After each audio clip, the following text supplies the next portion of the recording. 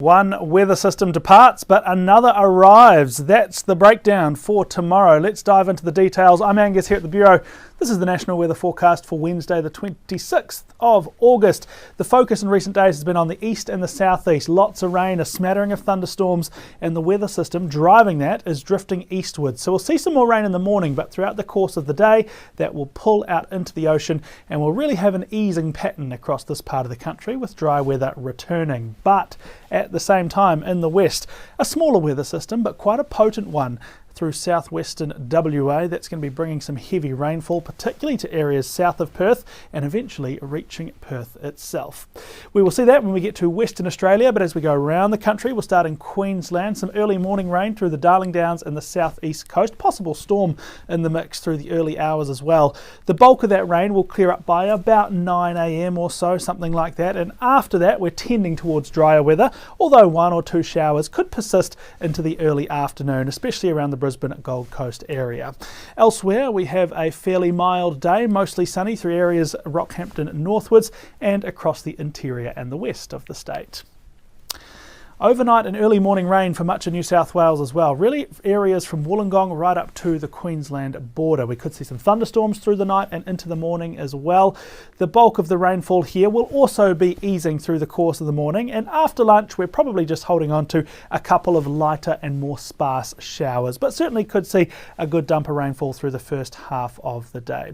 Temperature wise, we're pretty standard actually for the time of year, looking at temperatures near 20 degrees along the coast including Sydney, and similar inland, a little bit cooler at elevation. And all the rain from Tuesday will clear up overnight for Victoria, so a much drier Wednesday headed your way. There could be a couple of showers around the Gippsland ranges here, but don't expect any significant totals to accumulate. The wind will die off and the day will be fairly pleasant, but it will be a little on the cool side with a lot of temperatures in the mid-teens. Melbourne has a high of 15 degrees with a light southerly, but should stay dry with a little cloud cover. We will also have some cool southerly winds, especially affecting southern Tasmania, alongside a couple of showers. So we'll see our temperatures in the south and even in the west in that 12 to 13 degree range. We're not going to see a lot of rain in Hobart, but I anticipate a couple of showers are possible almost at any stage of day. In the north of the state, quite a different feel there, much warmer, much sunnier around the likes of Launceston, Devonport and Burnie. And after all the rain in South Australia to begin the week, we might not record even a single drop of rainfall here on Wednesday. A much drier weather pattern sets up across the state. Temperatures are pretty standard for August in that mid to upper teens range. Adelaide tracking for a high of 17 degrees. There won't be much wind. There will be a little bit of cloud cover around, but the sun should peek through from time to time as well. Alright, this is where a lot of the rainfall action is tomorrow, particularly south of Perth. So from Mandurah down to Busselton, heavy rain in the morning. We could well have a severe weather warning in play for tomorrow, so definitely keep up to date with that if you live in that part of the state. As we get through the middle of the day Wednesday, that rain will start to move northwards into Perth, then up to Geraldton, and overnight Wednesday into Thursday, that rain will push inland through the great southern and central parts of the wheat belt. And a lot of that rain will actually be really welcome, as it has been a pretty dry winter for much of the southwest land division to date. But some places that rain will come in a bit too hard and fast and all at once, and that's particularly the coast south of Perth, where we will likely see a flash flood risk with the rain tomorrow morning. Other parts of the state further north and further inland will have a fairly settled day, but again, definitely stay up to date with the forecast and the warnings if you live in the southwest. And across Australia's north, those hints of rainfall from earlier in the week around Alice Springs, Tennant Creek, that's all cleared up and moved away, so we're back to dry, sunny, blue skies across central parts of the country. We could start to see a few coastal showers building around parts of the Kimberley, maybe western parts of the top end as well. No big changes yet, but as we move into spring, they might start to become a little bit more common. Updates always available on the Bureau website, app and social media. You can check back here tomorrow for the next forecast video as well. Thanks for watching.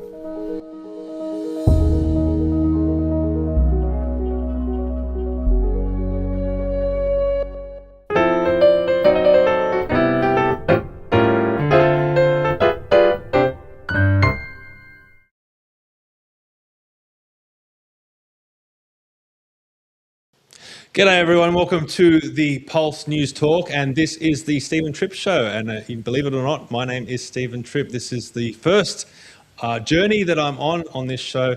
It's going to be very, very exciting. So thank you for joining me on this trip as we do something a little bit different. I've been podcasting for 4 years. I'm the host of Commanding the Narrative, but this is going to be my first venture into this more TV radio format. So big thank you to Mike, Ryan and Jenny from The Pulse for giving me this opportunity, and hopefully it is well worth having me on the show and leading in for Mike. Now, I'm also the president of Australians for Better Government, which hopefully I'll get an opportunity to talk about on this platform because it's very important what we're doing at ABG, and I'm also the vice president of Let's Rethink Renewables, which hopefully we'll be talking about today. We've got some great guests on.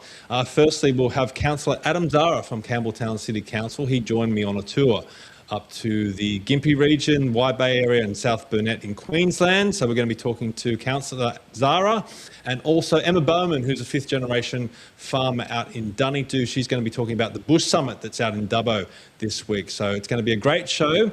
But before we get to all of that, I want to talk to you all about the importance of independent media. And I guess that's what we're here for, to promote independent media here in this country, in Australia. And I think the mainstream media has really failed us over the last few years. Media has become very partisan. It's definitely not unbiased as it used to be, and there's no fair reporting happening as it used to happen. And a clear example of that was recently when Anthony Fauci was in Senate hearings in the US Congress. And we all know, or you should know, when he was being questioned on the COVID pandemic, which is very important to everyone. It impacted everyone, no matter your stance on the response to COVID. Really, Australia took direction from Anthony Fauci and his department. He pleaded the fifth, which means he refused to answer 111 times. Now, you'd think that would be a major, major story. And you would think that it would be covered by our leading broadcaster here in Australia, the ABC, but unfortunately, no, it wasn't. When I checked the ABC the morning after it happened here in Australia, I had to scroll down the list. I counted almost about 36 stories that were ahead of the Anthony Fauci story. Now, some of the stories that were ahead of it really took my interest. The first one was rare snails thought to be extinct settle into new home on Norfolk Island. Now, obviously, that is way more important than what happened with Anthony Fauci in the Congress. And the other story that was ahead of it was book returned to New South Wales Library 150 years after being borrowed. We're paying for this, the ABC. Billions of dollars are going towards the ABC, and the ABC should be reporting media or reporting news, which is important to all of us. And what other news could be more important than what happened with Anthony Fauci in the Congress? I mean, as I said, the whole direction of COVID was led by this man. Australia took advice from the US and advice from his edicts, and the response to COVID was basically led by him. Remember, he said, if you don't trust me, you don't trust the science. Well, this man refused to answer questions in the Congress, and the ABC was very reluctant to report it. So I guess that's what we're trying to do here on the Pulse News Talk, is report news as best we can. There's a lot of issues, particularly in rural Australia, that needs addressing, and the rollout of renewable energy is probably a good example of that, but also the economy. What I'm seeing in the economy at the moment is really raising alarm bells. I go on social media now, and I don't know if it's just the analytics or the algorithms just feeding me what I want to see, because I'm interested in this sort of stuff. But what I'm seeing now is not just journalists and politicians talking about the economy, but it's also financial planners, it's also real estate agents, and it's also small business owners, which has really surprised me, because normally they're focused on just getting business done. But now I'm seeing a lot of anger from business owners talking about how much they're getting taxed and how they can't get the same margins that they used to when conducting businesses. I saw a plumber the other day, which really surprised me. He was swearing and carrying on, obviously very angry about how the economy is being run. So that's a huge news story that hopefully we'll cover more here on the Stephen Tripp Show. But we've got a great guest coming on now after the break. You're listening to the Pulse News Talk and the Stephen Tripp Show.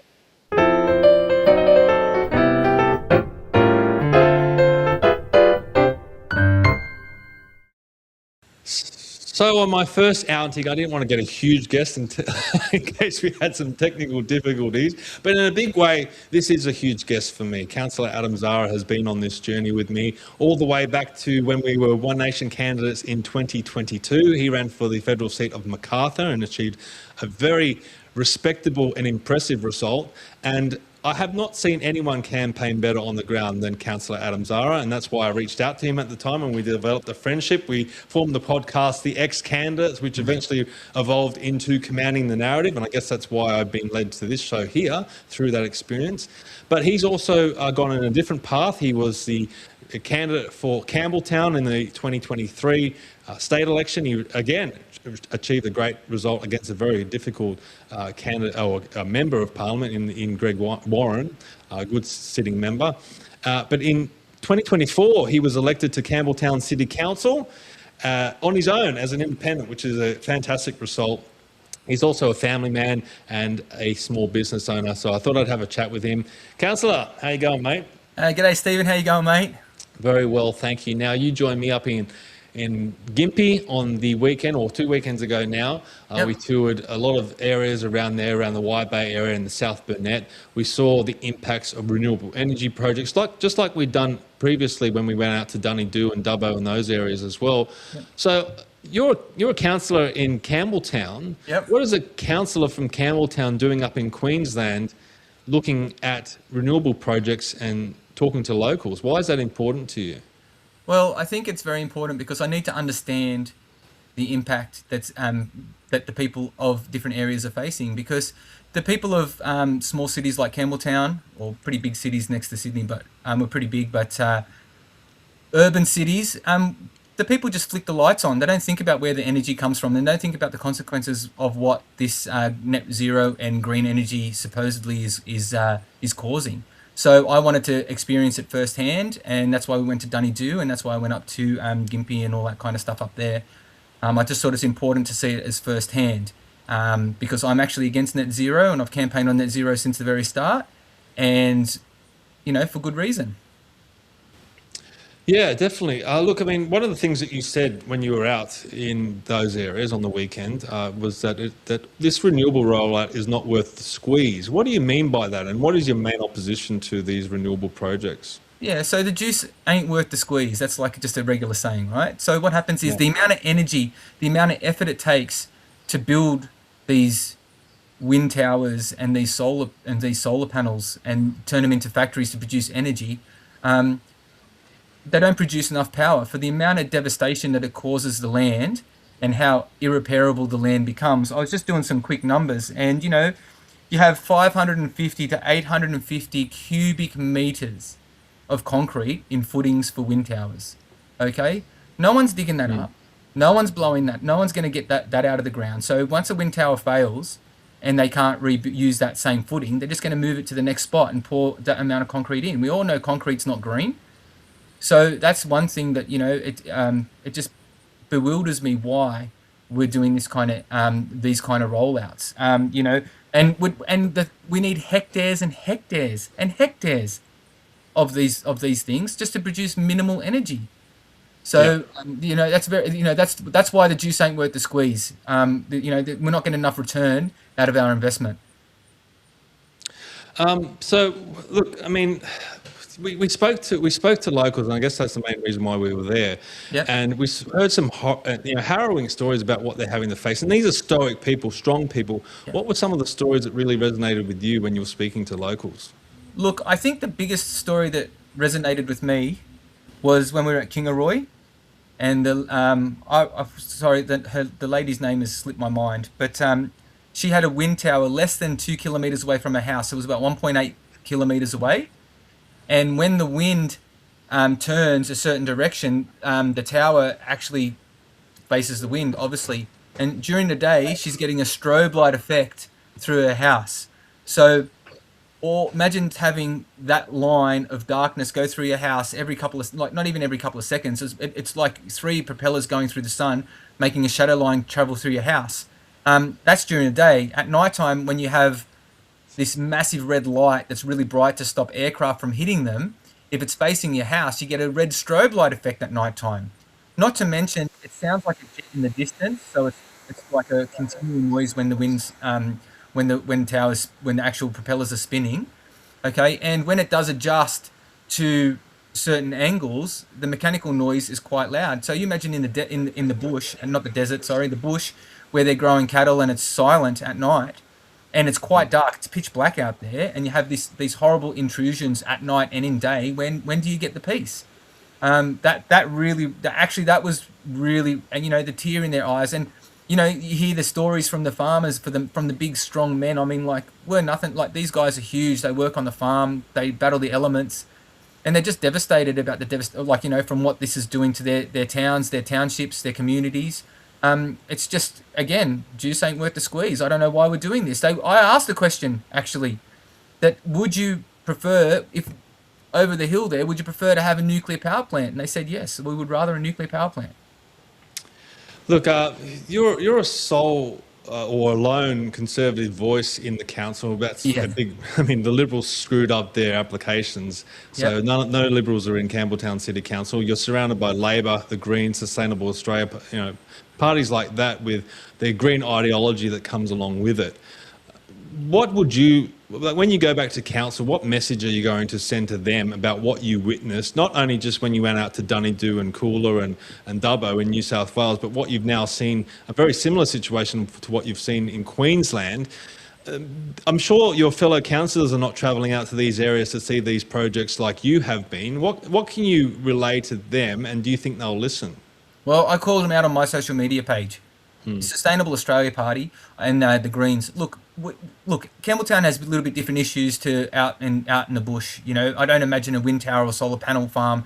We're going to get batteries and data centers put into our lots of land, which I'm going to probably fight and contest as well. I don't see the value of them. But my message to them is that we can't build a road that needs to be built where 30 people die almost every year, or Appin Road has a ridiculous stat of deaths, and we're been trying to build this road. Not just myself, but many people have been trying to build this road over the years. And the amount of stuff we have to do for a koala, and God love those little creatures. We all love koalas, don't get me wrong, and we have disease-free koalas in Campbelltown.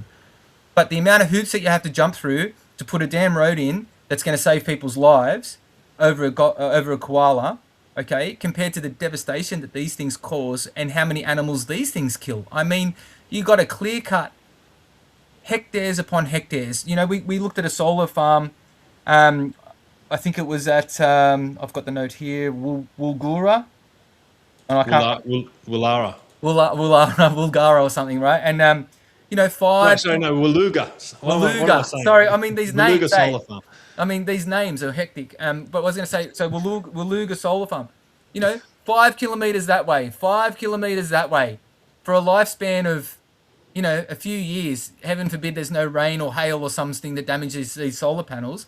The amount of toxins that they leach into the ground, how much they got to clear cut, that you can't have sheep graze. Well, you can have sheep graze under them, but the sheep are useless because you can't even sell them after you graze them there because of the toxins in the ground after the leaching from the solar panels. Yeah, so I would say, what's good for one is not good for another. Why do we devastate hectares and hectares of land when for literally 2.6 kilometre footprint, we could put a nuclear power station that's going to run for 50 to 80 years with constant baseload energy using materials that we have in the ground in Australia, providing reliable, cheap energy over obviously intermittent and fragile energy sources. Mate, does it frustrate you being in council? I mean, you're in the out, Western Sydney, but you're still within Sydney. Yeah. And I'm in the Northern Beaches where I'm surrounded by teals, and they're always talking about the virtues of renewable energy. But none of these politicians in the city areas want this stuff in their own backyard. I always talk about how Zali Steggall used to have on her website, she's deleted it now, that she does not support wind turbines along Warringa's beachfront. So these politicians in the city want this policy, but they want to push it out on rural communities. Does that frustrate you, being from Sydney? I mean, they don't want solar panels. I mean, you think you put solar panels on all the rooftops in Sydney if you really wanted this technology to work. You'd think you'd want wind turbines close to the source of where the power is needed. But why are we building it on pristine farmland? Well, I just don't think the politicians actually know where food comes from.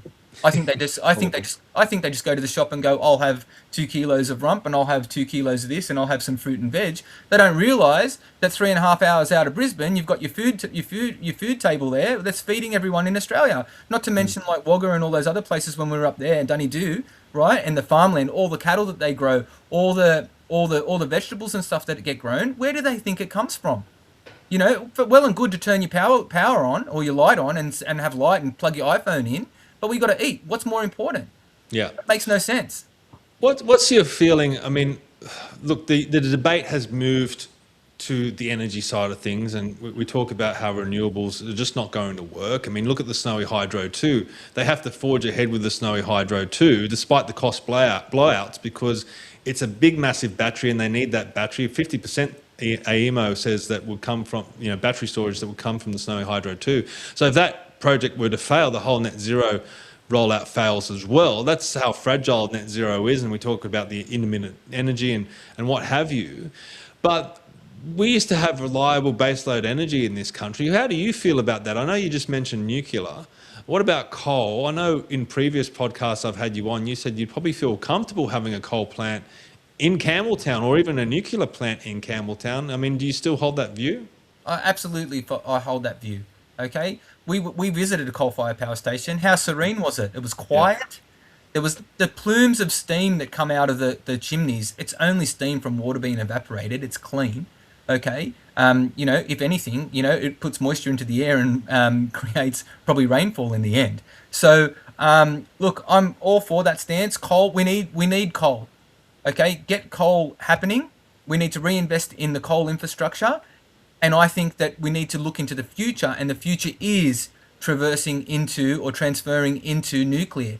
And we all know this. We know these, small modular nuclear power plants. You can literally put one right next to the coal-fired power station and plug it straight into the lines, okay? And we don't need to rebuild or reinvest in any sort of infrastructure. We don't need to rewire Australia, okay? And what gets me as well, okay, is when you're talking about power, okay, why the wind, it's so intermittent that it causes strain on the network, okay? When you're using baseload energy that's constant and you can run it at full tilt, okay, it's a nice steady stream of flow into the network. So when it's flowing steadily into the network, you don't have to back it up, okay? That's the problem. So what happens is during the day, you have your sun going and you might have a bit of wind and it's dumping all this energy into the network, okay? But then what happens is they have to turn everything else down, and that's what drives the price up for your energy. So these things, and I mean, I'm interested as a councillor because it affects the people of Campbelltown because we're paying so much for energy and running our businesses. I mean, we're the blue-collar backbone of Sydney, and it's costing a fortune just to do anything these days. So obviously the government is on the wrong path. Take a step back, Albanese and the Labor government. Take a step back and go, we've made a mistake. No one's going to hate you for it. If you go, we've made a mistake, we've invested billions upon billions of dollars into this thing and it's not working, I tell you what we're going to do. We'll stop it right here. We'll backtrack on it. We'll invest in nuclear. We'll get our coal-fired power stations going properly again, because lack of investment from the government into coal fire stopped maintenance on these things. So no wonder why they're breaking down.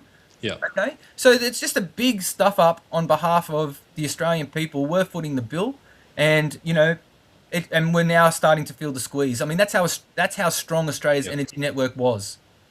Look, mate, you would know this, that most of what the government does is based on ideology, not common sense. Yeah. So, I mean, that's the situation that we've got in this country. But you, particularly, I want to talk about you in council, because you campaigned on a common sense platform and a back to basics platform. You were elected as an independent.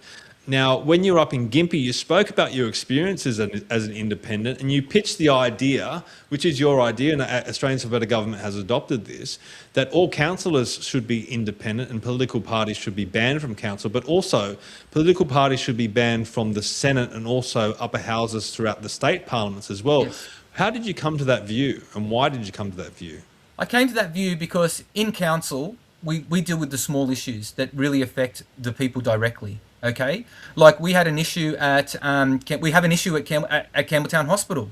It's a 12-hour waiting. It's a 12-hour wait to get seen by a doctor in emergency. So heaven forbid you're dying, because you're just probably going to cark it in the seat there. Okay, Okay, there's no privacy. There's, like don't go to, basically don't go to Campbelltown Hospital. And our performance has dropped from 74% down to 24%. So what happened to the 50% performance baseline? Where did that go? Okay, so I wanted to put that through. I wanted answers from the health minister.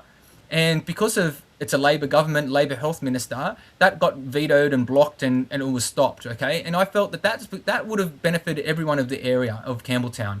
Find out what's going on with the hospital, maybe shine a bit of light on it, and maybe they could do something to cut those waiting times down and fix the infrastructure a little bit. Health's very important. But because of the ideology of Labor and they all tow the boat and whatever it is, okay, so what happened, tow the party line? They blocked it. So that didn't help the people of Campbelltown. That means that an independent trying to do something for Campbelltown, and because they don't like me because I'm one nation, okay, that was completely blocked and stopped. So then the people missed out. Whereas if you get rid of that, if you get rid of the parties and have independence, then they can make, don't worry, we all come up with stupid ideas and they should be blocked. But some ideas that are going to help everyone and going to be good, right? Independence would then make a moral vote more than a party vote. And I think that's why it's so important in local council. With Senate and things like that, House of Review, you don't want morals, and you want morals, obviously your baseline values, but you don't want party values. Parties are the crooked system in Senate. So House of Review needs to look at everything that's put forward from the lower house, brought up, and then looked at it from clear eyes, without that party kind of focus. Okay, so the laws and legislation gets made obviously down in the lower house, and then in the upper house it gets reviewed by a group of independents who really have the country at heart, not so much the party at heart. And then what happens is, I think that would lead to a better Australia. Yes, I think it would be a bit slower, and there'd have to be things that we might need to tweak. I mean, it's just an idea. I think it's a good idea, and it needs to be reformed. Yeah. I agree with you, mate. I mean, people would understand why you would need political parties in the lower house and the House of Representatives, and also the legislative assemblies in the states, because you need a party to form government. But in the Senate, there's no reason for political parties. The legislation that's coming into the Senate should be based on the senators should be reviewing that legislation based on the merits of that legislation, not their party affiliation. And in council, it's the same situation. And I know recently you actually tested your fellow councillors. You put forward a motion that you just assumed would be automatically accepted by all councillors. Can you tell us about that and what happened when you moved that motion? Yeah, so that was for the family and domestic violence issues that we have in Campbelltown and across the nation anyway, okay? And I thought, well, we voted for a family and domestic violence task force, which I'm now part of, which is great. I was invited to go into that one, so I am. But I thought, you know what, we could get some little signage done, like no bigger than the stop sign, so a no stopping sign or something like that. We could plant them along in different areas in the Campbelltown, obviously have a look around and see what the ideal areas were. And it would have basic information: 1-800-RESPECT, 000, and a what do you call it, QR code, which you can scan on your phone, and it would take you to the help that you need. Okay, and it's very important because the violence is getting worse, and we need to try to tackle this. Everyone thought it was a great idea, and we could have voted on it then and there, right? But in the end, it was put forward to move it to the task force. Okay, and we put it to the task force, and then we'll see what happens with the task force. I'm going to the task force. I'm fighting for it. I think it's really important. But I guess what happens is, my opinions, not council-based, but my opinions are that, that should have just been accepted, put through. We should have done we could have done a council report on it and had those installed. We could be making them, putting them in right now, except now it's got to go to the task force. It's going to go through all the rigmarole. And guess what? Little independent doesn't get to put his name on it, which I don't care about anyway. That's why I didn't contest it. That's why I didn't fight it. I just wanted the motion to go through. And that was the quickest way I could see that it was going to get through without any arguments or fighting, because it's not about me and it's not about my name. It is about getting help to the people who need it and the vulnerable. But I just think it should have been put through, and there shouldn't have been really no request to make modification to that. Yep. To that policy. Mate, I just want to congratulate you for everything that you do. I know you're a small business owner. We didn't talk about that and the pressures that you're under as a small business owner, but you work 7 days a week, long hours. Sometimes you sleep in your factory because you just work non-stop. Right there, I sleep right there on the floor. But you're also fitting in council activities and also travelling up to Gympie and Queensland and to see things up close so you can be better informed about policy. So if people are impressed by you, and they should be impressed by you, how do they follow you on social media? Yeah, I'm basically on Facebook, Adam Zahra. It's an independent Facebook. I really don't have the address. I'm terrible with that. But just look up Adam Zahra, and you'll find me. You can't miss the bald head and the beard. Okay, so I'm all over Google, and you should be able to find me there. Okay, you can look me up at Campbelltown Council, and you can contact me on my phone numbers and stuff like that from there, and you can email me as well. Yeah. But I would also quickly like to congratulate you, Stephen, because you know what, mate, you campaign hard, you work hard, and you've gone it alone. Okay, you've started, Australia's for Better Government, and you're working really hard to try and make Australia different. You're inspiring to me, and you should be inspiring to all the people. And congratulations on this big venture. The Pulse is lucky to have you, and I'm glad that they've taken you on board. And we'll make sure that you're, and I'll support you as best as I can all the way through, mate. Awesome, mate. Thank you. I appreciate it. Congratulations to you as well for being the first guest on the Stephen Tripp Show on The Pulse, mate. We'll talk very, very soon. Thank you so much. You are watching The Pulse News today.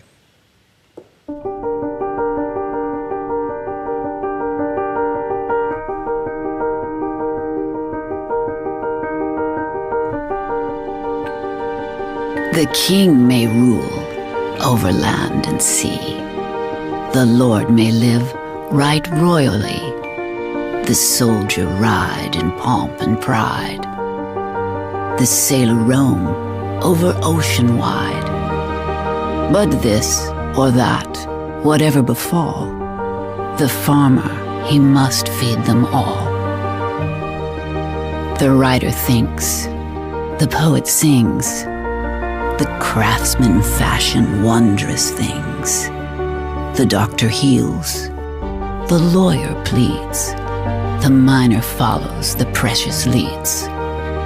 But this or that, whatever befall, the farmer, he must feed them all. The merchant, he may buy and sell, the teacher do his duty well. But men may toil through busy days, or men may stroll through pleasant ways. From king to beggar, whatever befall, the farmer, he must feed them all. The farmer's trade is one of worth. He's partner with the sky and earth. He's partner with the sun and rain, and no man loses for his gain. And men may rise, or men may fall, but the farmer, he must feed them all. God bless the man who sows the wheat, who finds us milk and fruit and meat. May his purse be heavy, his heart be light, his cattle and corn and all go right. God bless the seeds his hands let fall. For the farmer, he must feed us all.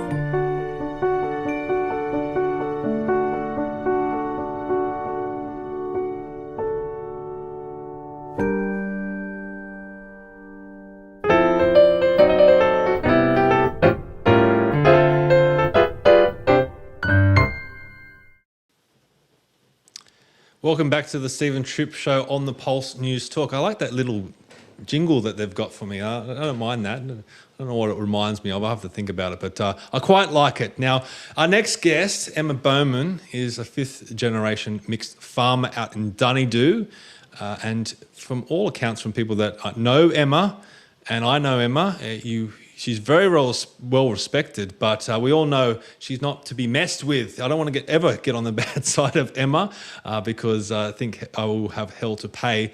But she's also a committee member of Property Rights Australia, and she's been very outspoken about the rollout of renewable energy in her area within the Central West Orana, which is a renewable energy zone that covers 20,000 square kilometres of that area. I mean, some countries are that size. So it's a lot of people don't realise what's going out in her area, and she's been a big voice trying to inform people in the cities. So let's bring her on the show. Emma, good to see you again.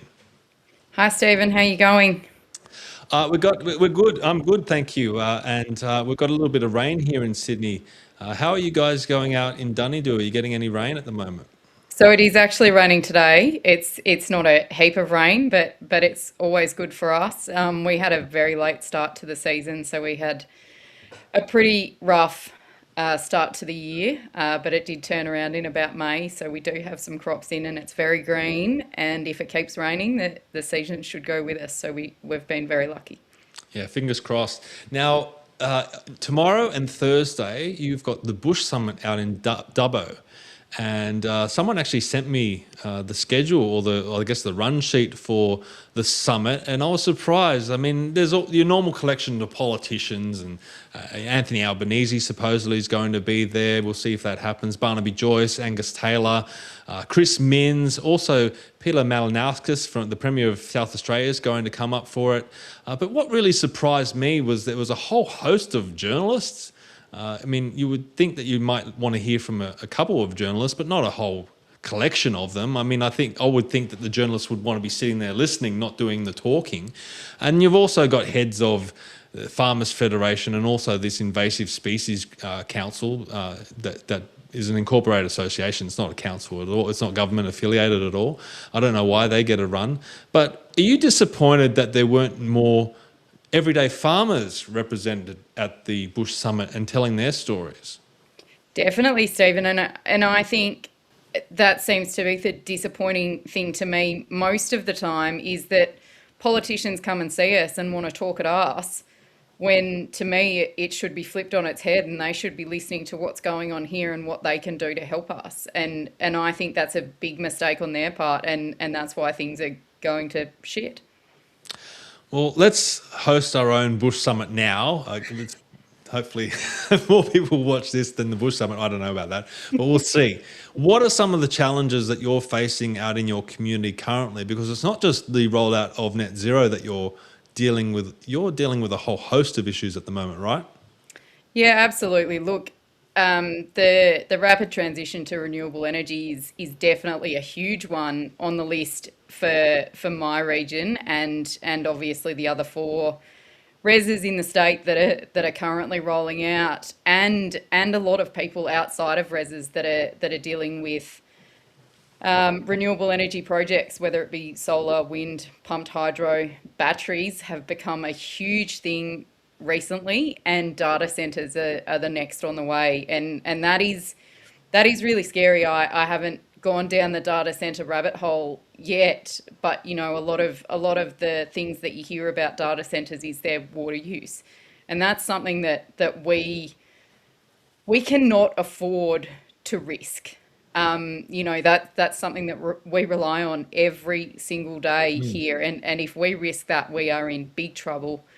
And then we've got pest animal issues, feral pigs, all of that sort of stuff. And then you've got the government coming out saying that if farmers don't get involved in feral pig eradication programs that the government is rolling out, that they will be fined. We've got the gun laws. We've got big water issues, generally speaking, Murray-Darling Basin Authority and all of that sort of rubbish. And just the general bureaucracy of everything now. You know, you nearly have to sign a form or sign your life away before you go and do anything. And it's just creating red tape, paperwork for us, when we should be out doing the things that actually feed and clothe people. Well, that's some of the feedback that we heard when we were up in Queensland, as I spoke to Adam Zahra about when we were up in Wide Bay and the South Burnett and the Gympie regions. They weren't completely against renewable energy, and they're saying, well, look, we're farmers, we don't want to whinge, we're not whingers, but we are facing very serious issues. And a lot of the consequences from the renewable projects are what really impact these property owners and farmers, particularly water usage, but also getting other things like gravel and things that these big projects that are happening in the construction phase are taking away from the community. It's interesting. You really do face big water issues, and a whole host of legislation that's stopping you from using the water as you should, but also these projects that are coming along as well. When you mentioned data centres, that was interesting to me. Why would they be building data centres out in Dubbo and the central west of Rana when you'd think you'd want them as close to the cities as possible? That's a very quizzical thing that you mentioned there. Well, it's interesting, isn't it? But what we have been told, and obviously none of this is set in stone, but because of the new, I think it's a rapid planning process that they're planning on putting data centres through, it has something, it's a tie-up with renewable energy projects. So if X amount of the power that you are using for your data centre comes from renewables, you get through the planning process in 75 days or something like that. So to me, it just screams that they are going to put more renewable energy projects out here. And to me, it makes sense that the data centres go near them rather than trying to transmit that power. But maybe I'm wrong, but that's what it seems to me. And I mean, we were just talking before about the rural areas being underrepresented. But do you have any say in this? I mean, is this stuff is just really just pushed out on your areas, and there's no way of stopping it, is there? Look, most of the landowners that are signing up for renewable energy projects are doing so voluntarily. So that is a choice. I see that. Transmission lines, you don't get a choice because they can compulsorily acquire the easement to do that over your property, whether you like it or not.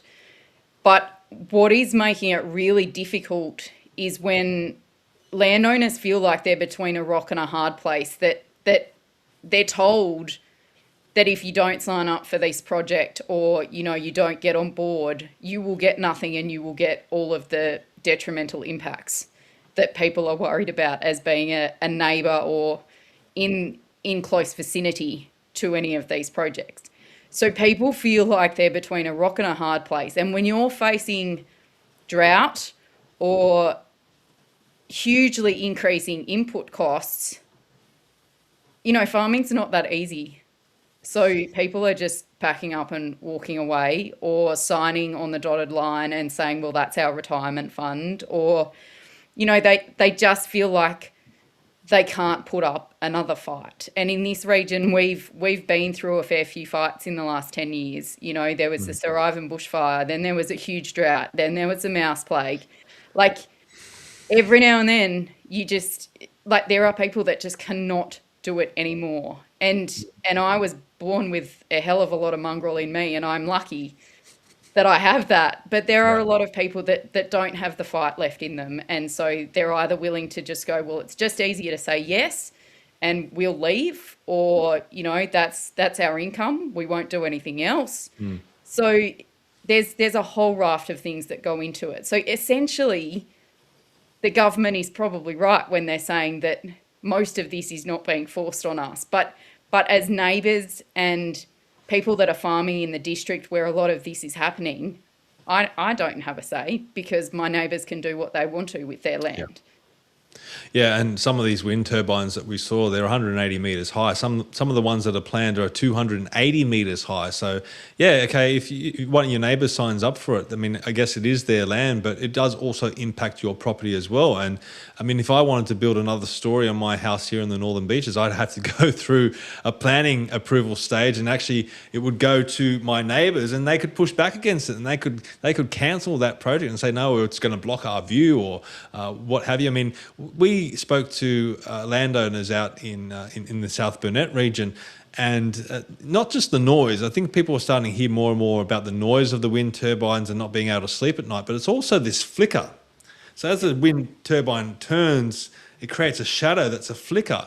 And even with the blinds closed, even with your eyes closed, you can still see this flicker, and it's keeping people awake. They're not getting adequate sleep. We saw some of it, and it's really imposing. So it's not just people that are agreeing to it on their land, but there's also implications for neighbours as well. So I mean, why is that not being taken in consideration? Like, if a neighbour pushes back against a project, why does it forge ahead? Well, it seems to me, Stephen, that so we do have a chance through the EIS process to have our say, but all of the impacts that we have brought up so far as neighbouring or landowners in the region that are concerned about so many things, whether it be water, whether it be shadow flicker, whether it be the noise, whether it be the traffic, all of those things, the Department of Planning is calling the impacts to us negligible or insignificant. Yeah, because they don't have to live out there.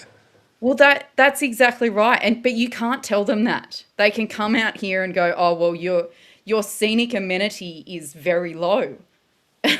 And I don't know how you get through to them that what we look at here every day is beautiful, and we are so lucky, and that is why some of us have always been here, and that is why some people move here. But as a migraine sufferer, shadow flicker scares the hell out of me, because I think that will deteriorate my quality of life.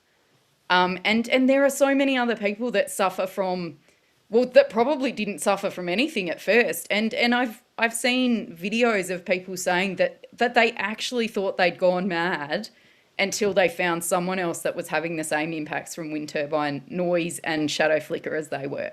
Yeah.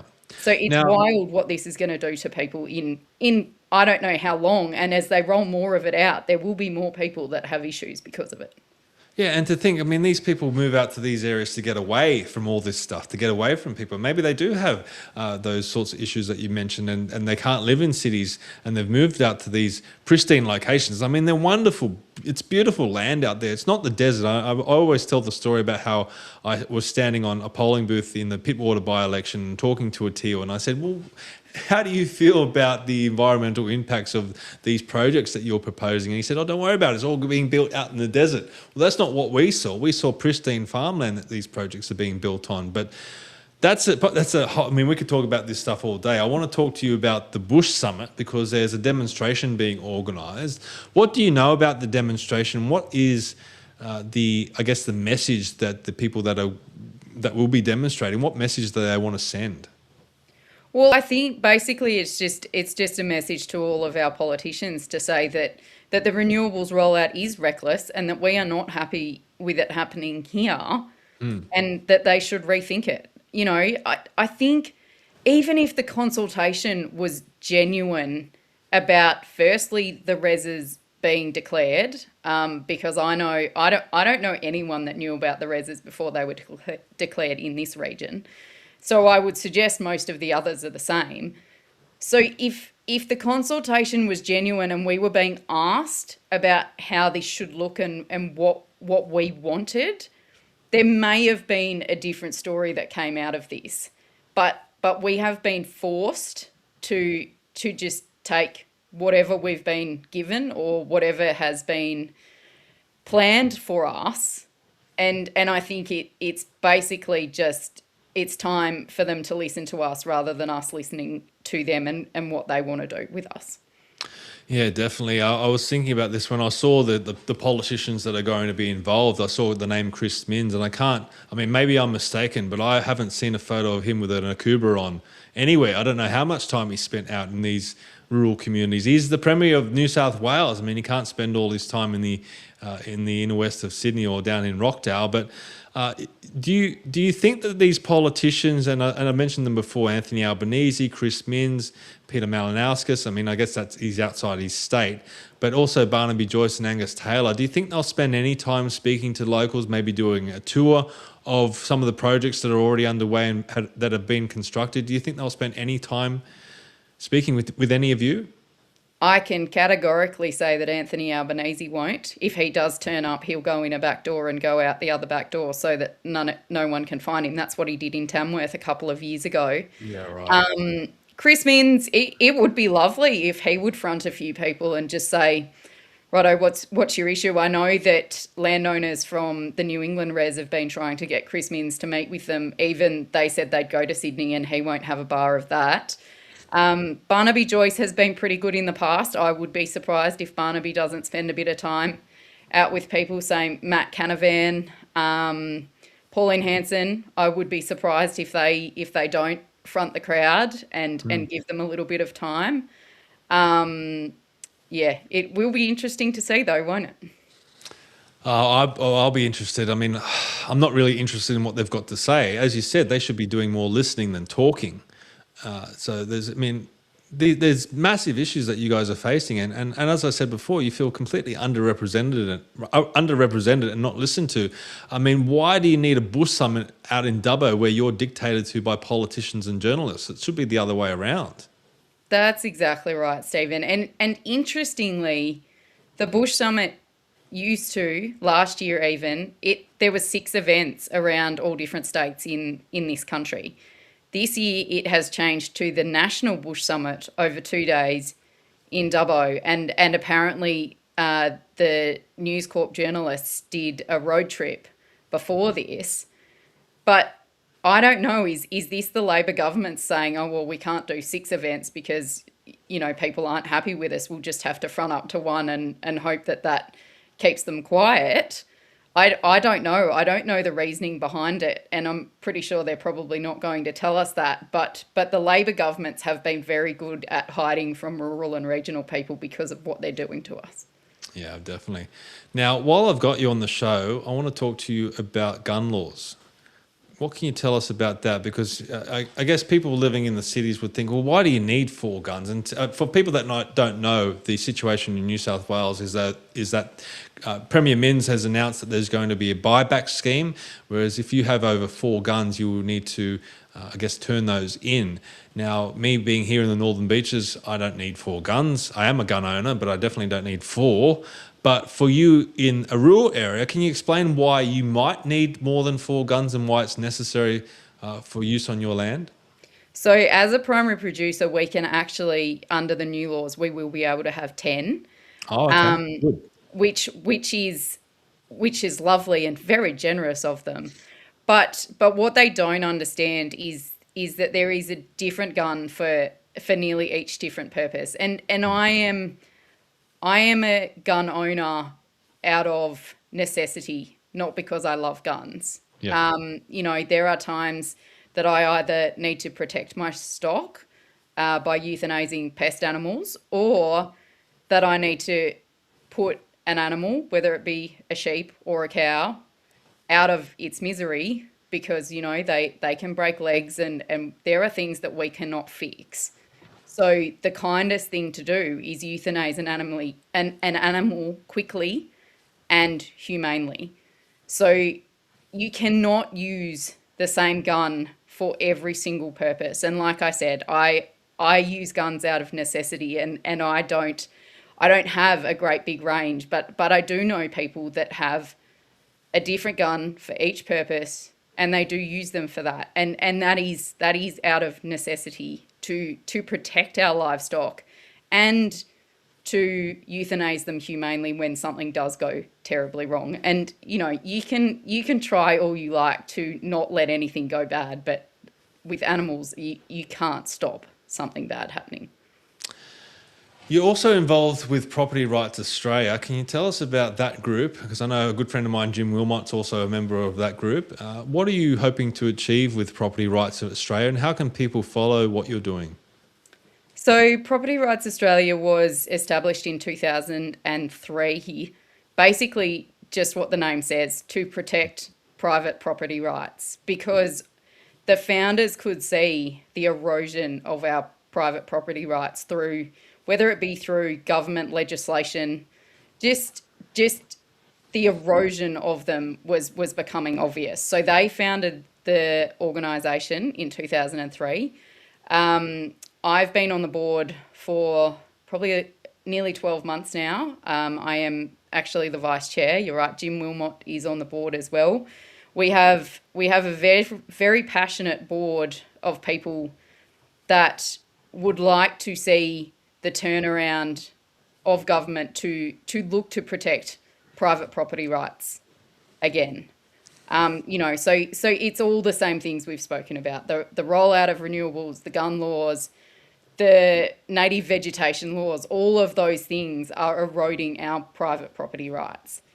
So I jumped on board in an attempt to, because I was looking for a group that would represent farmers proactively and effectively.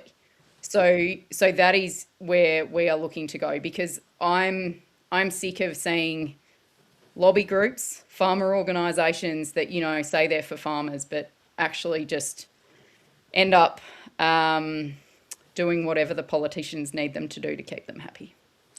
Look, Emma, thank you so much for everything that you do and for being a voice for rural communities, because when we were out in Queensland, one of the comments that I did hear someone say was that a lot of landowners don't want this stuff out in their communities, but they're not willing to speak up and speak out against it. So we need people like yourself with strong voices, sensible voices, to get out there with the courage that you've got and the mongrel that you've got, as you said before. So thank you very much. And thank you for joining me on the first edition of the Stephen Tripp Show. If people want to follow anything that you do, or even Property Rights Australia, is there any way that they can do that? I know you've got a very good newsletter. What's the best way that people can keep up to date with what you're doing?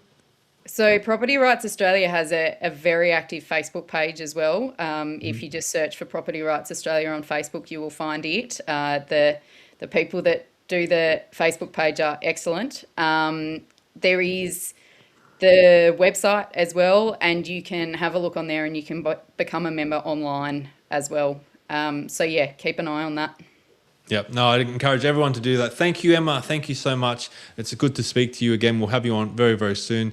But for now, you're listening to the Pulse News Talk.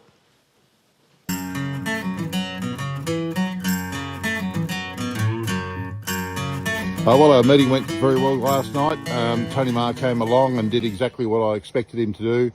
Listen, but no real solutions. He's just taking the heat for Chris Bowen.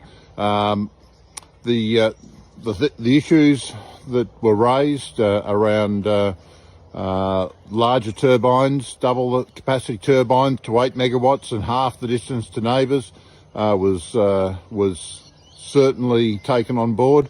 The other issues about the buffer zones being pushed onto neighbours which do not want the project or do not want to be part of the project is a significant issue. And several other issues around the process, the poor planning process. Sonia Kilkenny in Victoria has got to be responsible, and I personally think she's got to resign. If Ben Carroll continues to support Sonia Kilkenny, I think he's going to go down with the ship too in November, which is very interesting. On the rainfall front, we had 15 millimetres overnight in Dimboola, which is fantastic. Every time they talk about a super El Nino, super Godzilla El Nino, bang, we get some more rain. I do not think 2026 is going to be a drought in Australia. I think that's just not happening. Every time it's just raining. In some areas in Western Victoria, it's verging on being a little too wet, particularly around Quambatook and back in there to Kerrang. Anyway, look, let's see what happens for the rest of the day. We might get a little bit more rain.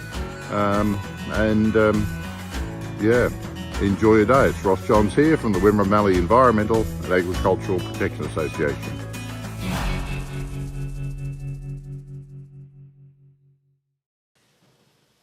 Welcome back to the Stephen Tripp Show on the Pulse News Talk. Now, quickly, just to finish up, I want to let you know about a press release that Australians for Better government put out just yesterday. Head to australiansforbetter.com or head to our social media page, our Facebook page or X, to read that press release. But it related to John Ruddock, the Honourable John Ruddock in the New South Wales Parliament, grilling Premier Chris Minns recently and really calling for a plebiscite on free speech, on whether New South Wales wants free speech, and also views on immigration and multicultural policy. So check out that press release. It's very, very important. But up next, We've got Mike Ryan. Now, Mike has got a big show today, and I'm sure you all love tuning into what Mike is doing. It's going to be very, very informative. I'm going to be watching it as I log off here today, but I hope you've all enjoyed the Stephen Tripp Show. Hopefully, you'll be back again next week at 3 p.m. and you'll join me on this journey. But for now, we'll see you next time. You are listening to the Pulse News Talk.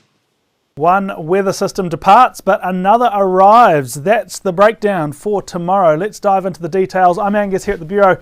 This is the national weather forecast for Wednesday, the 26th of August. The focus in recent days has been on the east and the southeast. Lots of rain, a smattering of thunderstorms, and the weather system driving that is drifting eastward. So we'll see some more rain in the morning, but throughout the course of the day, that will pull out into the ocean, and we'll really have an easing pattern across this part of the country with dry weather returning. But at the same time, in the west, a smaller weather system, but quite a potent one through southwestern WA. That's going to be bringing some heavy rainfall, particularly to areas south of Perth and eventually reaching Perth itself.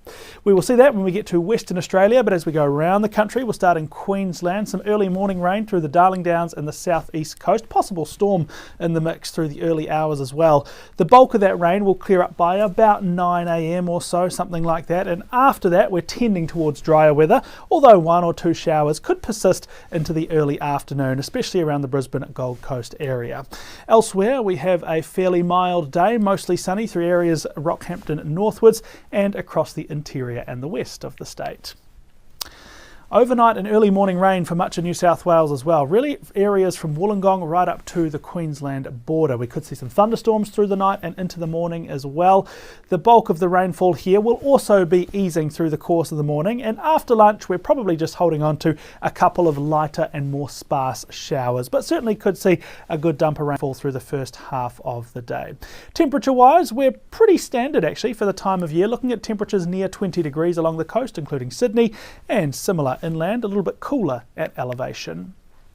And all the rain from Tuesday will clear up overnight for Victoria, so a much drier Wednesday headed your way. There could be a couple of showers around the Gippsland ranges here, but don't expect any significant totals to accumulate.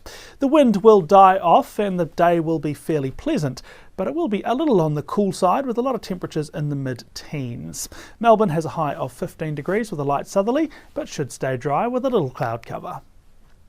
We will also have some cool southerly winds, especially affecting southern Tasmania, alongside a couple of showers. So we'll see our temperatures in the south and even in the west in that 12 to 13 degree range.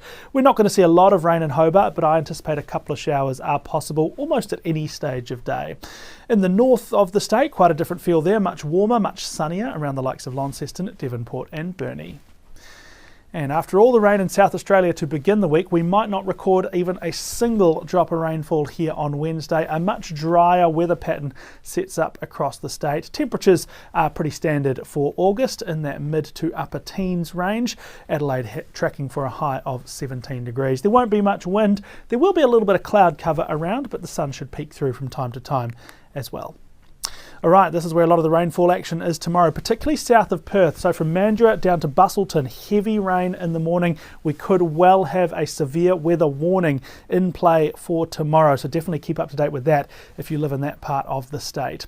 As we get through the middle of the day Wednesday, that rain will start to move northwards into Perth, then up to Geraldton, and overnight Wednesday into Thursday, that rain will push inland through the great southern and central parts of the wheat belt. And a lot of that rain will actually be really welcome, as it has been a pretty dry winter for much of the southwest land division to date. But some places that rain will come in a bit too hard and fast and all at once, and that's particularly the coast south of Perth, where we will likely see a flash flood risk with the rain tomorrow morning. Other parts of the state further north and further inland will have a fairly settled day, but again, definitely stay up to date with the forecast and the warnings if you live in the southwest. And across Australia's north, those hints of rainfall from earlier in the week around Alice Springs, Tennant Creek, that's all cleared up and moved away, so we're back to dry, sunny, blue skies across central parts of the country. We could start to see a few coastal showers building around parts of the Kimberley, maybe western parts of the top end as well. No big changes yet, but as we move into spring, they might start to become a little bit more common. Updates always available on the Bureau website, app and social media. You can check back here tomorrow for the next forecast video as well. Thanks for watching.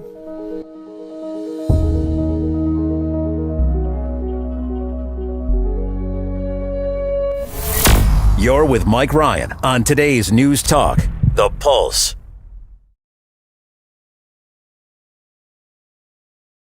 They carried stockmen. They carried soldiers. They carried legends from Beersheba to the mountains of the high country. The thunder herd still rides.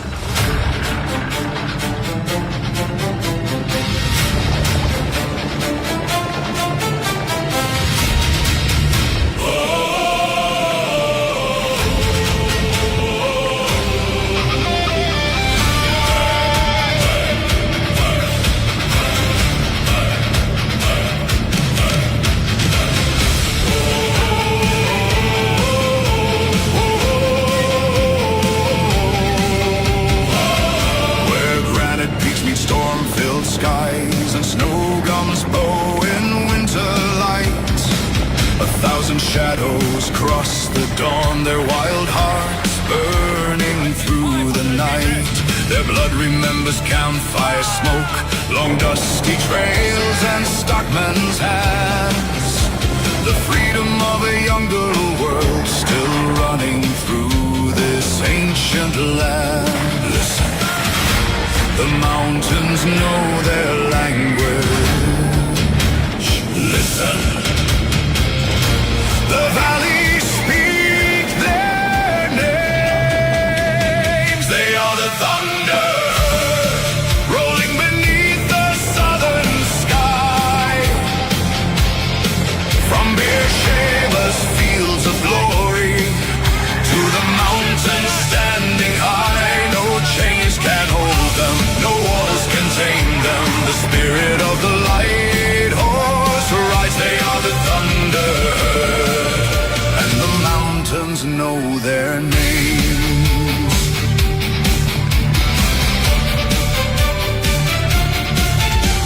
Across the burning Sinai sands, they carry fate in steady hands. Through dust and fire they thundered on toward Beersheba's fateful dawn. Horse and rider forged as one, a rolling wave against the guns. The desert shook beneath their stride as Australia rose in pride. They are the thunder rolling beneath the southern sky. From Beersheba's fields of glory to the mountains standing high, no chains can hold them, no walls can tame them. The spirit of the light horse ride, they are the thunder, and the mountains know their name. And standing on the highest ridges, when the world below is gone to sleep, the ancient stallions face the darkness, guarding secrets they still keep. They remember every stockman, every drover, every mountain horseman, every charge, every rider who never came home, every horse who carried him there. Ride on. Ride on.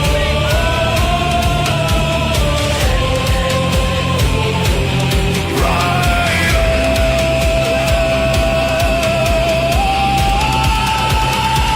They are the thunder.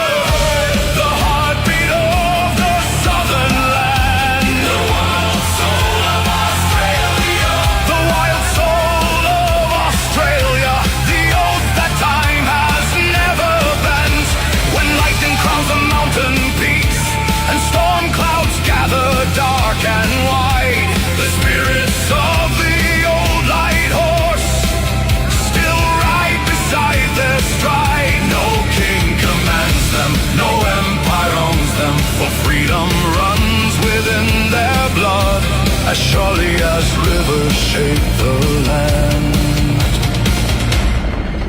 They are the thunder.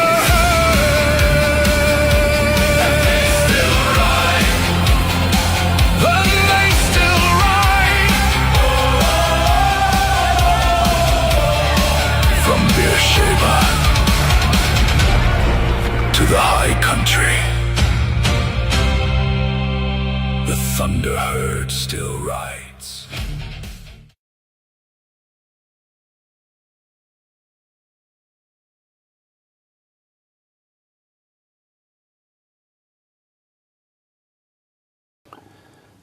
And welcome to the Pulse. Thank you for Stephen Tripp. What a great talent that guy is, by the way, and speaks a lot of sense.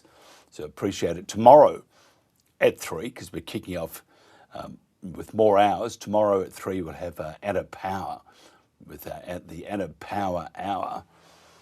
And another great show. It'll be absolutely fantastic, and I appreciate all their kindness and their help. And I think they enjoy it too, which is just absolutely brilliant. Instant Polls is our official sponsor. If you want to increase your bottom line, boost your communication with frontline staff, and gather valuable data from your most important resource, that's your employees, then visit instantpolls.online to learn more.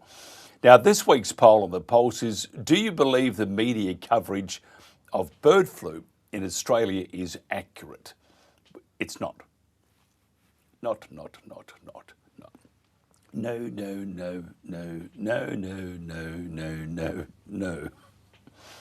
And no.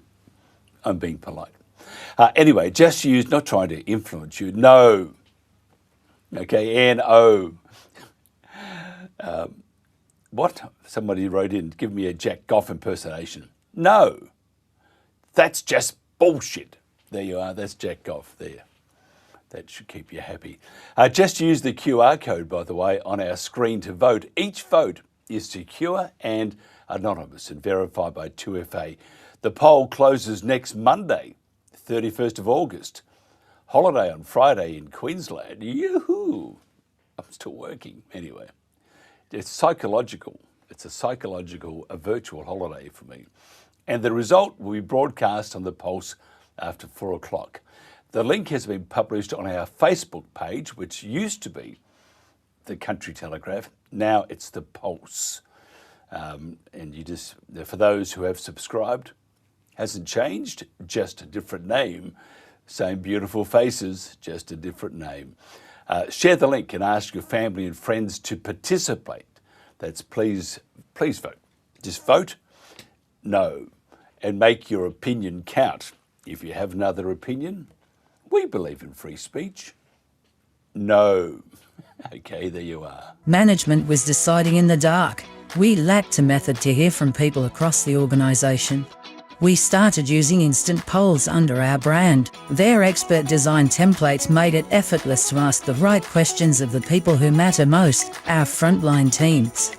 We've seen improved profits and happier staff, and we now make better company decisions thanks to instant polls. Join us. Try your first free poll at instantpolls.online. Vaccines will be rolled out across the country as part of the federal government's plan to stop the spread of the deadly bird flu. Native species in captivity will be top of the agenda as experts warn states and territories to prepare for mass deaths in their backyards. Feeling the heat in the henhouse.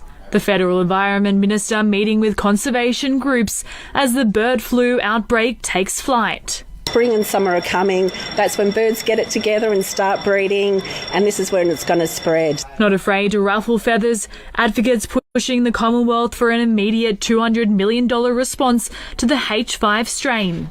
With 1 in 5 native bird and mammal species at high to extreme risk from the virus. To make sure that we're getting rid of weeds where birds are nesting, that we're making sure we have wetland connectivity, that habitat is not being destroyed. There's currently 236 confirmed detections of the H5 strain in wild birds, with 163 in South Australia, 58 in Victoria, just 1 in Queensland, and now 4 in New South Wales. Communities are telling us they are devastated. They are in volunteers about what this might mean on the ground. The government confirming a $2 million plan to roll out vaccines to states and territories over the coming days, prioritising native species in captivity. I'm able to confirm today that testing at CSI's laboratory has returned a positive result of the H5 bird flu in samples taken from a long-nosed fur seal at Beachport in South Australia. This is sadly our first confirmed case of the H5 bird flu in a mammal in Australia. I know that this news will be distressing for many Australians, particularly for those people with a close connection to the wildlife and the land, including our First Nations people. And although this is a concerning development, it is not unexpected for us to start to see infection in other wildlife, particularly in marine mammals. I have been advised that at this time the detection does not appear to be associated with other sick or dead marine mammals. An infection of this individual animal is likely to have occurred due to exposure to infected wild birds or the environment that they share. Sadly, we also know that once the H5 bird flu is spreading in the natural environment, it is not possible to avoid significant losses. Across the country, the latest figures indicate that there have now been 298 positive H5 bird flu events in Australia since the outbreak. I want to close by reiterating that at this stage there is no evidence of infection in our poultry or agriculture systems and that the risk to human health remains low. Strongest form of defence.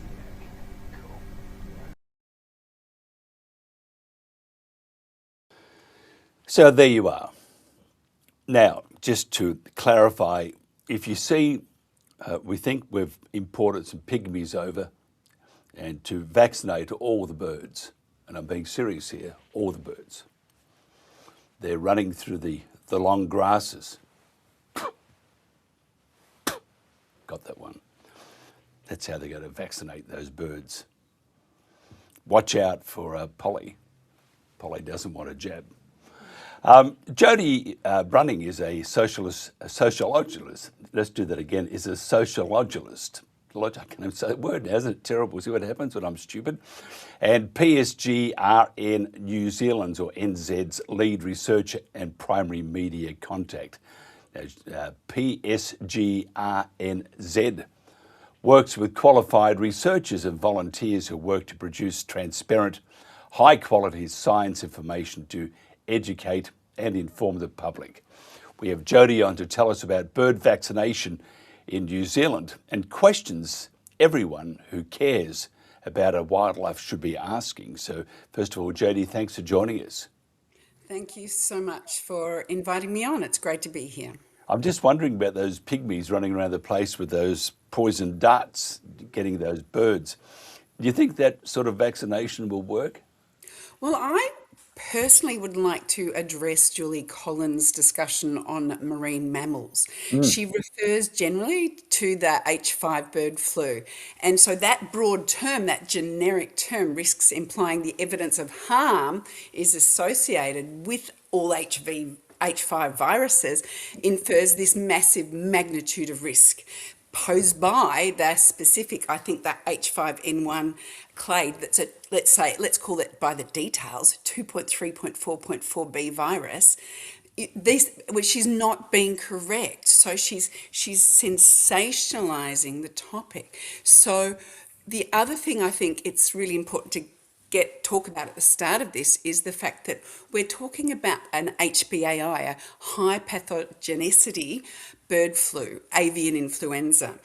And what happens with that is that these pathogenicity describes the capacity of a virus to cause disease. The capacity. It does not mean that every species exposed to that virus will die. There will be high mortality or morbidity rate. And so that HPAI classification is also largely defined on the pathogenicity characteristics and mainly in poultry, in housed birds. So it's really, there's a lot of communication coming out of the agencies right now. I don't know how scientific it is, and it's really concerning to hear this general term of H5 when perhaps they're talking about a far more infectious or dangerous strain. But that whole clade with the 3.4 point, there's a whole area of viruses in that too. This is why it's a really broad thing. Government's job is to scare the wits out of us. And if you look at the past history over the last few years, it doesn't matter which government, which country, they are scaring the wits out of their people. Now we have this one, and tell me if I'm wrong here. If you were a government minister wanting to continue on the trend that they had set with a slight pause up until now, and if you said, well, let's jump into the mammals, it's going to jump into the humans, lock your door. Do you see government using that as a nefarious mechanism to control, and I'm not being scurrilous here, but to achieve what they want to achieve? Because if you scare people, people want to live, they don't want to die. And if you see it jumps from a bird to a mammal to your next door neighbour, Betty and Samuel, whatever, and they're walking around with feathers. I mean, surely there's a good case for that, because government is very, very good at distorting or enhancing a fib and pushing it as the truth. And we don't have to look too far back to see that. Well, Mike, you're possibly a bit more passionate about that issue than I'm probably prepared to discuss. Yep. But what I would say is that I consider that we've had austerity in governments, and I consider that when funding is set aside for a specific program, everyone will run along and do it. And that's what we've seen in the past. So they have a program, they want to achieve this, they create the funding, and everyone does it. And so the evidence, so we can talk a little bit about the 300 core breeding birds in New Zealand, the kakapo, the takahe, the shore plover, the black stilt, and the orange-fronted parakeet. They're in the middle of a vaccination campaign now, I understand, with the H5N2 vaccine. There is no evidence that vaccine will prevent ongoing transmission. So this is another key message that we need to understand. There is no evidence that any of these vaccines prevent transmission. They're just at this stage trying to prevent death. But the only problem is, in New Zealand, this H5N2 vaccine is theoretically based on a trial in 2024 and 2025 on using an H5N3 vaccine. Now, the reason I wrote about this in the Daily Telegraph New Zealand article was that we've got all this science jumping without any evidence. And in that article, I wondered what the extent of evidence was for the penguins down in St Kilda, because what we've seen in New Zealand with the Department of Conservation and the Ministry for Primary Industries, they're working in different ways. The Ministry of Primary Industries gets the funding, but they import the vaccine, and also they're the regulator that says, we're going to approve it, even though it's not proven effective. So they're doing that, and they've done that with the H5N2 vaccine as well as the H5N3 vaccine. They're importing it themselves, and they're saying we're going to push it through. Now, these are vaccines designed for poultry. They're not designed for wild birds. And our big concern, and so the trigger in New Zealand to start injecting was that they'd seen the test for migratory seabirds in Australia. So there's no evidence that there is a death risk in New Zealand. It's simply that was the trigger, and then the evidence is based on this extrapolation from a trial in 2024-2025 that has not been scientifically published in any correct manner. It is unauthored, and they present the so-called safe evidence as merely percentages. So we don't even know what of those species that were injected, how many there were, how we know at least one died, and they said that was from stress, but that's going to be a problem with all endangered native species. So we're not seeing any evidence that is showing that this will protect the birds. And what that actual trial did acknowledge was, because there has been no real test with the H5N1, they really don't know if it's going to be effective. They've looked at the antibody testing, and they've done a hemagglutinin inhibition test on one species of bird, but they haven't published the data on that either. So it's sort of sciencing, but not the sort of science that is robust enough for our national, like these birds are of national interest in New Zealand and Australia. So, but the evidence on the New Zealand side certainly isn't there. Here's something for you, because I am actually very concerned, because do they know the side effects of what it will do to the birds? And if looking at different species of birds, not just ones with feathers, surely each one of those is going to react differently. And thirdly, one shot or one dosage doesn't suit all. So what happens to the birds? Do they know what's going to happen? This is the problem. This has not been declared. So because birds can't speak like humans, and it's the same problem that we see when we give children vaccines or babies. They can't tell us exactly what their symptoms are. So we're sort of drifting into this, using the antibody response as a proxy. We don't know how, there's no evidence that it's going to stop, and we don't know the exact adverse effects. And the problem is, because they've only sort of shown us this percentage evidence without giving a timeline, so we don't know what happened after the first injection, what happened after the booster injection, what happened 1 or 2 weeks later after each injection, and whether 6 months to 12 months later, those very small cohorts of discrete species, maybe 3 or 4 of each cohort, we don't know, because it's not being declared in this really terrible scientific study. We don't even know that. We can't tell anything, and yet they're launching into to inject 300 core breeding birds in endangered species. So I can only wonder if the Australian science is just as bad. I don't think it will be, but we just don't know until it's published transparently. The governments are advised by the Invasive Species Council. There's no doubt about that.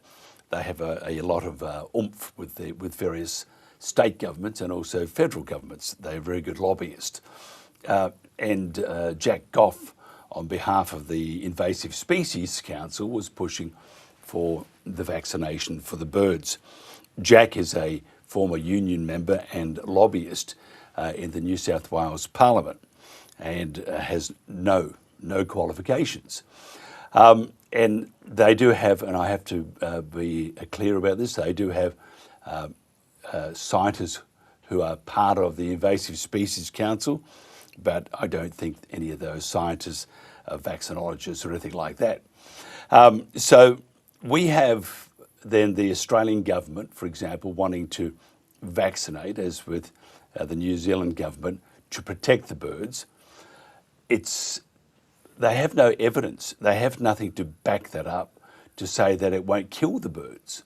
And if you don't know, for example, if you don't have a clear conclusion that's safe, then one would think it's unwise to do it.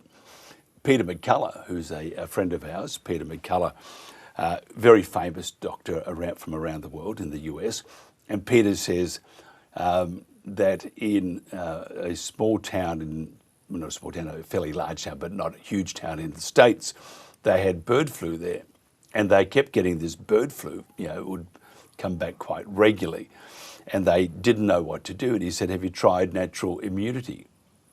And that's what he did. And he said, anyway, Peter was saying that it was a success. That itself would seem less dangerous than trying to jab the birds. Absolutely. So what happens, and this is different for poultry. So poultry flocks are different because they have a far higher turnover. I'd also like to mention, as a sociologist, my undergraduate is in agribusiness. So I've come to this through looking at risk for poultry farmers, particularly small independent poultry farmers that could face risk from higher thresholds, and they would go out of business, leaving the big boys playing. So the idea of a cross-reactive response from the virus is actually something that we could think of might be a thing in longer-lived endangered species populations. So over time, viruses become endemic in those populations, and the birds can experience asymptomatic or subclinical infection. And this is part of the challenge. We're not seeing the seropositivity testing we're seeing is this one test. Oh, it came back as H5, and another test, it came back as H5. So if we talk about effects in mammals, in the US, there's a US case study talking about dairy cow workers because you get the influenza A in the dairy cows, I believe. And what you would see in the workers handling the cows all the time was conjunctivitis. That was the risk that was being identified. But of course, you've got this other problem, and I am jumping around a little bit, that if you've got a ton of vaccinators vaccinating wild birds that are flapping, that are stressed, we're more likely to see the transference of that whatever infection is going to affect humans by this increased connection with the birds. This is the opposite of what should be happening. And remember, the Mexican, I wrote on a Substack May last year. It was called oh, my brain, plucking, I'll get there. And that Substack discussed the American model. It discussed that they were injecting the birds, they were still dying, the H5 was still circulating, nothing could stop the circulation. They were talking about closing down the housing the birds. I don't think that's significantly would stop the circulation because you've still got air ingress. And so this idea that we think that the injection is going to stop any passing on of infection is very incorrect. So we can't think of that as our big hope.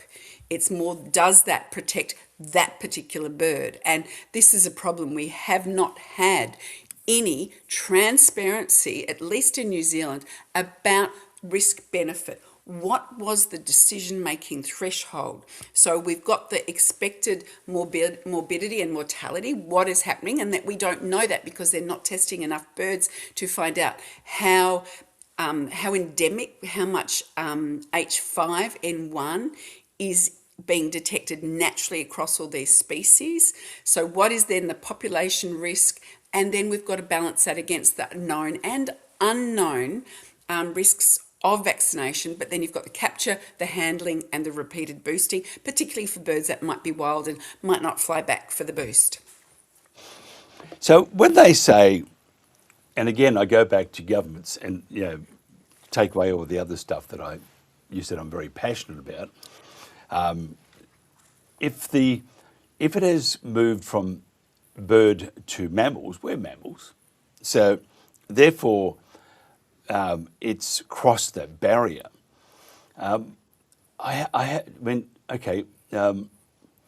So it's the first time in history, what I can see, it's the first time in history ever that it's crossed over into mammals.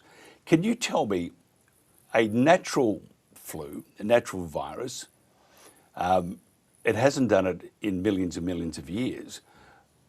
Why is it doing now, or is it not natural? Because Peter McCullough also said that he feared a lab leak because they created a virus. They play with viruses all the time, and all of them you don't want to get out, and some do sometimes. If this is because in the millions of years we've not had, well, not that I can think of, and if you can tell me I'm wrong, I'd be grateful, that we've had a virus cross from a bird into you and me. And so therefore, if I'm right, and even if I'm wrong, you would assume then that this is probably man-made. And Peter McCullough saying it sounds like a lab leak. It does have some merit and worth some consideration. Would you agree?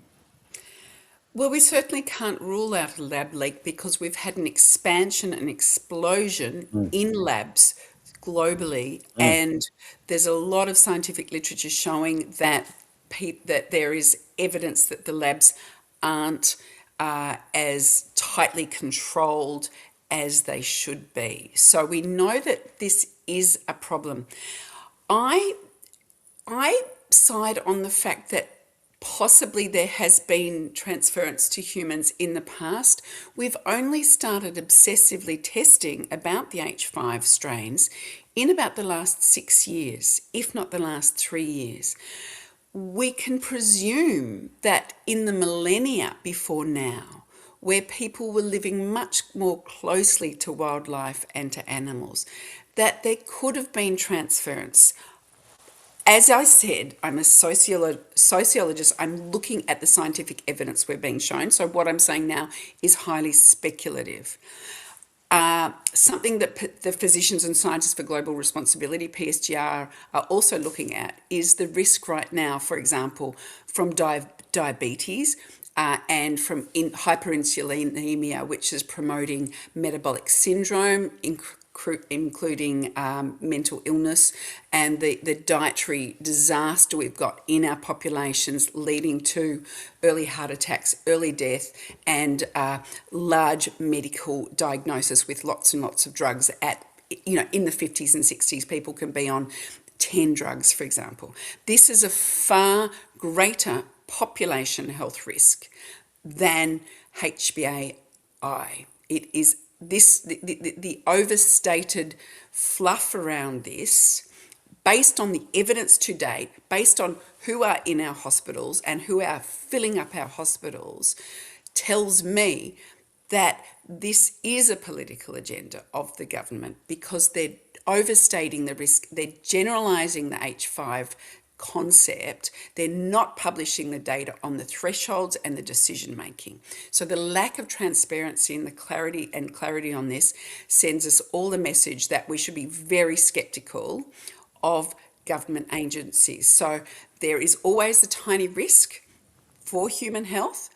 There is a risk for endangered species, but the cues we're seeing in our hospitals right now are not from an avian influenza, and the governments can be addressing this major health crisis and not clogging up the media with this problem. And if you look at, you mentioned the media, clogging up the media is like, bring it on.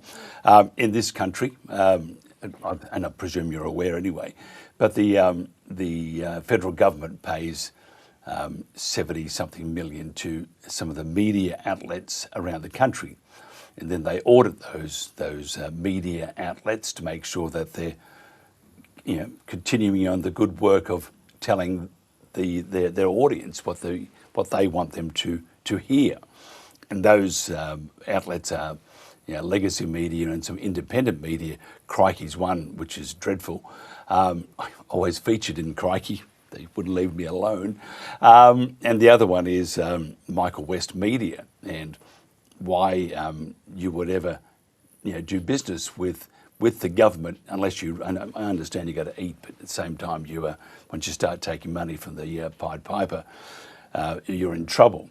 So they're pushing their narrative. The narrative should be scrutinised, and people should go, nah, it doesn't pass the pub test. But when you had the media pushing and pushing, so people get home, throw on the telly or go online, and it's bad bird flu, and you can see it starts off a bit here, a bit there, and it sort of just dies a little bit. Then something else comes out, a bit of nudging here and a bit of nudging there, then it ramps up. And now that it's jumped from birds to mammals. And again, no one's questioning the PCR test, by the way. And it's, I think, 45 cycles, which you can get a chicken wing and they can give you a result. A dead chicken wing too, for that matter, from Kentucky, fried chicken. So all these things, and to me, there is not a whole lot of science involved here. It's saying there is a whole lot of science, but it just seems to, and I understand why they're doing that, by the way. That's just my inherent nature. I do understand why they're doing that. But surely the media and the Australian public should be questioning what they're hearing, because this is highly unusual. And when you start presenting the fear factor, you're going to, as you said, you're going to have a mass, not a mass cull, that's a terrible thing to say, but you're going to have people popping into hospitals. The next thing will be hospitals can't handle this new flu.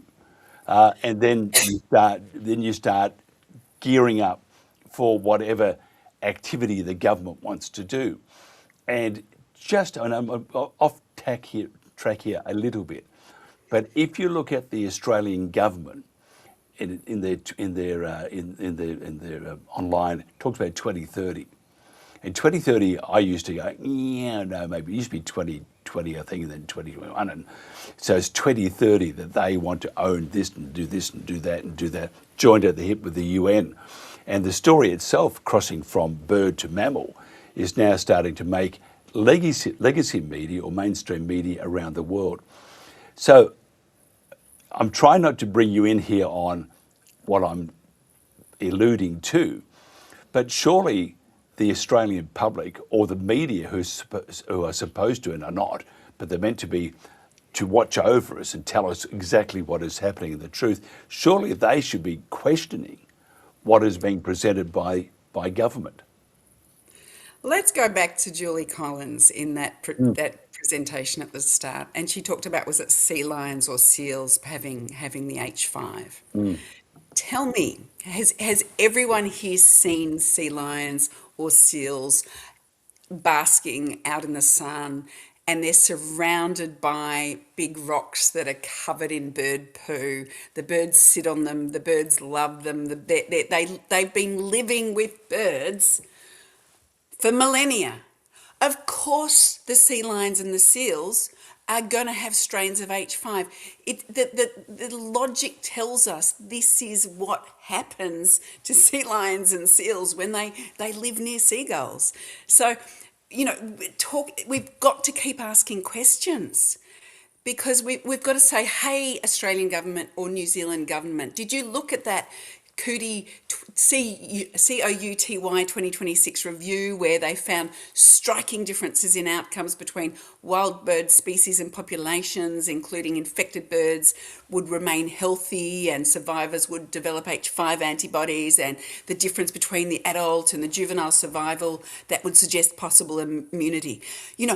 Are they looking at the science? We can be sceptical and we can keep asking questions. That's what we do at PSGR. We look at the policies, we look at the legal precedent or the law relating to that, the regulatory decisions, and what the scientific literature is saying. And then we put that together to try to understand a situation.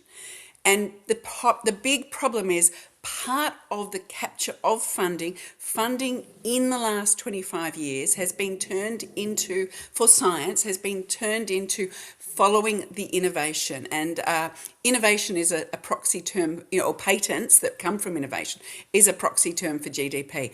Economic growth through innovation.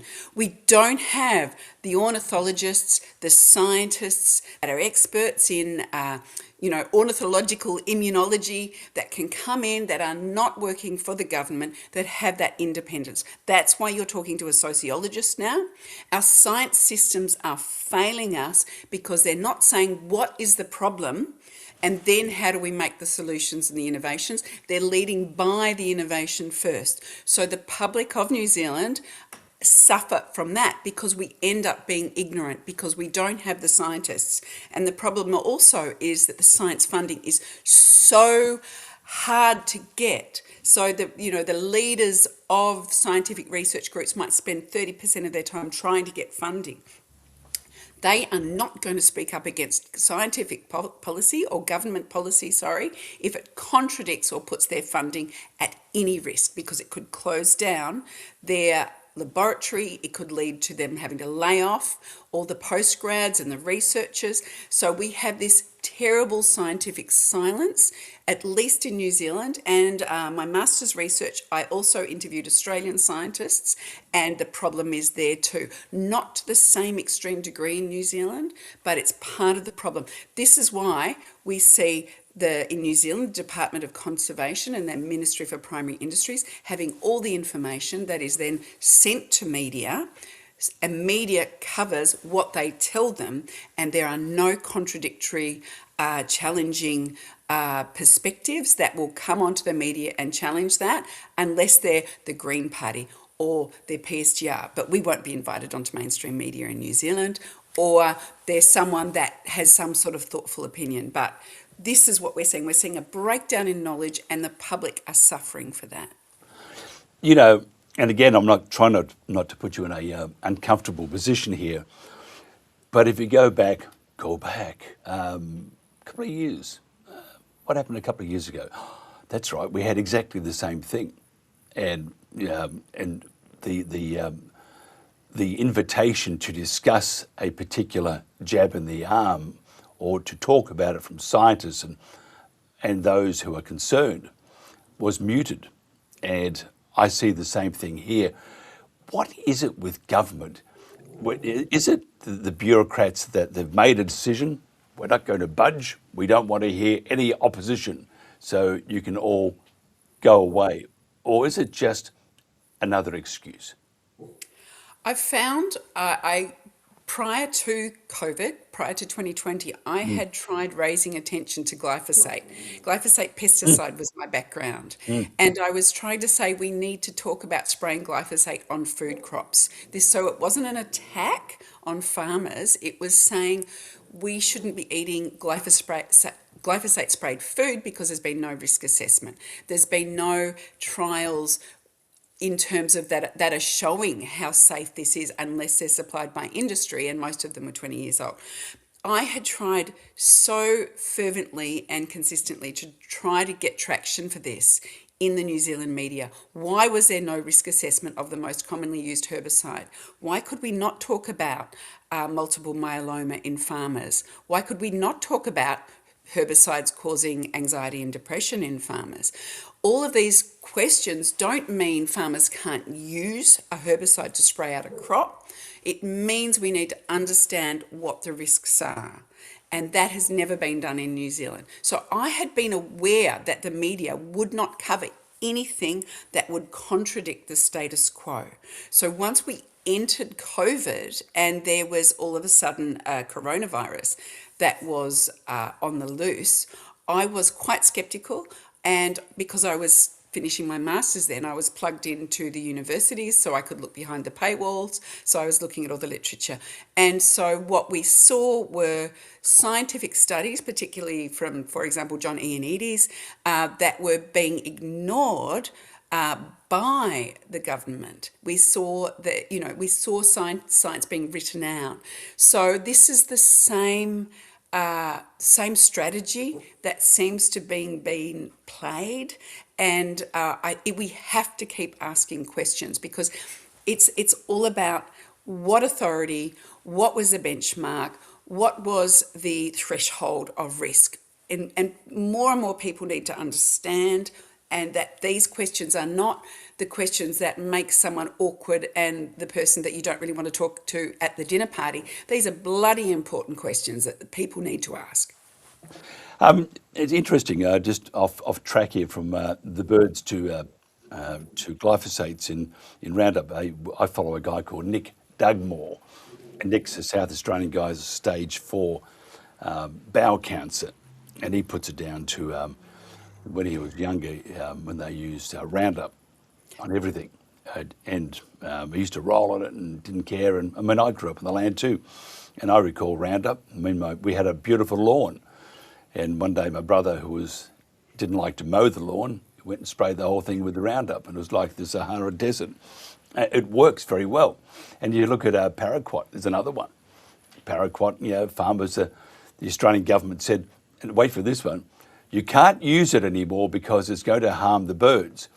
What it's really going to harm also are people. And anyway, but they didn't put that part in because they were resisting banning paraquat. So they got 2 years in some areas of agriculture in Australia, not all of it. And they're not very happy. The sugarcane people aren't very happy that they can't use paraquat in 2 years. Yet, if you're looking at the government and CSIRO and all those sort of places, they should be there to tell us that this stuff, we know it's not good for you. 70 other countries have banned it. We know it's going to do damage to you in what you eat. I mean, this guy did a test on two wines. One was expensive, the other was cheaper, and he found glyphosate in that wine, which is terrible. It means that you have a chance of falling off the perch earlier than God wanted you to. So all these things that that the cover-ups and the distortion of, the enhancement of, such as the bird flu and stuff, government really has us around their little finger. How do we break that? How do we find out more? And secondly, what's happened to I was always taught to question, to ask why or why not. And nowadays, people just follow like lemmings across a cliff, follow the government. They said that's great for you. Paraquat is not good for you. Glyphosates are not good for you. Jabbing the birds, because we don't know what's going to happen to them, is not good for them. Yet no one questions. I think more and more people are. So when you and I were growing up, we could not go on the internet and do a big search of all this, and young people can. I think that young people are sicker younger. So I think we certainly shouldn't rule out that there is a big cohort of under 30-year-olds coming up. They know they've been gamed. They know they were gamed during COVID because they now know they weren't at risk, but they were actually more at risk from the technology. They're now understanding that they've got a broad range of gut diseases and other problems that mean they're taking diets and dietary shifts into their own hands. They're watching elderly relatives with diabetes, not reversing their diabetes, and they can do a search on AI today and understand that diabetes can be reversed particularly in the first 7 years. There is actually no excuse for diabetes anymore, type 1 diabetes with the exception, if we had governments working properly. So I think we can't say that. I think maybe in COVID people were more gullible, but I think today people have wizened up. They are more cautious. They are more guarded. And from what I understand, there's a lot less people watching the mainstream media than there used to. So there's not the same capacity to sort of hoard us into acquiescence with their scientific claims and their assurances. So I think I really think we need to be really optimistic about people and just really keep asking people to share information and to ask tricky questions. And it's very hard also online, though, to find that information. I mean, and I'm not just saying that because it's Google, YouTube, Google, whatever, and other, Rumble, X, all those, they do censor. And a lot of times it's on more on political, but when it comes to science, again they censor, and because it crosses over into a government's policy, so it becomes political, but also becomes your health at stake. And if you want to find out something online and you go to Google, you're not necessarily getting the truth because, one, it could be a distortion of the fact, badly written or just made up, or you'll find that the algorithms will push it so far down that you won't find the alternative treatment or the alternative information to be able to make up your mind. So it's sort of stacked. So I think it's hard also for people to find that information because the algorithms from certain search engines won't let you. I do believe I use AI. I use AI extensively. I use AI to find literature, then I'll go into the scientific literature, onto Google Scholar, for example, and then I'll do another search, I'll double up, I'll cross-reference. So this is discernment. Then I will work with AI because I will have I will have something I want to say, and then I will say, okay, fact check this. Then I will go to a second AI and say, hey, ChatGPT said this. What do you say, Claude? We can do this. We can break through because you're absolutely correct about the Google algorithms. They do not provide you with anything. I've seen on X, it's been harder and harder to find scientific. If I do a scientific search on X 5 years ago, I would find some really great scientists talking about issues. Now the algorithms have muddled that as well. But I do think people are becoming deft. They're understanding how to do a search. And of course, when it's your own health and you don't want to feel sick anymore, or it's your children, you are triply incentivized to do robust analysis and research. So I actually feel like it's better than when I was young. Even though children in schools are facing sort of pseudo-scientific claims that they're meant to sort of believe in, I think they grow up, they go through the teenage years, and they might take longer to have an opinion because they know there's so much information out there. But they're getting like sort of almost like a broad framework of knowledge that I don't think I actually would have had at that age. So I'm really hopeful that we're able to use information and knowledge for good, because as a sociologist, the ignorance and non-knowledge studies, which is a thing in sociology, how you don't know something is just as harmful because you can't do anything about it. So that's fascinated me. So I really am fascinated by knowledge, and I think we're actually breaking through, and the public are very much waking up to the narrowly formed game that's being played. You'd certainly hope so. There's other issues. You and I probably disagree on climate change, but I won't go there. I always talk to a geologist, pretty good historian as far as I'm concerned. And climate change, it's always been happening anyway. Otherwise, we'd have still a molten lump of lava. It gets very uncomfortable, to be honest. I think seasonality, weather patterns, Milankovitch cycles, I think people should, again, be curious. They should say, okay, what is the evidence for anthropogenic versus natural climate change based on the historic record? And they should not just accept what's thrown at them, no. I agree. And the other thing is too, again, off track here, but I'm enjoying this conversation. We have to stop it. I can't stand it. I'll have a hissy fit later, let me tell you. To save the planet, we're going to destroy it. If you look at the transmission towers and the renewables they're putting up, such as the turbines, I'd look at the Great Dividing Range as an example. And they're just, they're not entirely bulldozing the top of it, but all of these turbines go on the top of the Great Dividing Range. And in Queensland, around Townsville, I think it's something like 3,000 turbines they want to install. But the problem with that is they're absolutely desecrating the environment to save the environment. And it reminds me of that in Vietnam when those American soldiers napalmed the entire village to save it from communism. And we're doing the same thing with our environment. So I think people need to, and again, mainstream media or legacy media and a lot of alt media or independent media don't talk about that. And we do need to. I am definitely concerned about the life cycle, for example, of solar panels. I'm concerned about heavy metal leaching. I'm concerned about what happens when a bushfire runs through, which is very likely in Australia, especially I come from northeast Victoria.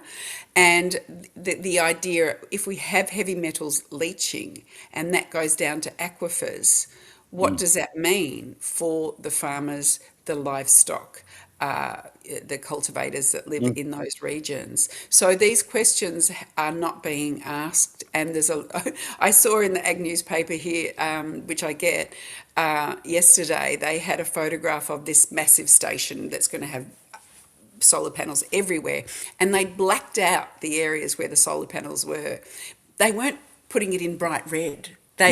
They were making it seem really subtle, like it's not much, but actually, if you would have turned that black into red, it's a blight on the landscape. It's So, terrible. we need to keep thinking, but as I keep saying, because scientific research has been so collapsed in, the scientists that contradict the status quo don't have a job. And the scientists that want a job and that are paying their mortgages, they're going to do what they're funded for. Which is very sad and not the way civilization should progress. Actually, not progressing. You're most likely going backwards. You and I could talk forever, but I can't. Just quickly, if somebody wants to find out more about physicians and scientists for global responsibility, and I was going to ask you, tell us about them. So you got a minute to do that at the start of the show, but we got sidetracked on some really interesting things. So briefly, tell us about the organisation and if somebody wants to find out more, how they can do that. It's an oily rag charitable trust in New Zealand, psgr.org.nz. We have a Substack, which is where we publish a lot of content. That's psgrnz.substack.com. Also, I talked about my own Substack, Jr Bruning, or Talking Risk, and Substack. And in May 2025, I wrote the piece, Don't Make Bird Flu a Plucking Disaster. If you go to the psgr.org.nz site, you can find the tab that says Endangered Birds. You can click on that, and then you can see the links to Official Information Act requests that we've sent to both the Ministry for Primary Industries and the Department of Conservation. And then lastly, if you wanted to look on the New Zealand Daily Telegraph, the article that I've just published was what was the threshold, endangered birds, vaccines, and the missing risk assessment. So you can look there too. Absolutely brilliant. So many things to talk about. And actually, invitation. Will you come back on again? I will, thank you. Thank you very much. And by the way, I can now say socialist. No, I can't. You're not a socialist. So, you ever have a mental block sometimes and you go, what the hell is the English language of my brain doing to me? Sociologist. Thank you so much. I need all the help I can get, apparently.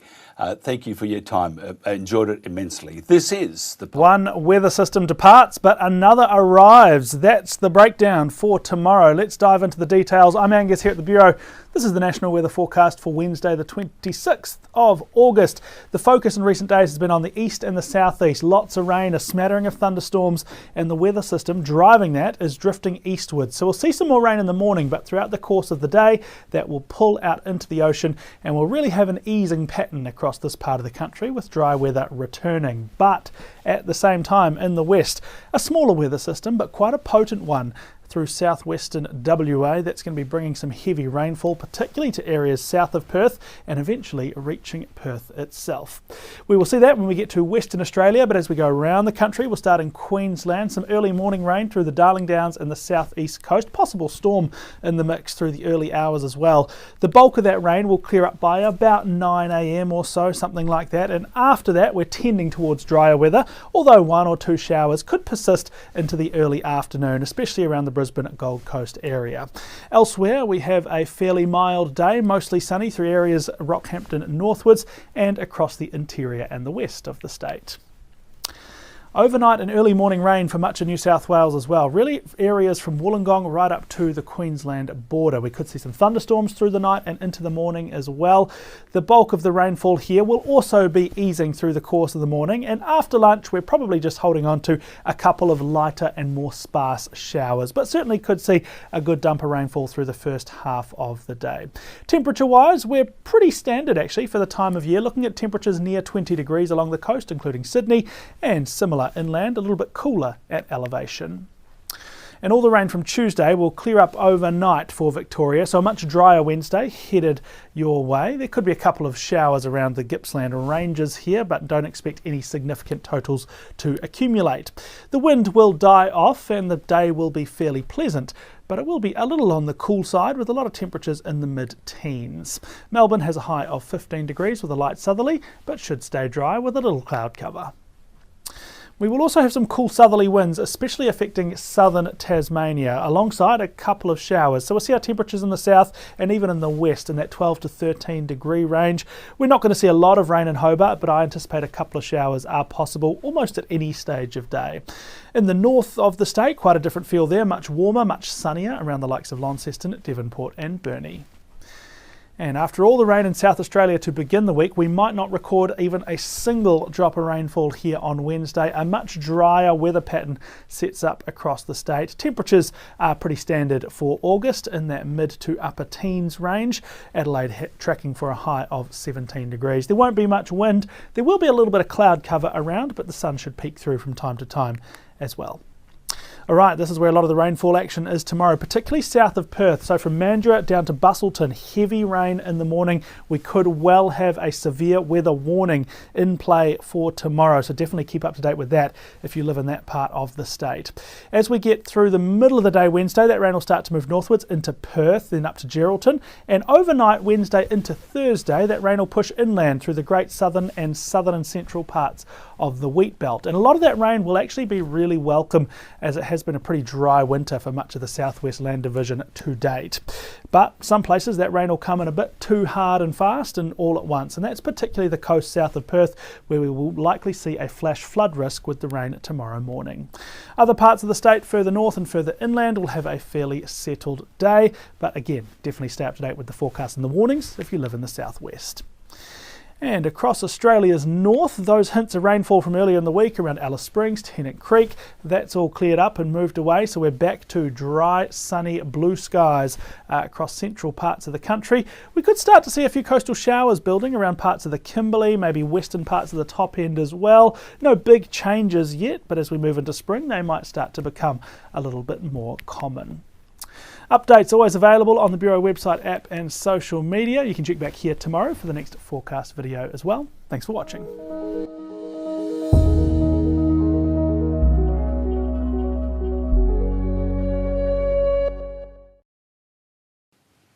And welcome back to The Pulse. Nice to have your company in this second hour. Instant Polls is our official sponsor. Now, if you want to increase your bottom line, boost your communication with your frontline staff, and gather valuable data from your most important resource, obviously you just go, which are your employees, then you have to visit instantpolls.online to learn more.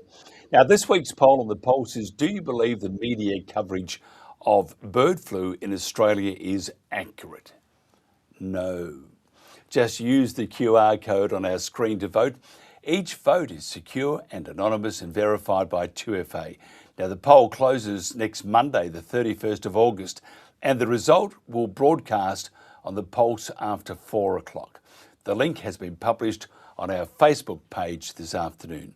Share the link, ask your family and friends to participate, to enjoy the love, and also to make sure that your opinion counts.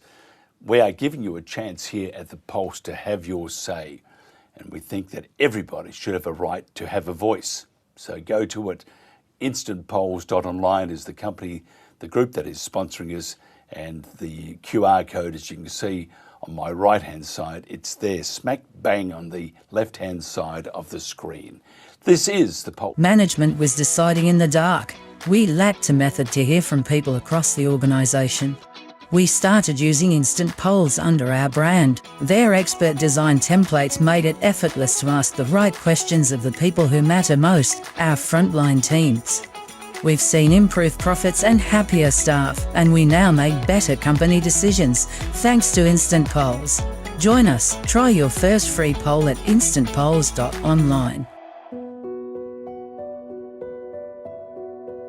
So many places where they're using 1080 poison baits. Yeah, it's an absolute travesty, mate. It really is. 1080 baits, if you've seen what a 1080 bait does to a dog, it's one of the most horrific things you'll ever witness. And the second you see something like that, you'll be a big advocate for getting rid of 1080 baits. It's not the way to solve the problem with wild dogs and foxes and things like that. On Sunday, August the 30th, I got a phone call from my husband. I wasn't here, I was out in Aramac staying with family. And he rang me very distressed and crying on the phone and told me that Tippy was dead. And he then described to me how that happened. He said he was inside, heard Tippy outside yelping, which progressively rapidly went to screaming, and he was thrashing him, throwing himself around. He went under my car, which is parked on the veranda in a carport, threw himself under the car and up under the wheel arch, obviously looking for sanctuary. Greg tried to grab him and got hold of his leg, and as he did that, he just dropped dead. So he rang me and told me about this, so I was obviously quite distraught as well. And then he had to go into town, into Bundaberg, to pick up for a pre-arranged appointment. And when he came home a couple of hours later, Faye, our Maremma dog, was also dead. So within a couple of hours, we're not sure, any time between 9:30 and midday is when she died on that morning. So yeah, Greg took them to bury them, and he took Ted with him when he buried these two dogs, and Ted was there with him. And after Greg finished burying them, he wouldn't leave. He just laid, he sat, moved around. He wouldn't leave the gravesite. So Greg had to literally pick him up and take him away. So he knew his mates were in there. So yeah, sorry. 1080 is not a humane poison, and despite people's claims that it is humane, we now recognise that that's not the case. It's not good enough to pretend to ourselves that it's humane and keep on doing the same old thing that we've been doing for years. There's no excuse to keep on using a poison that is not humane and that we know is not humane.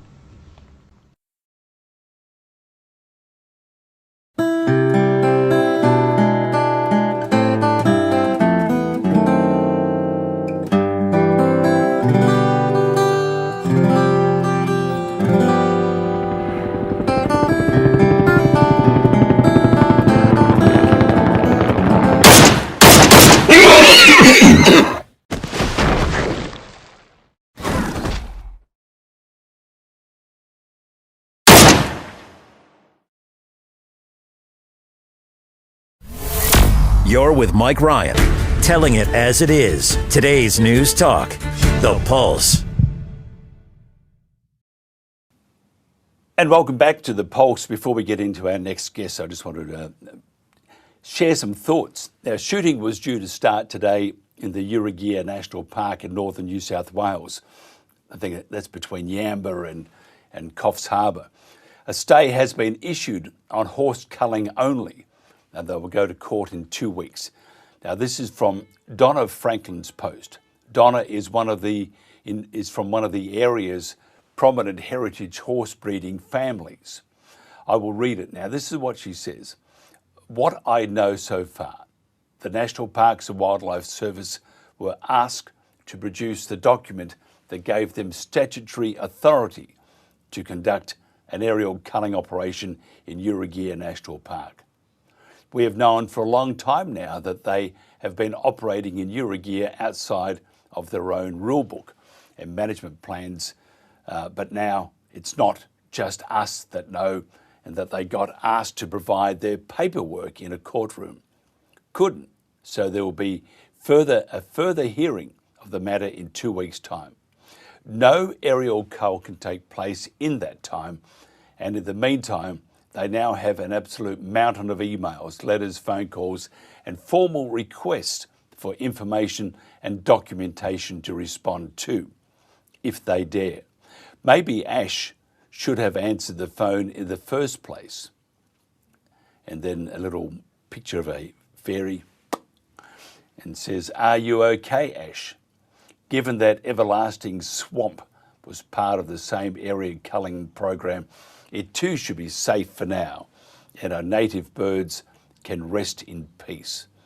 Thank you to every little birdie out there who took on the task of looking into the documentation, shared the research, made the calls, sent the emails, and generally put pressure on the National Parks and Wildlife Service to provide the evidence. And I, by the way, I think there needs to be a royal commission, an investigation into the tentacles that have ensnared the National Parks and Wildlife Service. They are acting abhorrently like big time bullies. The Invasive Species Council, ICS, New South Wales government, federal government, all the other people that are involved or orgs that are involved. There needs to be a royal commission, because when you join the dots, in my own humble opinion, the stench of corruption is huge. Now, back to the to what I was reading, sorry about that. I get very upset because it's not right. They've been hit from so many directions now that even if whatever is happening in court in 2 weeks is not successful, they still have a lot of questions to answer. And the says, well done team. Clap, clap, whistle, whistle. I said it after the fires and I will repeat it again now. Check the management plans that apply to your local national parks, and when you find out how out of date they are, ask the Ukraine militia, otherwise known as the National Parks and Wildlife Service, why. Their fire management plans were all over a decade out of date before the last big fires, and I doubt any of them have been updated. Their pest management is the same. They just do, this is what she says, they just do shit with no authorisation, and their communication and consultation with neighbours, locals and community just does not happen. Check. Make them play by their own rule book. Remind them that they are public servants and we are the public. They work for us. Time to relax and rest up and dry out the boots, but don't put them away. So that was a very, very, it's a great post, and that was on, I think it was on, not X, I think it was more on Facebook, but I have to say it was just stunningly great, and I appreciate that very much. The idea of shooting these creatures, and I go on about it, but we are destroying our heritage. We are throwing our history down the toilet. And as for these animals, you've got to stop.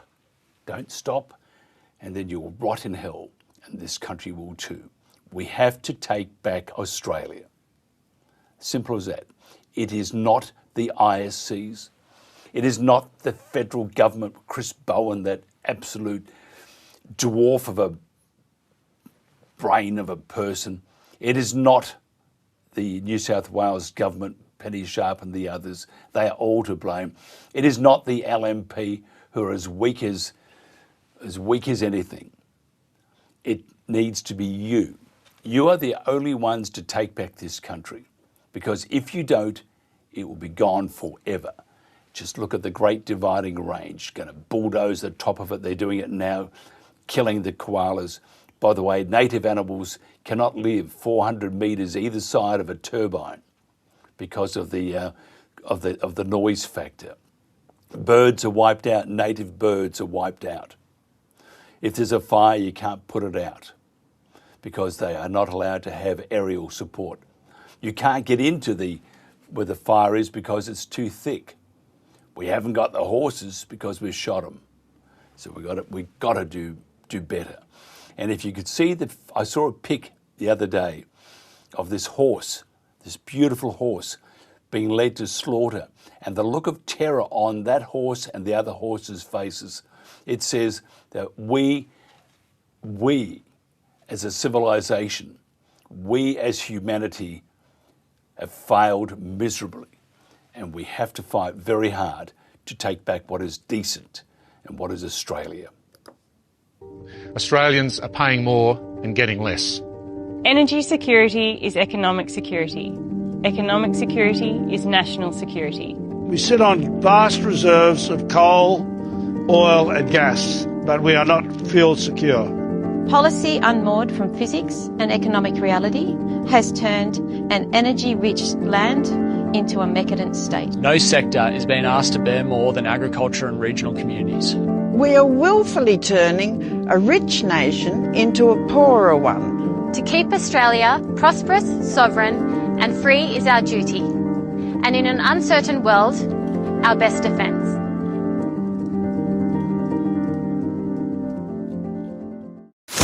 no animals were harmed in the making of this program. However, we did injure a receptionist and a technician. Sorry. Today's News Talk, The Pulse. Shannon Laurence-Bade and her daughter Ayla founded Herd on the Ridge Inc. Now, Shannon is renowned for her work with horses and works hands-on every day, having devoted her life to these animals. Ayla works behind the scenes in administrative capacity and has a terrible job there, by the way. She gets the raw end of the deal here. I'll have to talk about that one, I'm sure. And has experience supporting not-for-profits and rescues. Herd on the Ridge Inc. is located in the Upper Hunter Valley, a serene, private and beautiful part of the world. And for decades, Shannon and Ayla have been rescuing and taking in unwanted horses, dogs and cats as a privately funded venture. They are laying the foundation for a dedicated sanctuary property where animals can live safely, recover from trauma, and simply exist without fear. Thank you for joining us. Oh, hi, Mike. You're going to go, I always say this to my guest, I know you'll go to heaven. And oh, thank you. And I get jealous because you have to give me a lift in or sneak me in, I'm sure. Tell me about your organisation. What motivated you? Well, my motivation was working with the Brumbies initially travelling down to Victoria and basically taming them and preparing them for domestication. And I spent a lot of time away from home, so I decided to start something up here. So that's what started it up, the passion behind the Brumbies and wanting to do something here at home rather than being away from home. Mm. And then you also look after other animals, cats and dogs. Would that be right? We have cats. We have a ex-street cat, mum cat, with her kittens who are looking for homes, and we have a resident pig, and I have several dogs that were rescued from pounds. Yeah, and you can always judge, can't you, the character of a person on how they treat animals. Certainly. And I can see that the pig will be great company, the dogs, great company, the horses, great companies. You know that cats are from Mars, they're from outer space, and they will control you. Yes. Anybody who has a cat understands. By the way, we've got, it feels like 672 cats, but we do have a few cats at our place, loved dearly, or in fact, we do as we're told, dearly. Yes. How do you find your cat? Tell me about your cat, I'm interested. Oh, I've got Misty, for example. Oh, she's beautiful. She'll come walking in the bush and stuff with us. Talking about cats and them bossing you around, she'll direct you to where the food is stored, and with the most mournful meow, meow, meow. So that's Misty. And we've got Walter as well. He's a white cat, and he's a little cool dude, actually. Yeah. Yeah, but you notice they look at you. And then they look down and they have to work out which thumb they're going to put on your head because we are under their control. Oh, certainly, yes. But anyway, I think animals are magnificent. To do what you're doing, it's not cheap. Tell me about how hard it is to keep it up, with the cost to run it and make sure you're looking after and doing the right thing by the animals. Yeah, the cost to run it is. Yeah, it's extensive at times. It's mainly the cost of hay at the moment because we're in drought and we're in winter as well. So that's a task at the moment. Just mainly fundraising. We get a lot of support from the public, which is amazing, and we're very grateful. But yes, it's hard with the hay at the moment. I live my day by the hay. My day's by how the hay's going. Well, how is your day going today? I've got a new bale today. Good on you. And how long does the bale last? A bale, so we get the large square bales. So at the moment they're lasting, we've got 22 horses, so that it's lasting about 4 to 5 days. Yes, yeah. It's not long, and the horses must look at this like, yum. Yeah, they just, yes. So if somebody wanted to help, how do they donate? They can go to our page and then go to our website. We've got our the details for our bank account there. So that's all there. And also it's on the Facebook page as well, so they'll find it there as well. Yeah. Now, I was trying to find a video and I can't find it. We had a major data breach with the company that looks after us, so they deleted everything. So I couldn't find that. Couldn't find that video, but it was from the US, and it was just respecting a gentleman that died, and he was called a horse whisperer. You're called a horse communicator.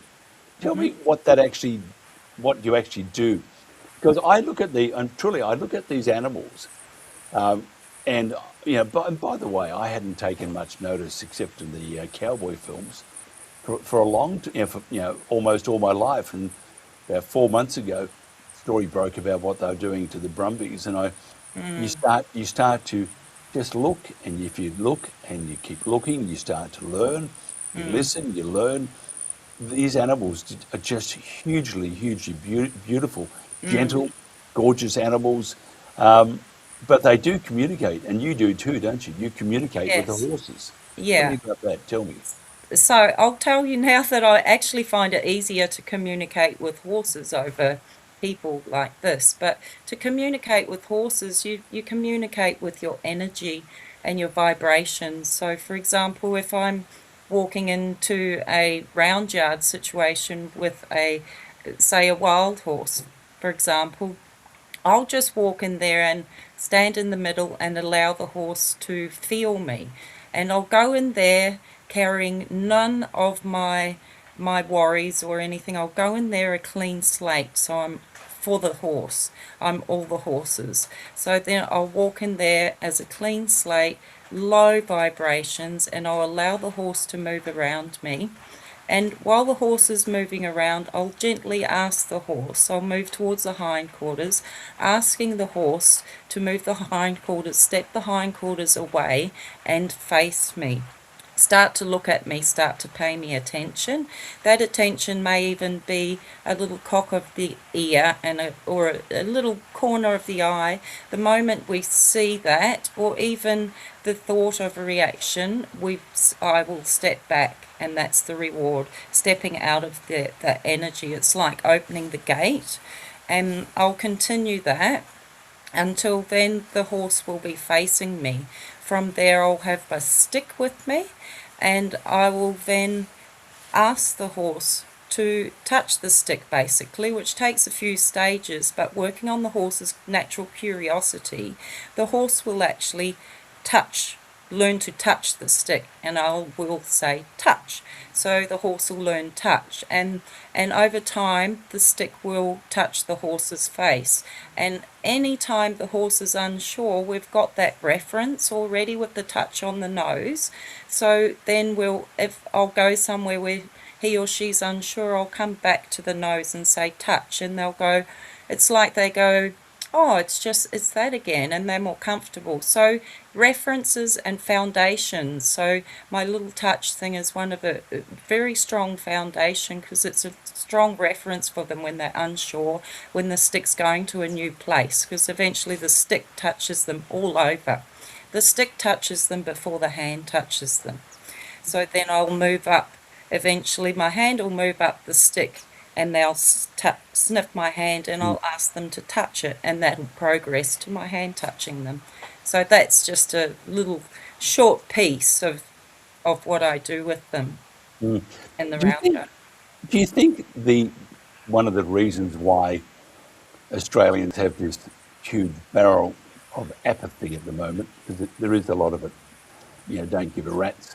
Do you think that's because of just ignorance? And not being unpolite here either, but do you think that they're just not aware of the horse? Because I would imagine the closest most people have come to a horse in Australia is watching the Melbourne Cup on TV. And so they don't know. I know a lot about horses now, and I didn't. And that's what really has changed my mind, and I get very, very upset with what's happening. But if Australians knew and we have legacy media, mainstream media. They're never going to tell the true story. Not interested because, well, it's not for our audience. We're going to get smashed by government or by by various orgs that are out there to rape and pillage. Do you think it's just the ignorance, or do you think Australia, because you deal with rescued animals, do you think that Australia has sort of lost its way at the moment? There is a little ignorance, but also I feel it's conditioning a lot too. With if we're talking about the wild horses in particular, a lot of it is conditioning. Like we have the use of words like feral and that sort of thing. It's a hard question for me because I've been brought up differently. I was brought up in New Zealand and not in like an Australian country scene. In Australian country scene, there's a lot of shooting of kangaroos and koalas and wombats and stuff out there without the government being involved. It's the general public. So I wonder if it's that same attitude as well. I'm not sure. I've even heard of people that aim for wombats and hit them and stuff. I'm not sure on that one. It could be possibly a combination of the conditioning and the already existing sort of, I don't know, that killing sort of attitude where we'll go out and shoot a few roos sort of scenario and not even take into consideration the being or anything. So yeah, I feel it's both perhaps. I'm not sure. It's a bit of a tricky question, that one. Yeah, it's very sad, isn't it? Because animals do rely on you and I and everybody else, humans, to look after them. And when we neglect that part of our responsibilities, animals do suffer, and we've learned so much. Tell me this, as we wind this up, two things I want to know. First of all, what have you, as a person, learnt from a horse? Oh, I've learnt a lot from a horse. I've learnt patience is the biggest one. And I've actually learnt that you get a high from patience. It's a natural high. So I've learnt that. And learning how to push that patience further, that's another one. Understanding, compassion, and just the energies felt between two beings and how two different beings and how strong that can be. These are magnificent beings who hold really strong vibrations, and they know us. They know us for generations, and their genetics know us. Our genetics know them. That's another thing I've learnt from the wild horses recently is their genetics remember us. Working with them, they feel that. And for us to go and harm them in such a manner, it's not right. It's actually confusing, because we should, like you said before, Mike, we should be the caregivers, not the harmers. Yeah. And for those that shoot the animals, whether it's a horse or whatever, it just smacks of being a bully, the mildest term I could use. And that doesn't make a bloke go and shoot a horse, doesn't make that bloke a man. No. It makes him a coward, basically. And the National Parks and Wildlife Service, for being part of this massacre, I think they, again, I keep saying they need a royal commission, because they are doing a terrible, terrible thing to Australia. And I can smell, when the breeze is blowing my way, I can smell the stench of corruption. Look, it's been absolutely wonderful chatting with you, Shannon, but we don't know your website. What's your website? It's on the Facebook page. Sorry, I haven't memorised it. It's heardontheridge.com.au, I think. Yes. Good on you. Something like that. Yes. Good on you. When you next speak to one of your horses, please tell your horse that we are doing our very best. Yes, thank you very much. Thank you. This is The Pulse.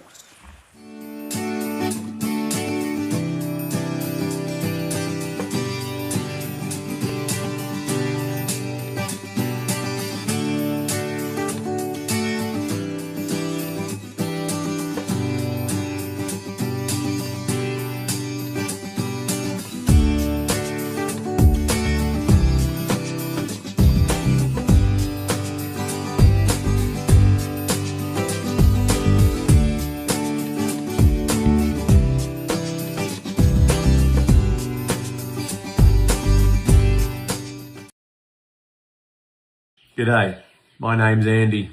I am a dairy farmer in Queensland. In the year 2000, there were almost 1,600 dairy farms in our state. Today, that number is 220, 1/8. The Rosinski family, they are also dairy farmers in our state.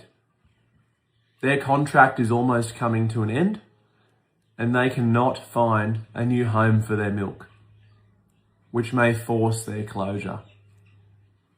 Watch this. Hey everyone, Jason Rosinski. 4 weeks to go. Still no contract. Still no conversations. Still no rumblings. Nothing.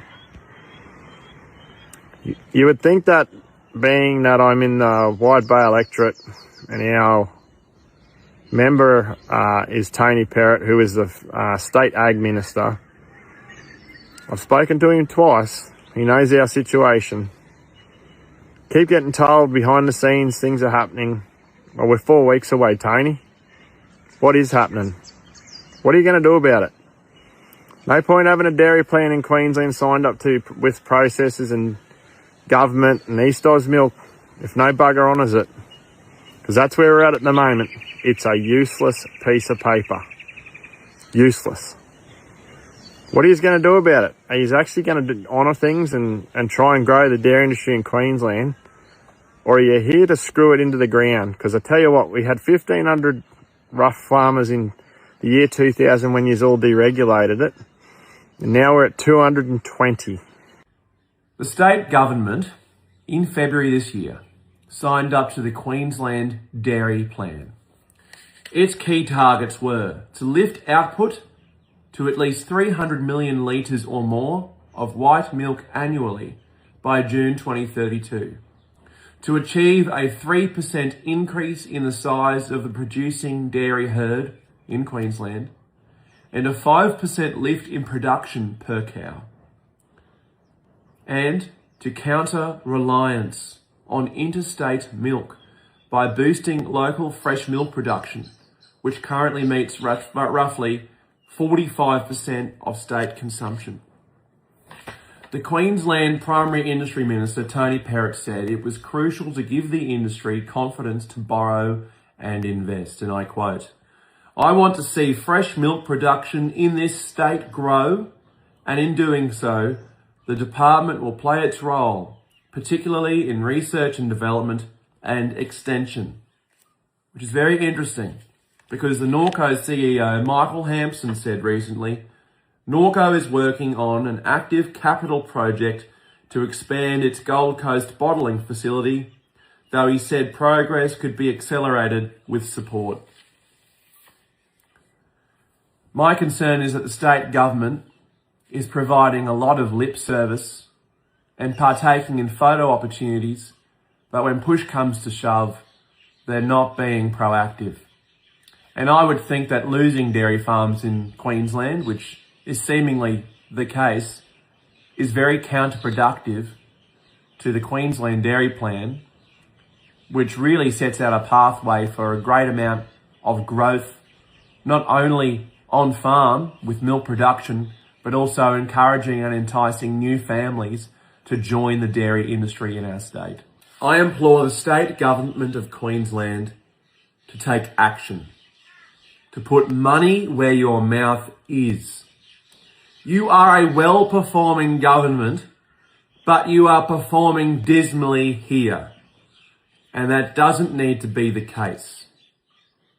Come along for the journey. Invest in our Queensland dairy industry. Bring confidence back to our dairy industry. Help facilitate change. Not the station for people who label truth as misinformation just because they don't like it. For facts and truth. Today's News Talk, The Pulse.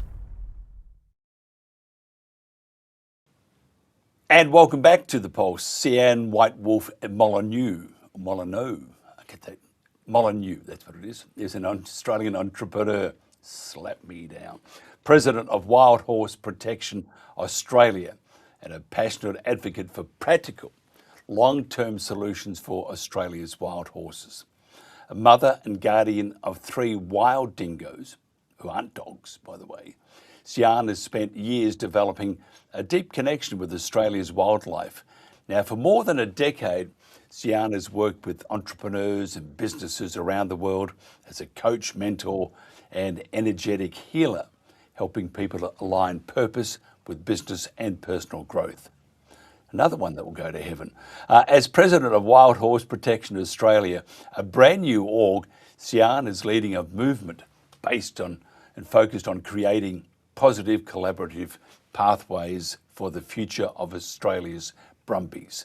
Now, Sian's here to talk about her brand new show. Starts just over an hour's time here on The Pulse. Sian, thank you for joining me.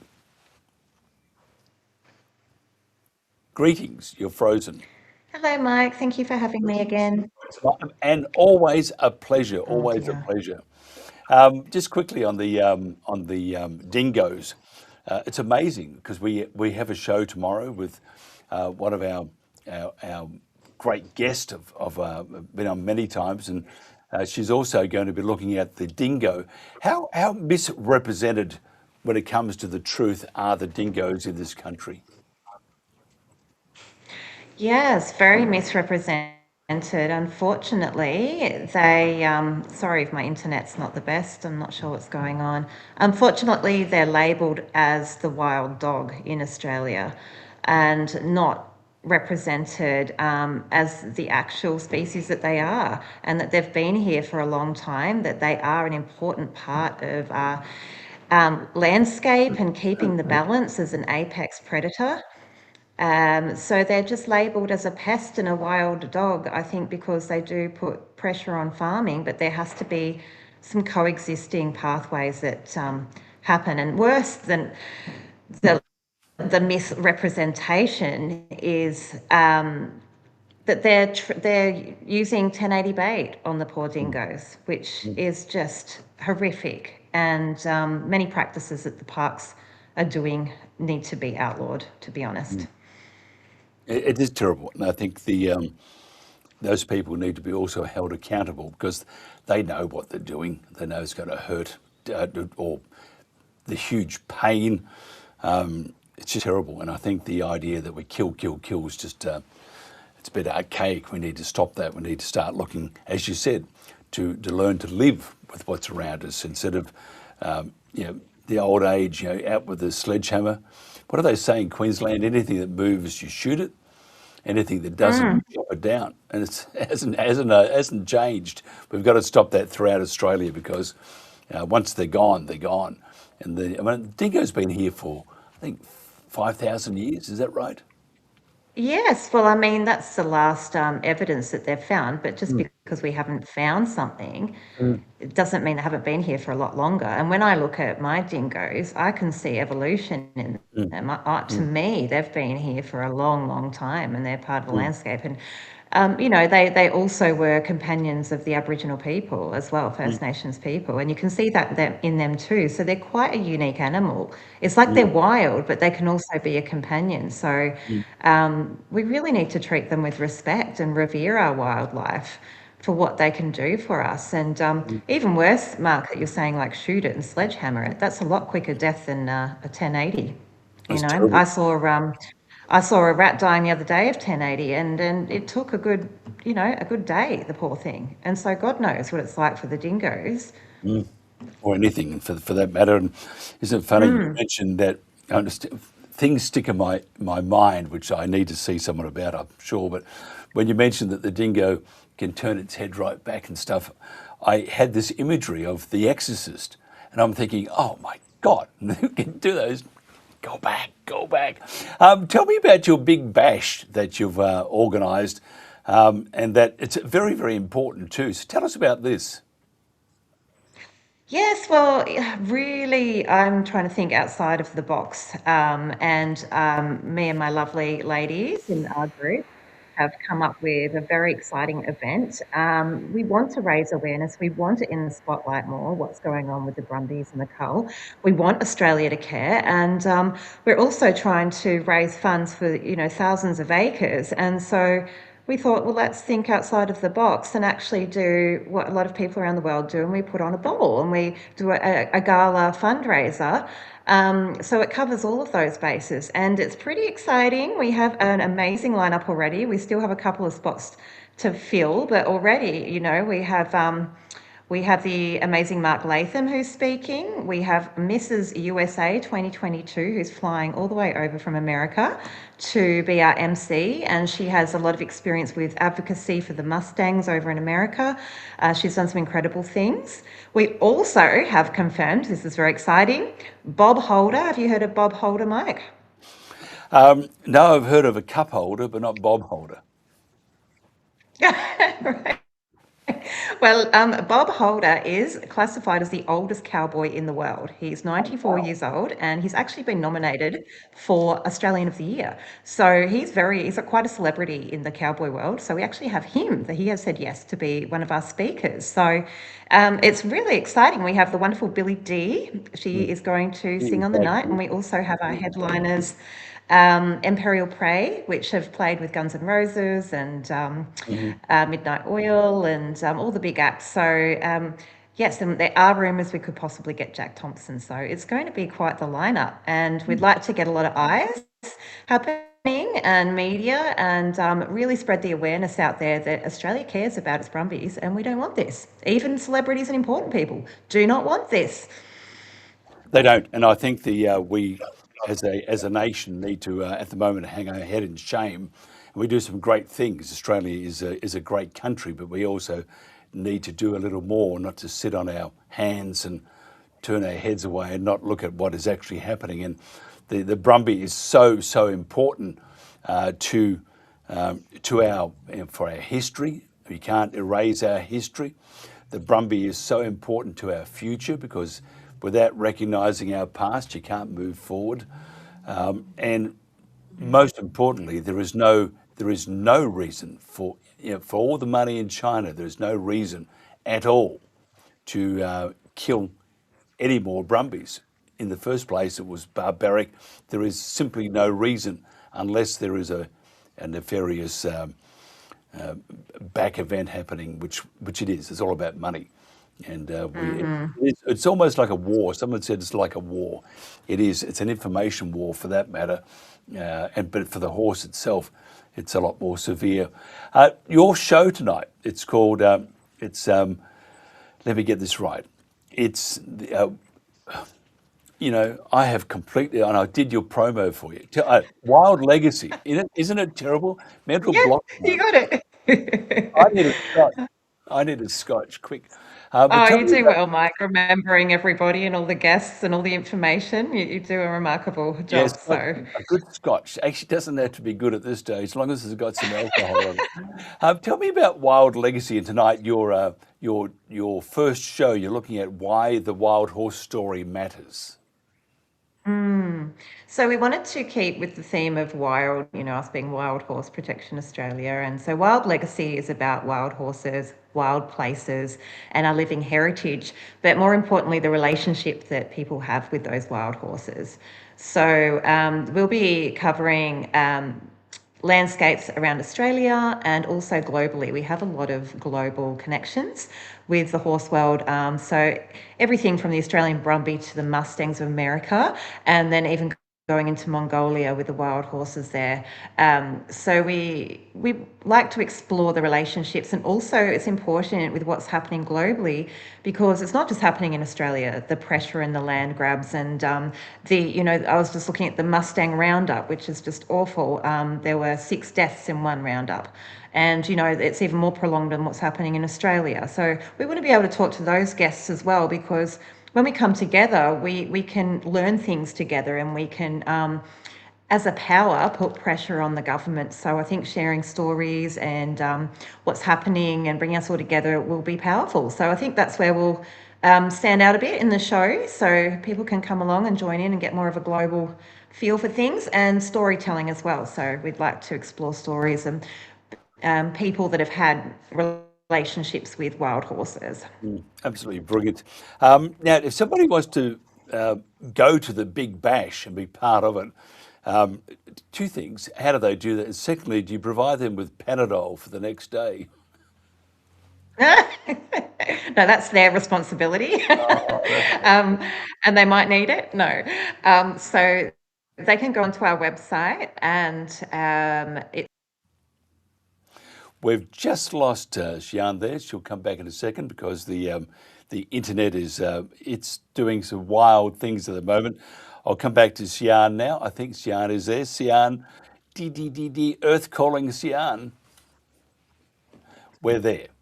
So you were saying you're just about ready to tell us how they can get hold of tickets and stuff. How do they do that?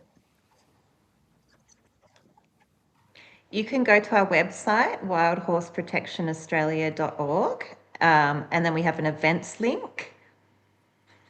And you can go on there and book your tickets. So it's $2.50 a ticket, and that's so it can go towards the organisation. It's for our donations, and you also have an option to pay that off with Klarna and Zip. So we're giving payment options if you can't afford that all in one go, which is awesome. So you can go onto our website. I also have links on my Facebook. Yeah.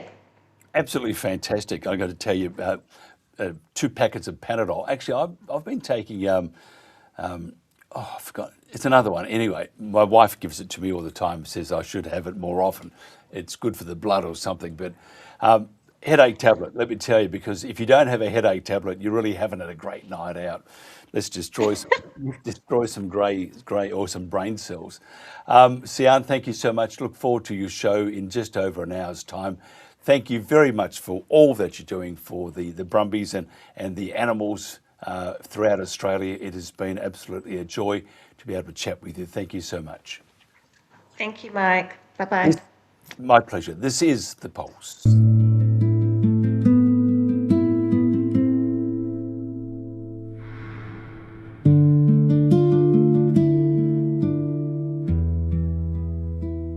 Are you asking the right questions? Have you heard the whole story? Have you looked beyond the surface? What have you yet to see? Have you seen the new findings? Have the new numbers changed what you believed? Is there more beneath the silence than the answers you had received? Are you asking the right questions? Can you see the new evidence? Have you paused to question what the plan was built upon? Are you considering every option before more life is taken? Shouldn't certainty be a must? Are you asking the right questions? Is the disparity in the counts enough to call a stop? Before there's no turning back, before more life is taken.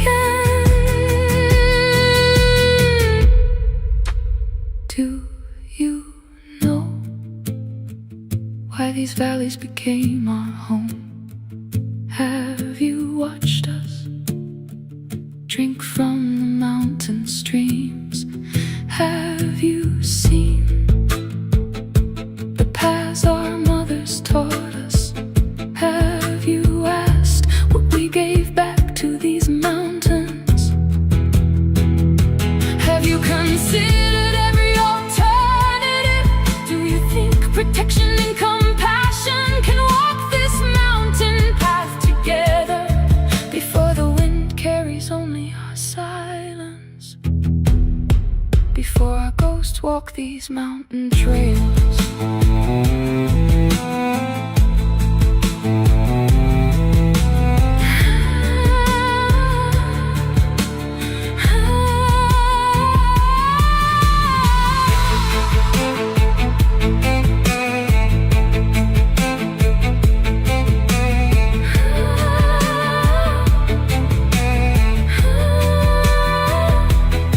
Could you lead us to a better way, where every question is answered with honesty and transparency, where every option has been explored before the wind carries only our silence, before it is too late? Could you lead us to a better way? Lead us to a better way.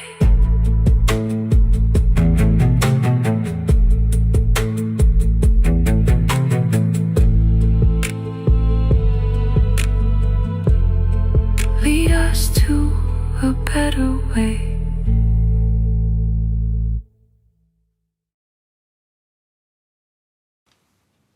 What have you yet to see? It's amazing how they can distort the figures.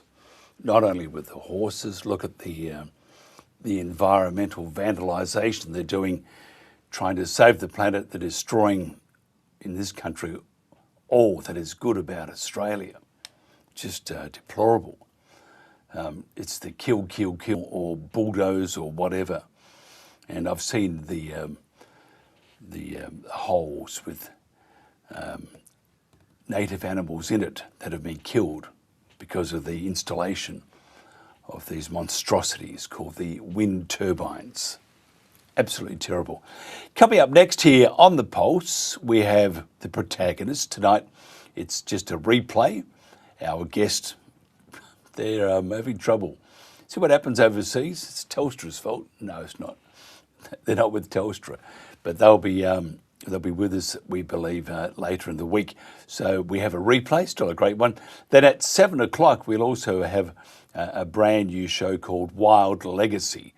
It's going to be an absolute perler, as they would say. And again, talking about Australia's animals here on The Pulse. One weather system departs, but another arrives. That's the breakdown for tomorrow. Let's dive into the details. I'm Angus here at the Bureau. This is the national weather forecast for Wednesday, the 26th of August.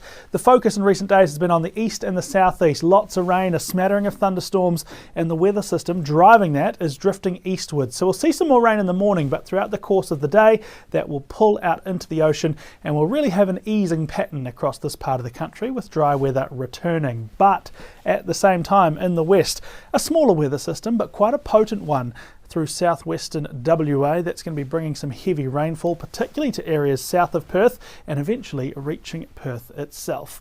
We will see that when we get to Western Australia, but as we go around the country, we'll start in Queensland. Some early morning rain through the Darling Downs and the southeast coast. Possible storm in the mix through the early hours as well. The bulk of that rain will clear up by about 9 a.m. or so, something like that. And after that, we're tending towards drier weather, although 1 or 2 showers could persist into the early afternoon, especially around the Brisbane Gold Coast area. Elsewhere, we have a fairly mild day, mostly sunny through areas Rockhampton northwards and across the interior and the west of the state. Overnight and early morning rain for much of New South Wales as well. Really areas from Wollongong right up to the Queensland border. We could see some thunderstorms through the night and into the morning as well.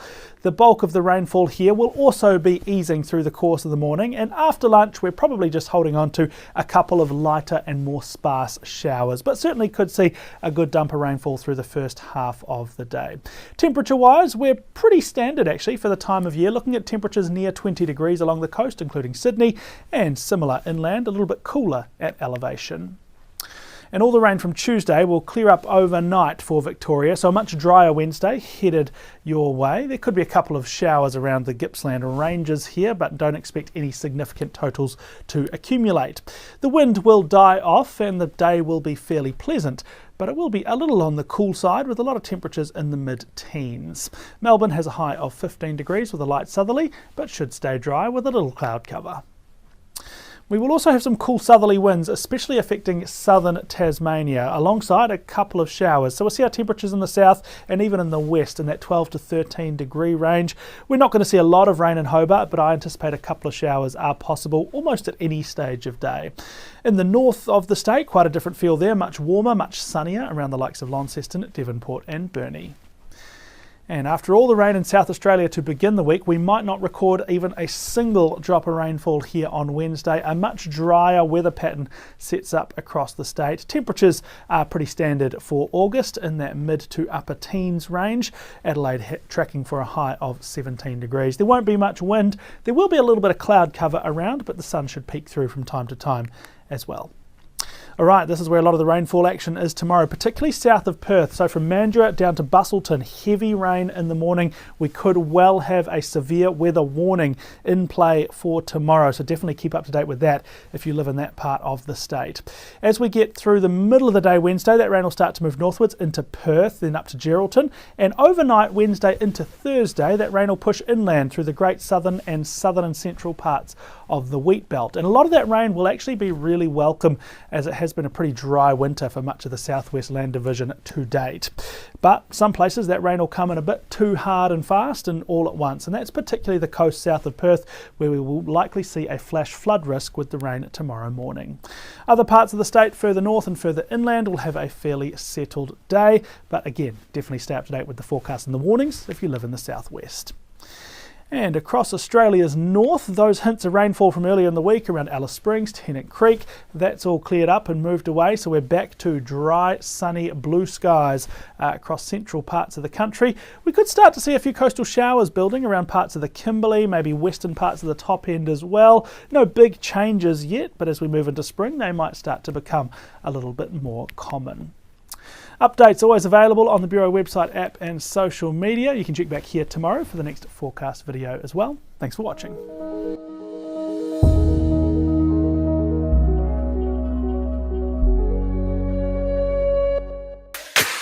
Want to be part of the conversation? Then let us know on the Pulse Interactive Live Chat Room at thepulse.today. We tell it as it is. Today's news talk, The Pulse.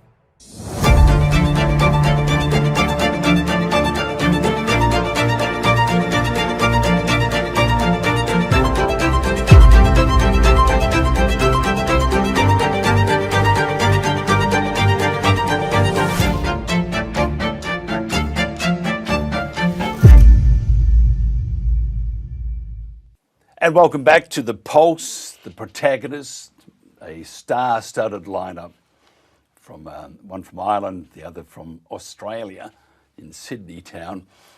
Isn't it funny? Deja vu. Deja vu. Do you get the feeling that we've all been here before? mRNA vaccines, now one for the flu, has been approved by the FDA and mandated for US Navy personnel. Get the jab. Public health bureaucrats avoiding scrutiny, and government regulators such as the TGA refusing to produce documentation on their testing protocols. Other crazy vaccines are being used to experiment on our precious fairy penguins, and supercharged fear-mongering from NGOs and other agencies with H5N1 bird flu. Let's get to the bottom of this with our guest today, who all remember what we went through 5 years ago. Has anything really changed? When do we expect government and mainstream media censorship to kick in? Our first guest is Dr. Jerry, who was he was suspended. He was suspended, so as I bring him in at the moment, he was suspended by the for refusing to administer COVID-19 vaccines. He remains suspended and is in a long-running legal dispute with the council for a return of his licence. He is still suspended because the Irish Medical Council have to take him to the High Court to return his licence, although telling him in March they were withdrawing the charges. And that's Dr. Dr. Gerard Waters. Our next one is it needs no introduction. Tony Nikolic, one of the world's great lawyers. As he's looking in the background, maybe he could represent the Sydney Swans, who knows? But Tony Nikolic is general manager at the AFL Solicitors. He's an experienced lawyer and criminologist committed to social justice. He offers pro bono legal work and champions civil and human rights. And Tony has expertise in whistleblower protections. First of all, gentlemen, thank you for joining me. Yes. My pleasure. And is it your pleasure, Tony? Absolutely, and thanks for having me. Lovely to see you all again. We actually have some echo coming through at the moment with Dr. Jerry. His laugh has kept going and going. It's like a Stephen King novel. If you wouldn't mind fixing that part up for us, because otherwise we're going to have some mind games between my ears. I've got to ask you first, Gerard or Dr. Jerry, whatever they want to call you. Are you surprised with the progress of bringing back mRNA? And I think our last conversation, which was 232 years ago, seems like that you were scathing, I think, at that stage on mRNA. Has anything changed? Well, nothing has changed. And I'm not surprised. No, of course not. They brought this technology, which was originally invented as a cancer treatment, and that's why I refer to it as a gene therapy. Now, people all jump down my neck and try to tell me, oh, it's not a therapy, but its official name, according to the drugs companies and the CDC in America, and that refer to it as a gene therapy. I'm not surprised that they're trying to bring it back. It's very hard to know what the purpose of it is. Is it to actually act as a vaccine and prevent illness, or is it a way of wiping out its subjects? Because I can honestly see no logical medical way that it is necessary or required or ethical to use it as a vaccine. It's just not a vaccine. It's a biological weapon, and people keep saying that, and it almost becomes mundane to use the term biological weapon. But it is. What's its purpose? I just don't know. Tony, what do you think? Well, the aspect about the mRNA, as everyone knows here in Australia, anyway, I challenged it. I was the first lawyer in Australia. I could see straight off the bat that there was a problem. And I recall that some of the evidence that I let in the Cr Zahra case, yes, it was dismissed by the court, but a lot of what you're seeing Dr. Fauci come up with now, we're talking that case was filed and ran in August of 2021, so we jumped out of the blocks very quick. In that, and I appreciate what Dr. Waters was saying there a moment ago. We had Dr. Michael Palmer, who put on evidence that the fact that no one understands the level of genotoxicity that's in this. That was also supported in freedom of information requests that we did with the Therapeutic Goods Administration here in Australia, where they said 3 key topics. We asked them, what are the risks? And they said they hadn't done genotoxicity tests, they hadn't done carcinogenicity tests, and they hadn't done fertility tests.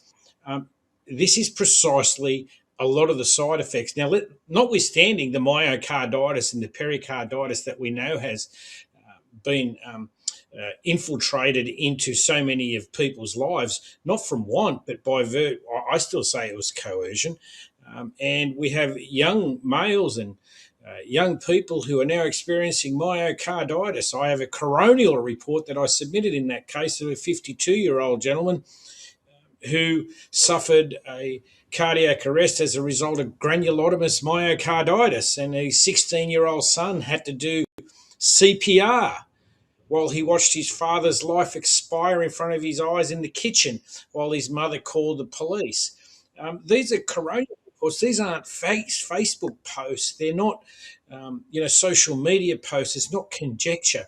This is a forensic pathologist, okay, operating under the Uniform Civil Procedure rules. So it's not conjecture, and I certainly support what Dr. Waters is saying there, is that we were involved in what Greg Hunt, as you may recall, Mike, where he came out in, I think it was February of 2021, and said, we're involved in the world's largest clinical trial.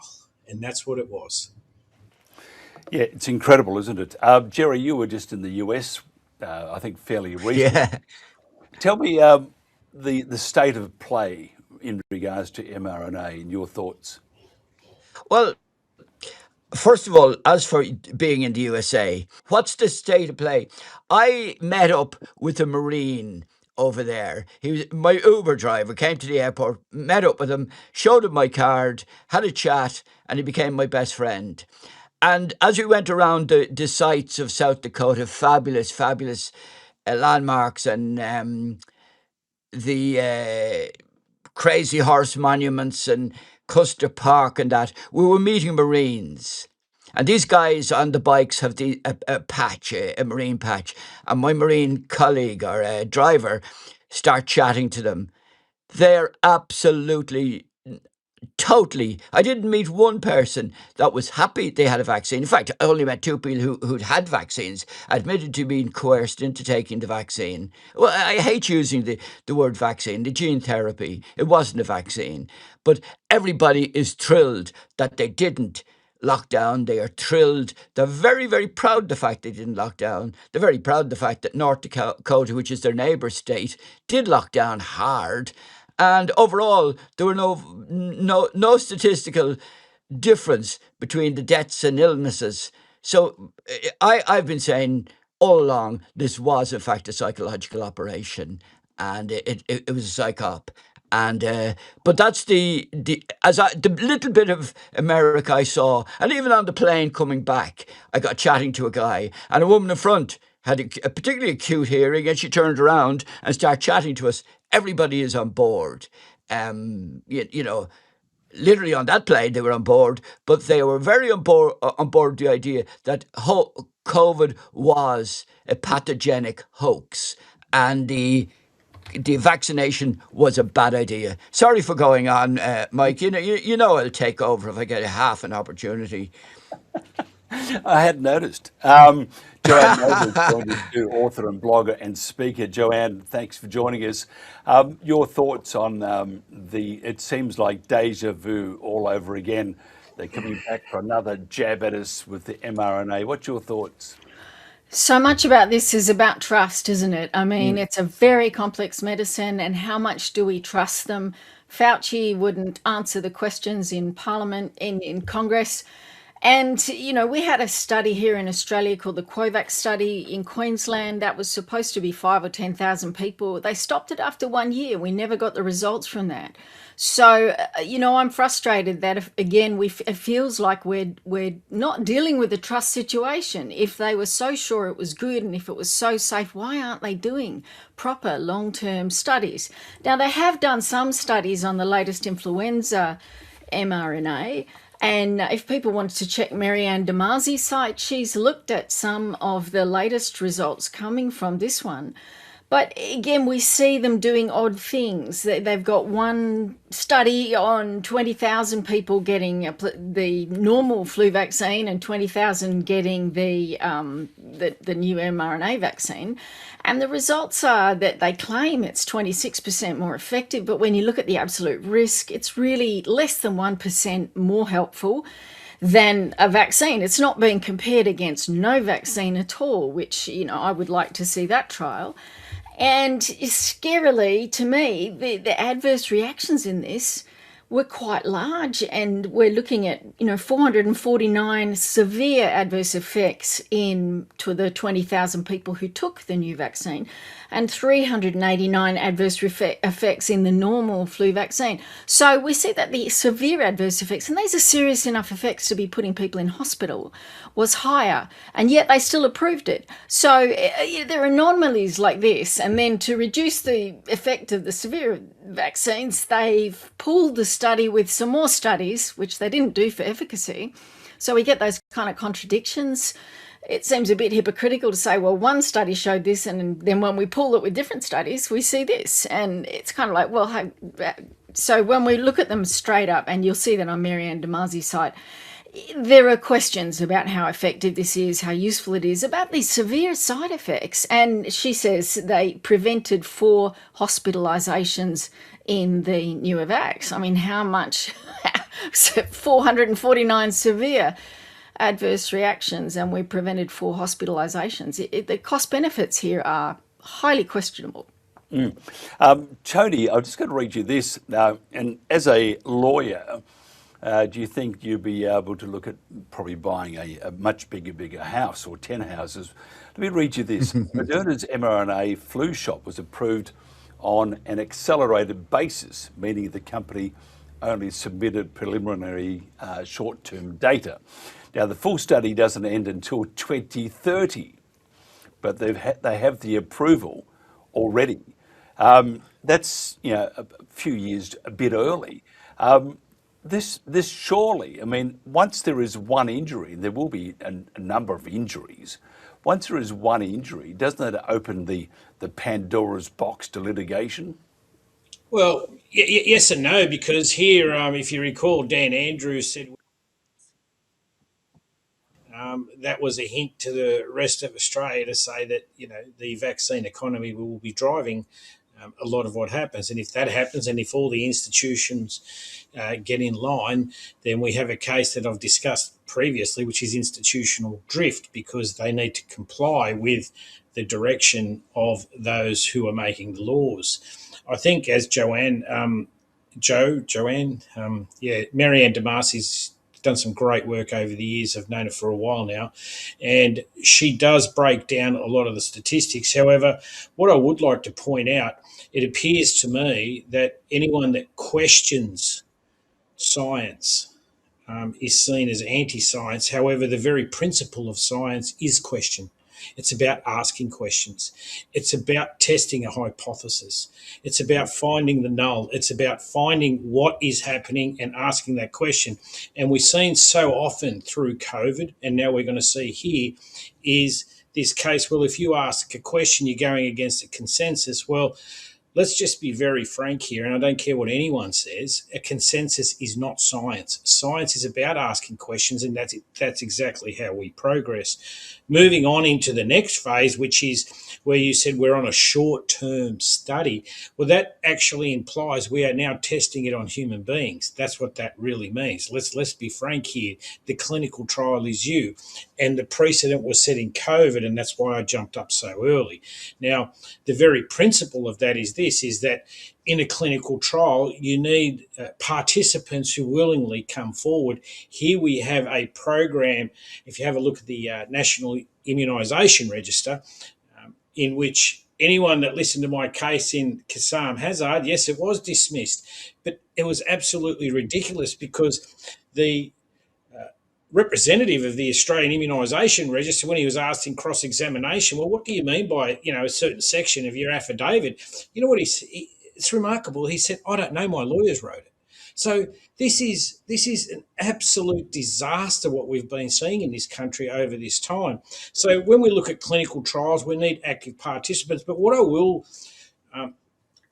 indicate here is this. I have a plethora of research, and I just wrote a letter to the Health Minister and all senators around Australia. I think 2 senators responded, but Mark Butler, the Health Minister of Australia, he did, and the purpose of that letter was to say, what are you doing about the vaccine injured and bereaved or families of the deceased? And he came, and the reason being because we had an executive-based compensation scheme that ended in, I think it was September 2024. And I said, why don't you make it a statutory scheme that allows people to claim post that? Because you set the bar for compensation, and then you give it a finite timeline.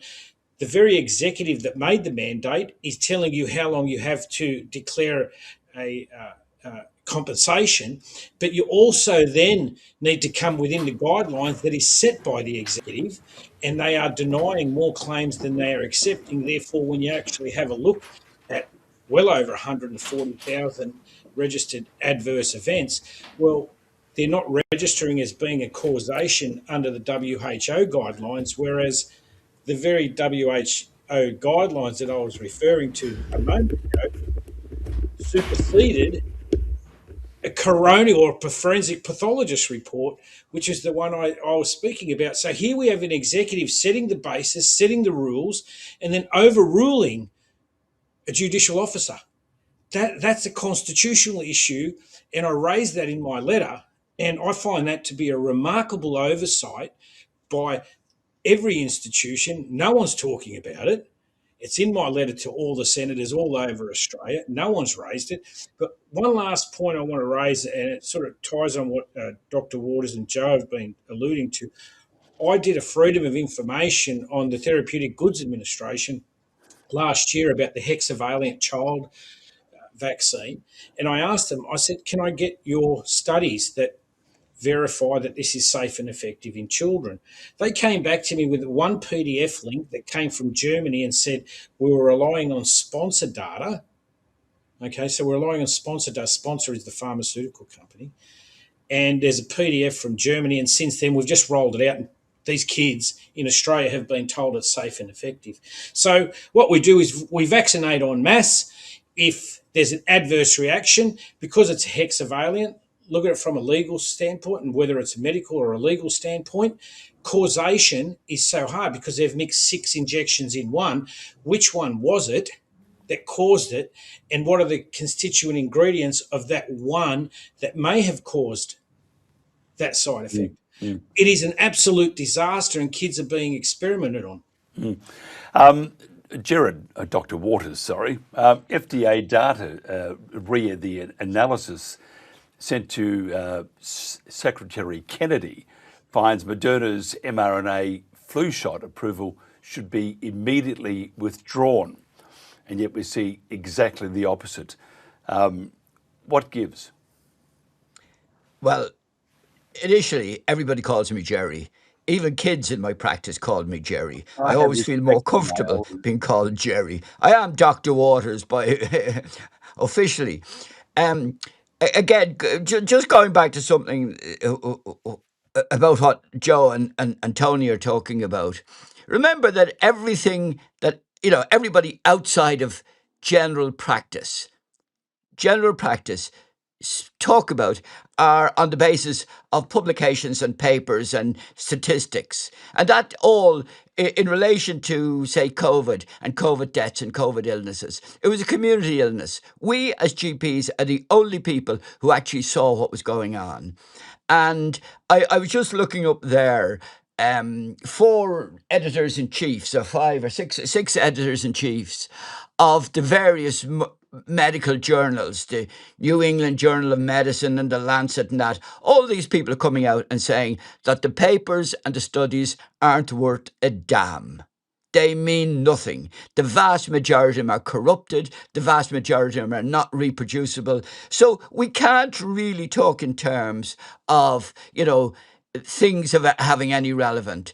I know that during 2020 that what the GPs were reporting didn't represent what was going on the ground. Deaths, illnesses, cures, for the various interventions. At the end of the day, we are in a world of, and people, you'd Pete McCullough on there. Pete's a great guy. I have great respect for him. I know him personally.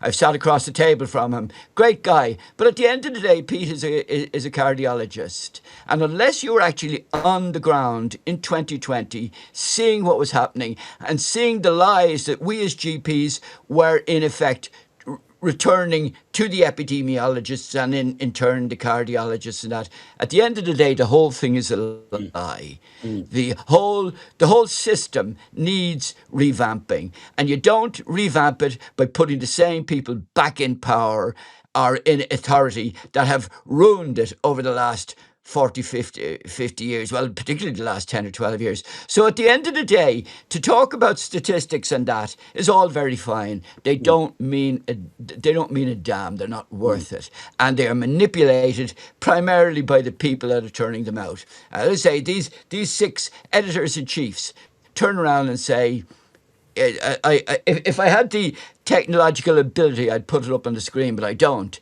But it's easily confirmed that the editors-in-chiefs of the medical journals say at least half the studies aren't worth a damn, and the other half are questionable. So, to talk about statistics in anything, it just doesn't wash it. It means nothing to me unless I see things with my own eyes and my own ears. It's hard to do, but most studies nowadays and most statistics are so manipulated and so lied that they mean nothing. Sorry again, going off on a rant, Mike. That's okay. You're very welcome, by the way. Joanne, your turn to have a rant. You feel like nothing has changed, Joanne? Well, Fauci, what else can I say? Fauci, where are the answers? Why is this man still able to say, I will not comment on Fifth Amendment? I mean, where is the justice in getting some answers? We know that he was aware that it may have been a bioweapon leak. We know the US has admitted they have 120 bioweapon labs around the world. Think about that. I mean, that's enormous. Why aren't we discussing this on the news and talking about the risk of playing these games, these gain of function tricks with viruses? And which also leads me to recent news talking about using artificial intelligence to change bacteriophages, which are viruses that infect bacteria. But if you can do it with them, you can do it with anything. And this is part of the reason people don't seem to understand there's a hell for leather race on in artificial intelligence, because a lot of cracking of the code of viruses, of the way our immune system responds to them, of the vaccines, of the antibodies, a lot of that is being crunched by artificial intelligence. And this is a race we don't want to be in, but we actually can't afford to lose. Because, if we're doing those kind of research, you can bet China's doing that kind of research, and 120 labs around the world are doing research. So it's a race we have to have. And again, when I come back to my rant thing, is the cheap energy. You can't run AI without cheap energy, and Australia is just crippling itself. But that's another topic. But just to get back to the viruses question, what could be quite scary coming out of these labs is an arms race of viruses. And given how badly we responded to the last one and how corrupt the system seems to be, it's a race. We really need to focus on what's going on. And yes, and I think ultimately, getting back to the vaccines question, my rant would be, I think that we should be looking at antivirals. And the antivirals are just the chemicals that seem to work to help our bodies fight these vaccines, allow us to get natural immunity. And when you've got natural immunity, especially with things like influenza, it can last up to 50 years. It can last a lifetime. So natural immunity is what we should be aiming for. And if we can get that with the help of antivirals, then I think we're crazy not to pursue that. Vaccines they're very ambitious. People don't seem to understand how finely tuned and complicated our immune system is, and that the reactions to these vaccines change over months. I mean, this latest results I just quoted you were only for 6-month study on the reaction to the new mRNA influenza vaccine. And yet we saw with the Swedish study back in 2001 on 800,000 people that the reactions, their immune system changed up to 6 months to 8 months or 9 months later. They were getting negative reactions.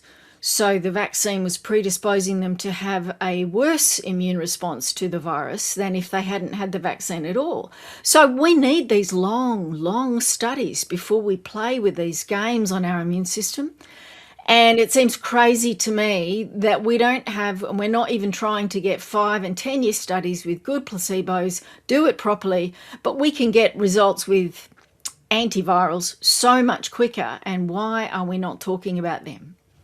Yep. And Tony, as a lawyer, does it depress you that no one really has been held accountable? When we look at Fauci in the US, some are saying he may get a year in jail for not answering the questions, which is unusual because he is taking that, I think it's the Fifth Amendment, which he is allowed to do. So I'm not too sure how that can be a crime anyway. So he could actually walk out scot-free, walk off and have a very pleasant life, which would, you and I had this conversation years ago. How do we hold these people accountable? Because at the moment they are not, and they are developing and progressing and becoming even stronger. Well, that's a double-pronged question, really, if you think about it, and I think it's a really good question, to be quite candid. On one sense, someone who is pardoned shouldn't need to plead the Fifth. It's certainly doesn't go hand in hand, and the privilege, according to case law in the USA, is that the pardon doesn't extend to someone who pleads the Fifth, or the Fifth doesn't extend to someone who's had a pardon. On the other hand, if you deny a pardon, you can plead the Fifth, and the privilege does extend, and that's in case law in the USA. So that's a little bit of trivia in that sense. However, what Fauci has disclosed is something that a lot of people have been discussing here in Australia. Been running cases on that. It's on the case record. It's in documents. But one thing I will like to say here is this: I sat with Senator Ron Johnson last September in the Senate Hart building over there in the USA in Washington, D.C., and I sat in the front row during one of the COVID inquiries there, and I want to thank everyone, Toby Rogers and those who are Aaron Siri and all those guys. We sat there together, and the issues with respect to that is, I know discussing this with Senator Johnson is this idea of a bioweapon. It is not a fanciful thing, because when it's created, and it's created in a lab, and we use this term called gain of function, which everyone is talking about, but everyone's forgotten about the seamless ligation. Seamless ligation is that aspect of where you can re-edit the DNA. And the best way I can put that in a very simplistic term is you've got a book, it's got chapters. You have the ability to get in there and cut certain pages out of those chapters and seamlessly put it together. So now when you look at it, the book reads as though it is one complete book with a flowing chapter, where in other words, what it really does, now when you send it into a lab, now you can give that a gain of function. Okay, now gain of function we can't say it's always used for bad things, because I'm sure it can be used for good things, but where it's used in a biological weapon status, that is something where we're actually gaining the function of something that could be used for malicious purposes. That, in my view, should be defined and come under the Bioweapons Treaty, and indeed be prosecuted by anyone irrespective of a pardon. What I will like to say is during the COVID period, we spoke about antivirals. Joe was talking about antivirals, and Dr. Waters.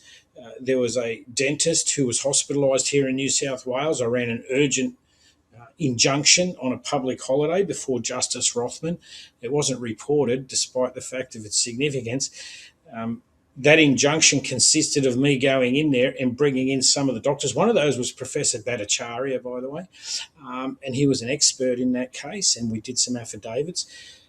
Essentially, this gentleman had been on a respirator for 3 months. He was given according to the emergency interventionist at St George Hospital, he was given between 4 to 48 hours to live. And so I said to the legal team and myself said to Justice Rothman, well, we've got nothing to lose. The evidence of the interventionist, emergency interventionist, and we're not implying any wrongdoing here whatsoever, but the evidence was he's going to die, right? So let us bring our doctors in here and let us bring some alternative treatments and let's look at that treatment regime. Well, within 3 days or so, he was off the respirator. Did anyone talk about that? This is early in COVID. This guy is now alive. They invite me every couple of months. They invite me around the dinner table, and his wife and his daughter cry, and they say, well, the daughter's saying my father's here, and the wife is saying my husband's here only because you believed in this. But I didn't believe in something. I believed in science, and I believed that there were alternatives out there that, if given an opportunity and a chance, could save lives. And I sit there and I wonder, how is it that so many other people died on these respirators, not just here in Australia, but all around the world? Jerry, Marty McCary resigned as FDA Commissioner in May 2026 after a rocky tenure, to say the least. Now, his exit followed public clashes and pressure over issues like flavoured vape approvals and policy decisions. Dr. Tracy Beth Hogue, the FDA's top drug regulator, was dismissed in May 2026 after declining to resign. This reflects a widening internal turmoil at the agency. It doesn't augur well for the future. What the hell is wrong with Kennedy and Trump? Yeah, again, talking to the Americans and, chatting about this for the last week, nobody really knows. The fact of the matter is, nobody knows. Everybody believes that both Trump and, the likes of Kennedy and Kirsty Noem, and that these people have been sort of sidelined.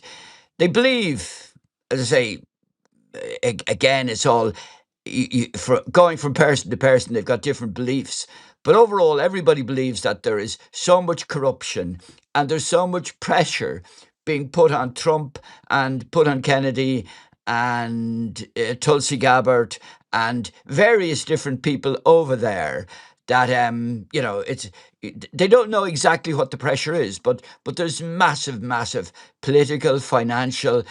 Even, people are kind of saying they're afraid of being assassinated because if they could get to Charlie Kirk and that, it's all, there's a huge diversity of opinion in the States.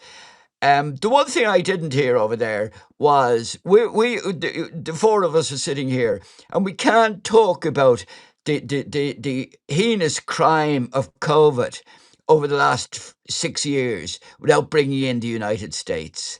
The reality of it is the United States was in effect the pivotal point, was the ground zero of COVID. And I didn't hear one American doctor, one American anybody apologising to the world for that. I'm a bit surprised that nobody is. I'm Irish, so I don't have to apologise. There again, us Irish, we don't apologise for anything, because we were right all the time.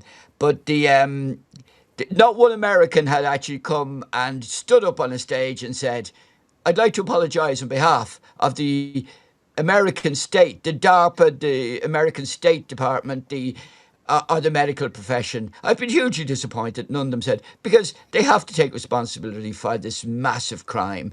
Getting back to, what was it all about?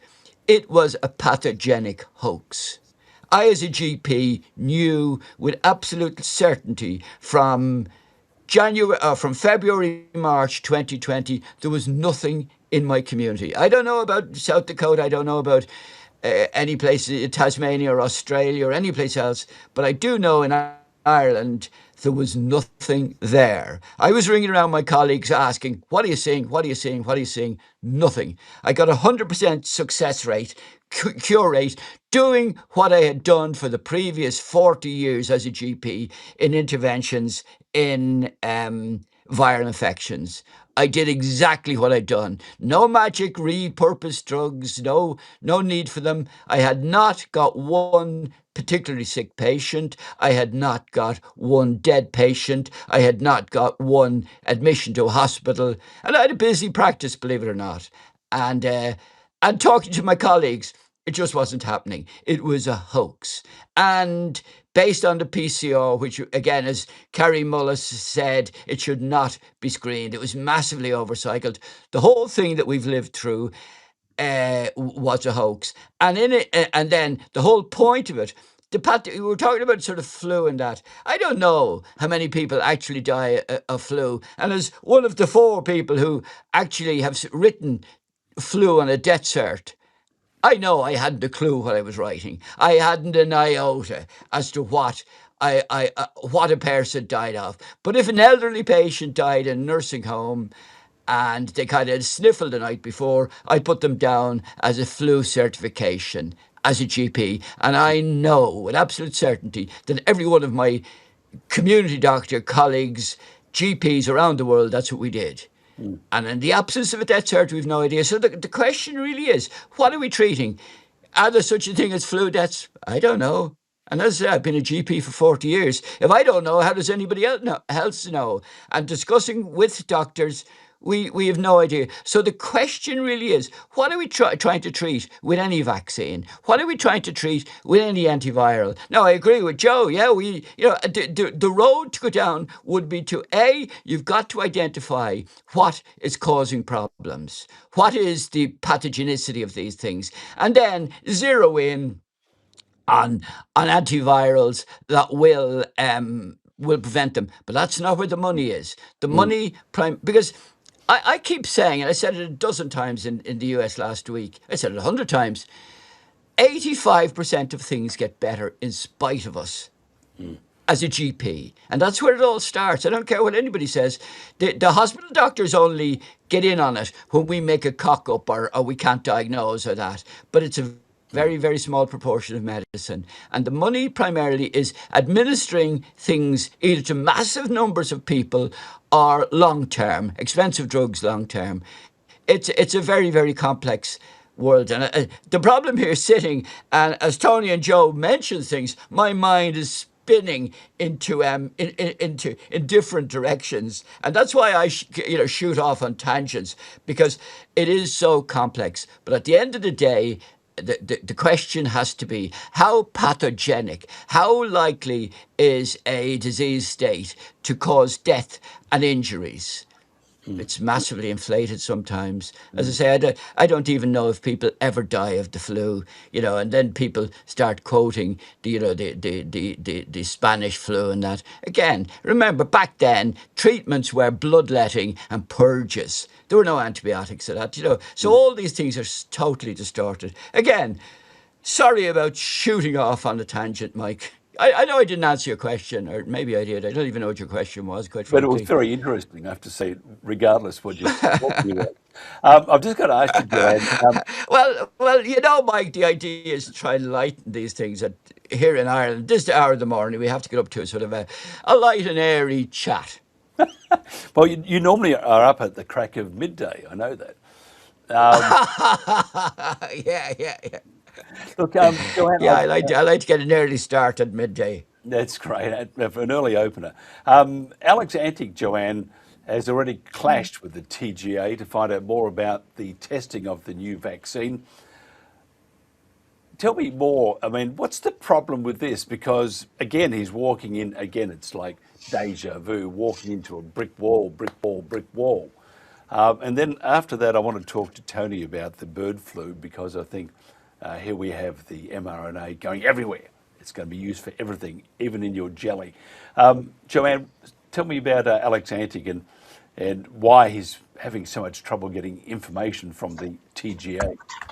Well, there's a study showing the TGA, I think, was getting 96% of its funding from via the pharmaceutical companies, in the sense that it was the pharmaceutical companies funding the studies that the TGA was quoting and talking about.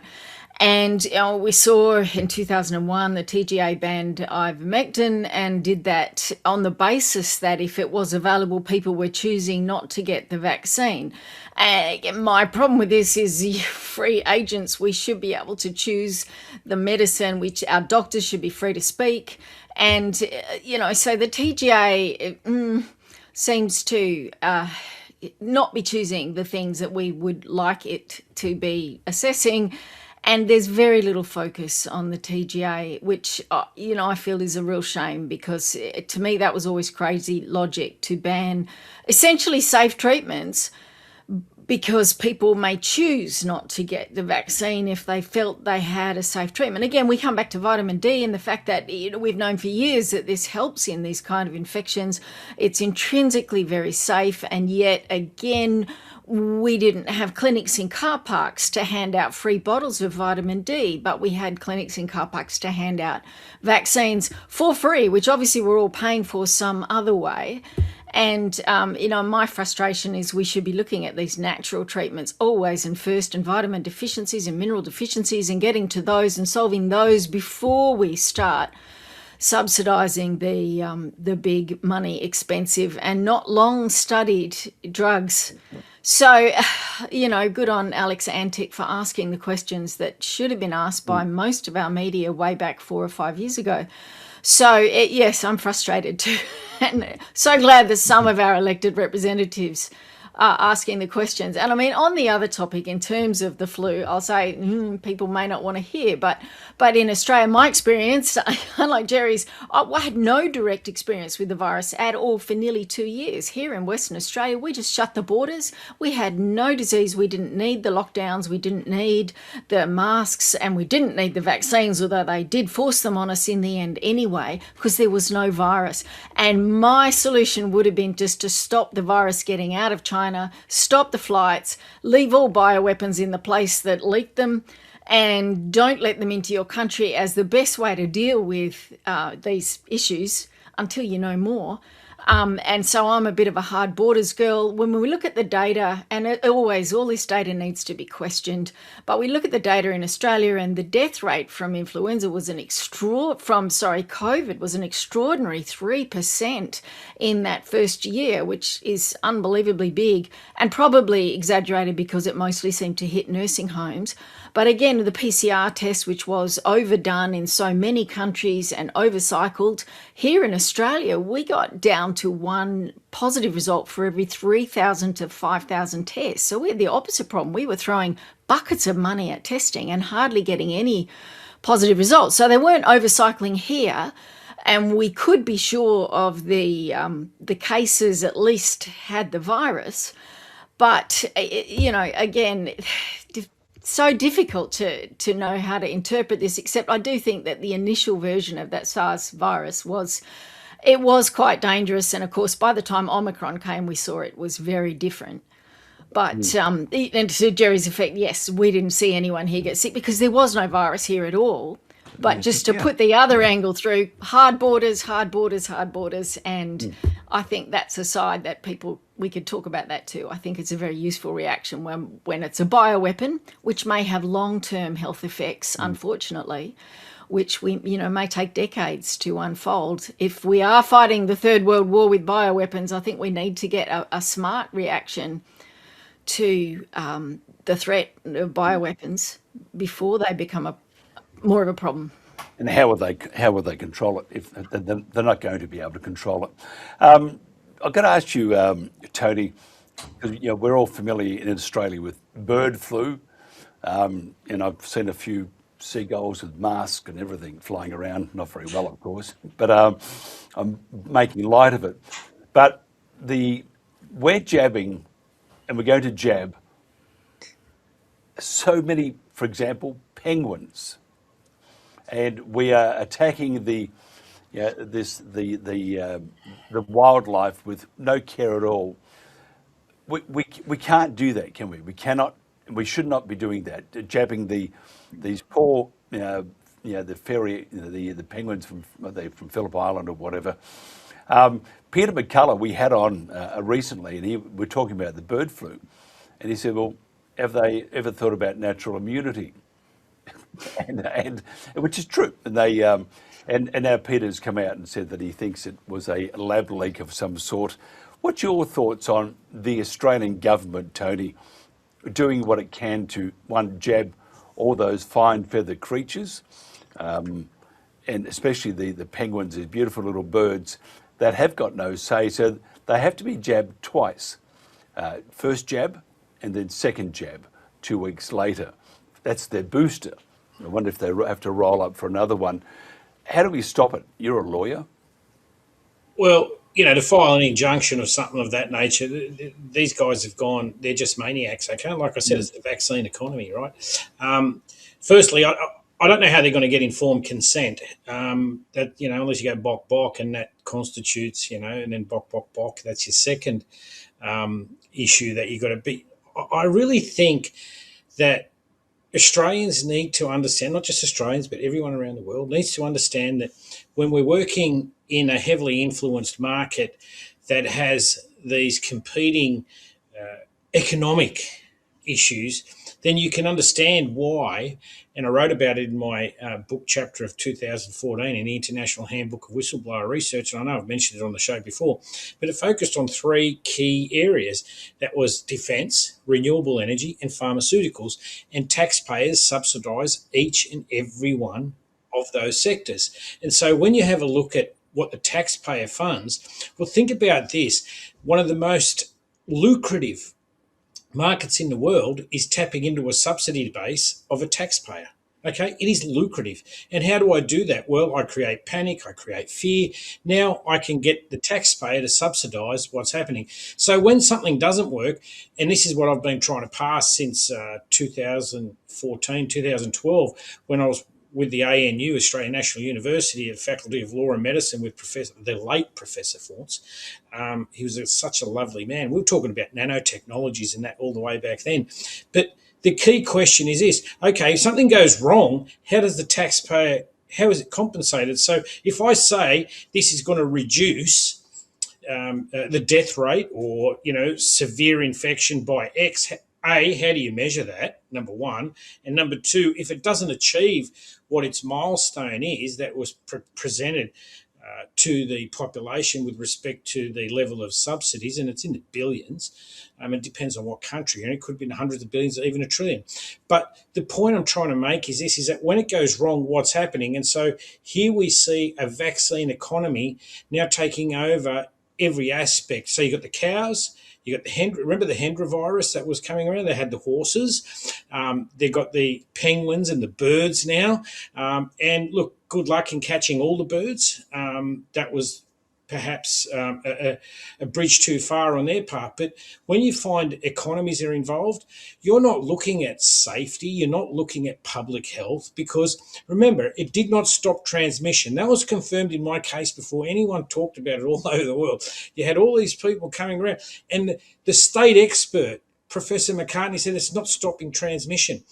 Therefore, it can't confer immunity. It didn't stop the hospitalisations, and it didn't stop the deaths. So how is it measurable for a taxpayer to get value for money in these circumstances? I've put this bill to every senator in Australia.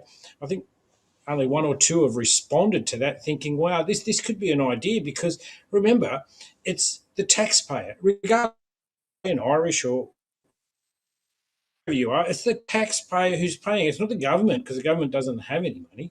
It's our money, and they live extravagantly with it, and they're spending it on these projects. When you have a look at what Peter McCullough said, he's a great guy. I spent a few days with him over there in Texas. But I think at the end of the day, when you actually have a look at it, the way we're progressing, we need to understand, as Dr. Jerry Waters and Joe have indicated, this idea of natural immunity and allowing the body is a fantastic mechanism at fighting for survival. It is one of the best mechanisms we got. And as Jerry, I think, I really didn't know what, until Jerry said it a moment ago, like 80% of what we do, we can actually fight ourselves. And I totally agree with that. And again, I'm not a doctor, so I can't qualify that, and Jerry is, so thank you, Jerry. But one of the other aspects of this is when those doctors were coming out, they were being deregistered. And I still represent doctors here in Australia who they wanted to deregister temporarily, and it goes on for years. And I find that to be heinous, because all they're doing is calling out a public health issue, and they've got a right to a voice. And that is something that the vaccine economy comes into, because they're impeding in that sale process.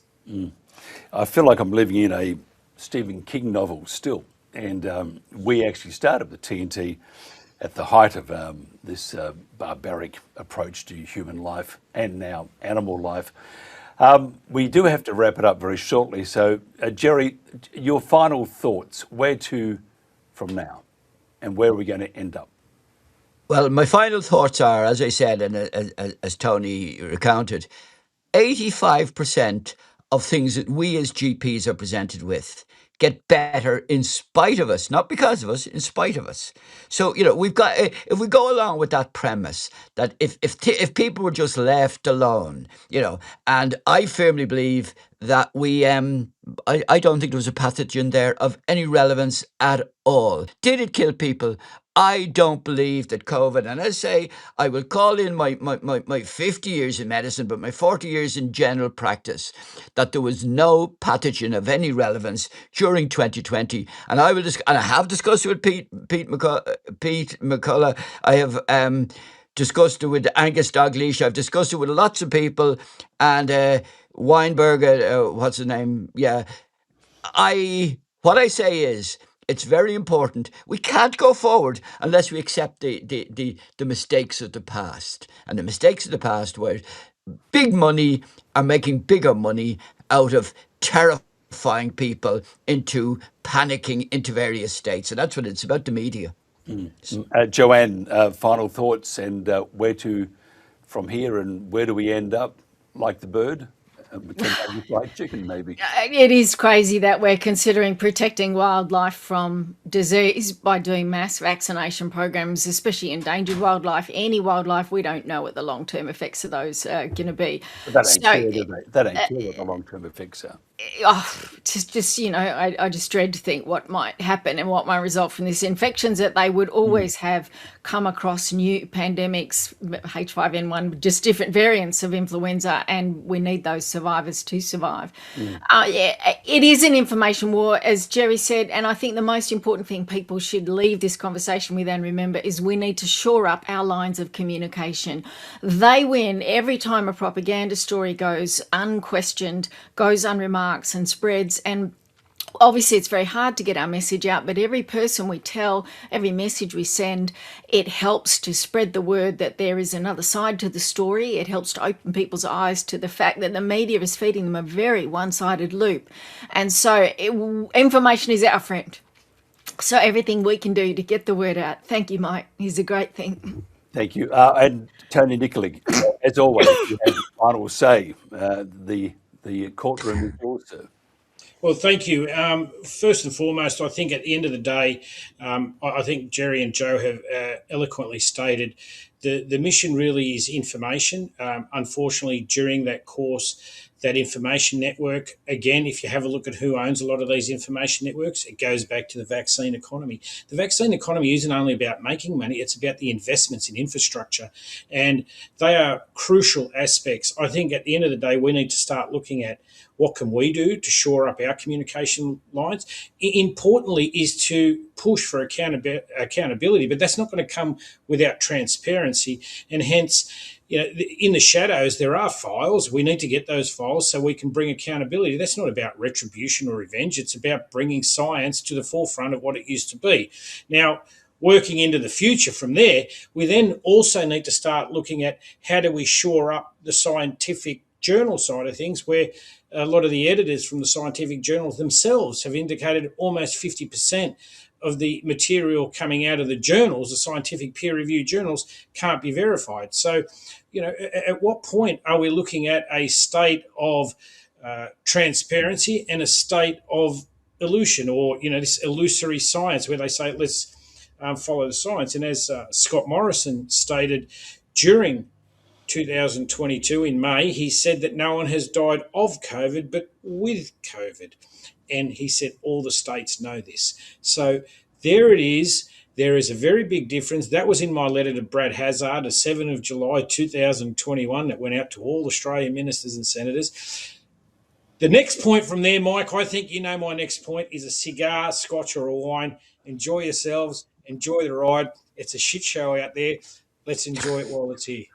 Well, I like the idea, not the cigar because I will die, but good whiskey, Lapthrog. Jerry, would you recommend a Lapthrog? And if you do, that's great news. If you don't, I'm not taking any notice of you.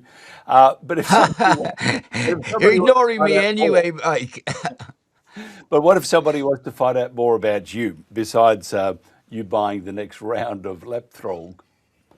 Oh well, hold on. I've been suspended by the medical council. I've no earning potential, so I will have to sponge off the rest of you.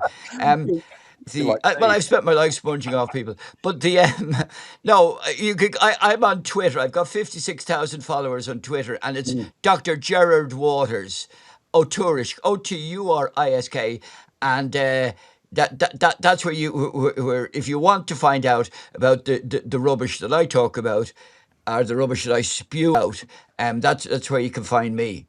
It's not spewing; it's actually very valuable, and I thank you for your time, Joanne. Author, blogger, speaker. First of all, would you recommend a whiskey? And secondly, how do they find out more about you? Oh, look, I'm a dark chocolate girl, so that's the answer to everything. And not 42, dark chocolate. I blog at joannenova.com.au. So you just Google Jo Nova, you'll find me and all the people who hate me.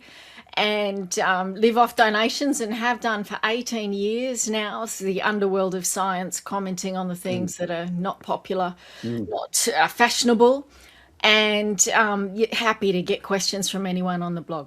Thank you so much, and we must do that again too. I appreciate your time. And Tony Nikolic, you mentioned Scotch. What sort of whiskey are we drinking tonight? A nice from the Spey River single malt. That's what I'm thinking. But it might be a red wine. It might be a nice Pinot Noir. So I'm still to decide on that one. But again, it's just to wind down after a big week. I don't usually drink, but after a big week, I don't mind that. Except at breakfast. What about only on days that end in Y? I won't drink any other day. Good on you, Tony. Love you forever. Dr. Jerry Waters, Tony Nikolic and Joanne Nova, thank you so much for being part of the Protagonists. And that's about it for me for the week. Short week, but it feels like a very long one because we're doing all the work behind the scenes. And the new look for the Pulse, hope you appreciate it. It's been a fantastic journey. And I sort of feel that we're coming back anyway. Head down, backside up, as they would say, and just watch out for the doctor with those gloves when you bend over.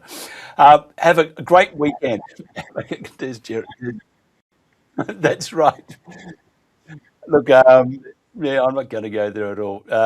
That's it. I will catch you again on Monday. Thank you so much. Have a great weekend. This has been The Pulse, and this is The Protagonist.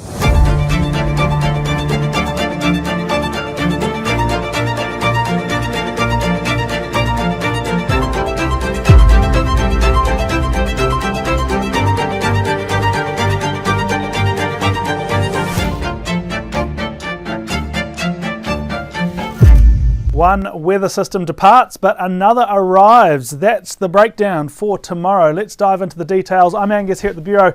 This is the national weather forecast for Wednesday, the 26th of August.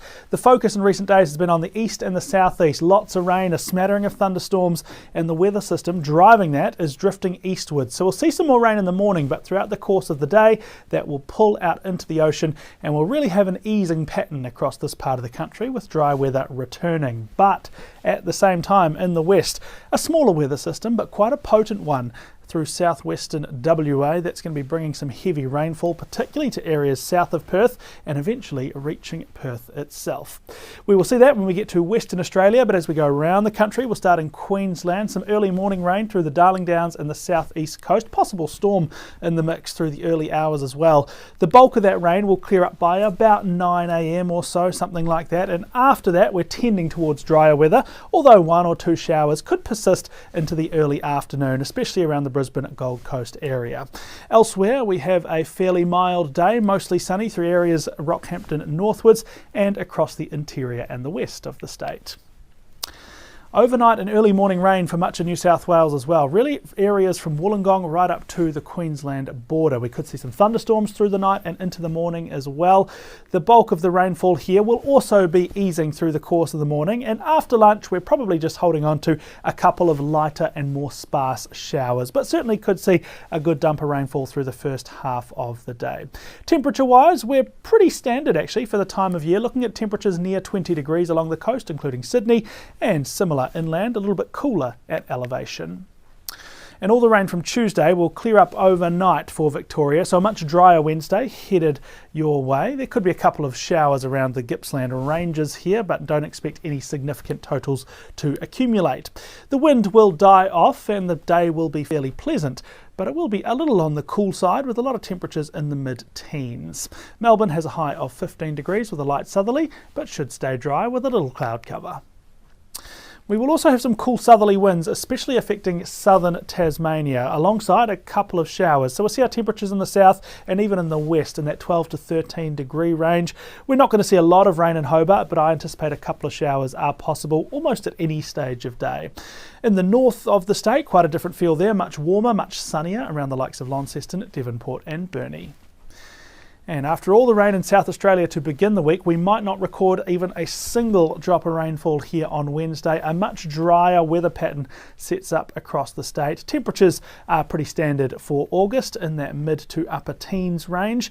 Adelaide tracking for a high of 17 degrees. There won't be much wind. There will be a little bit of cloud cover around, but the sun should peek through from time to time as well.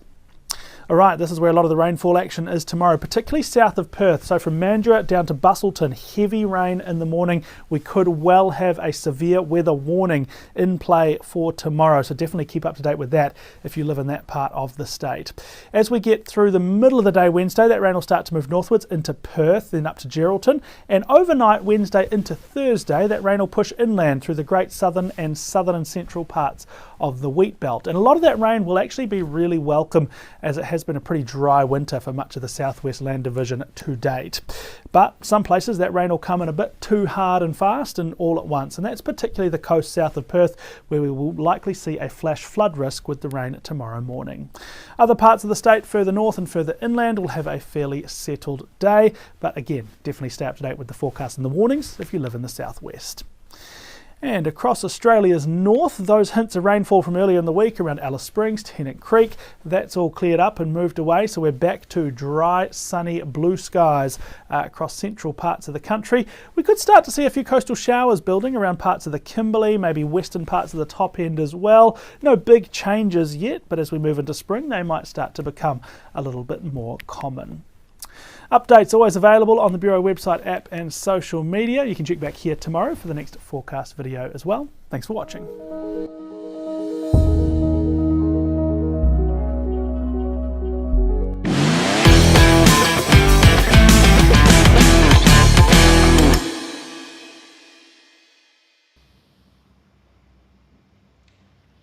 Hello everyone, welcome to the first episode of Wild Legacy TV.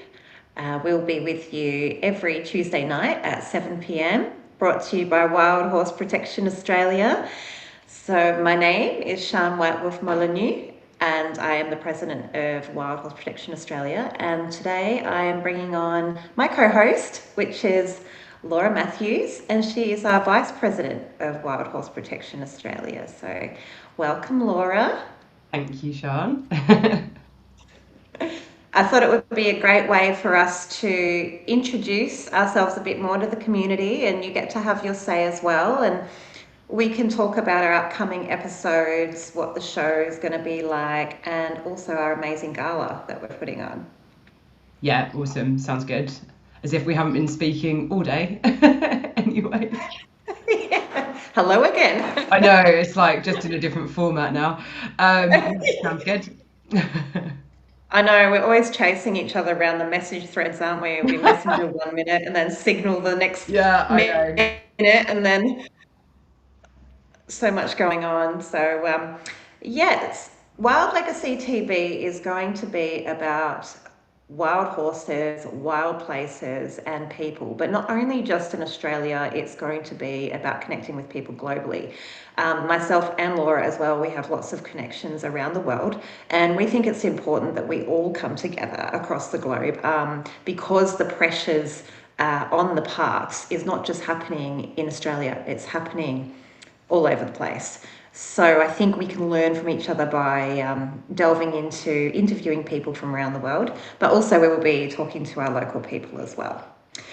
So how about we start, Laura, with a bit more about you and why you joined Wild Horse Protection Australia and your journey with horses.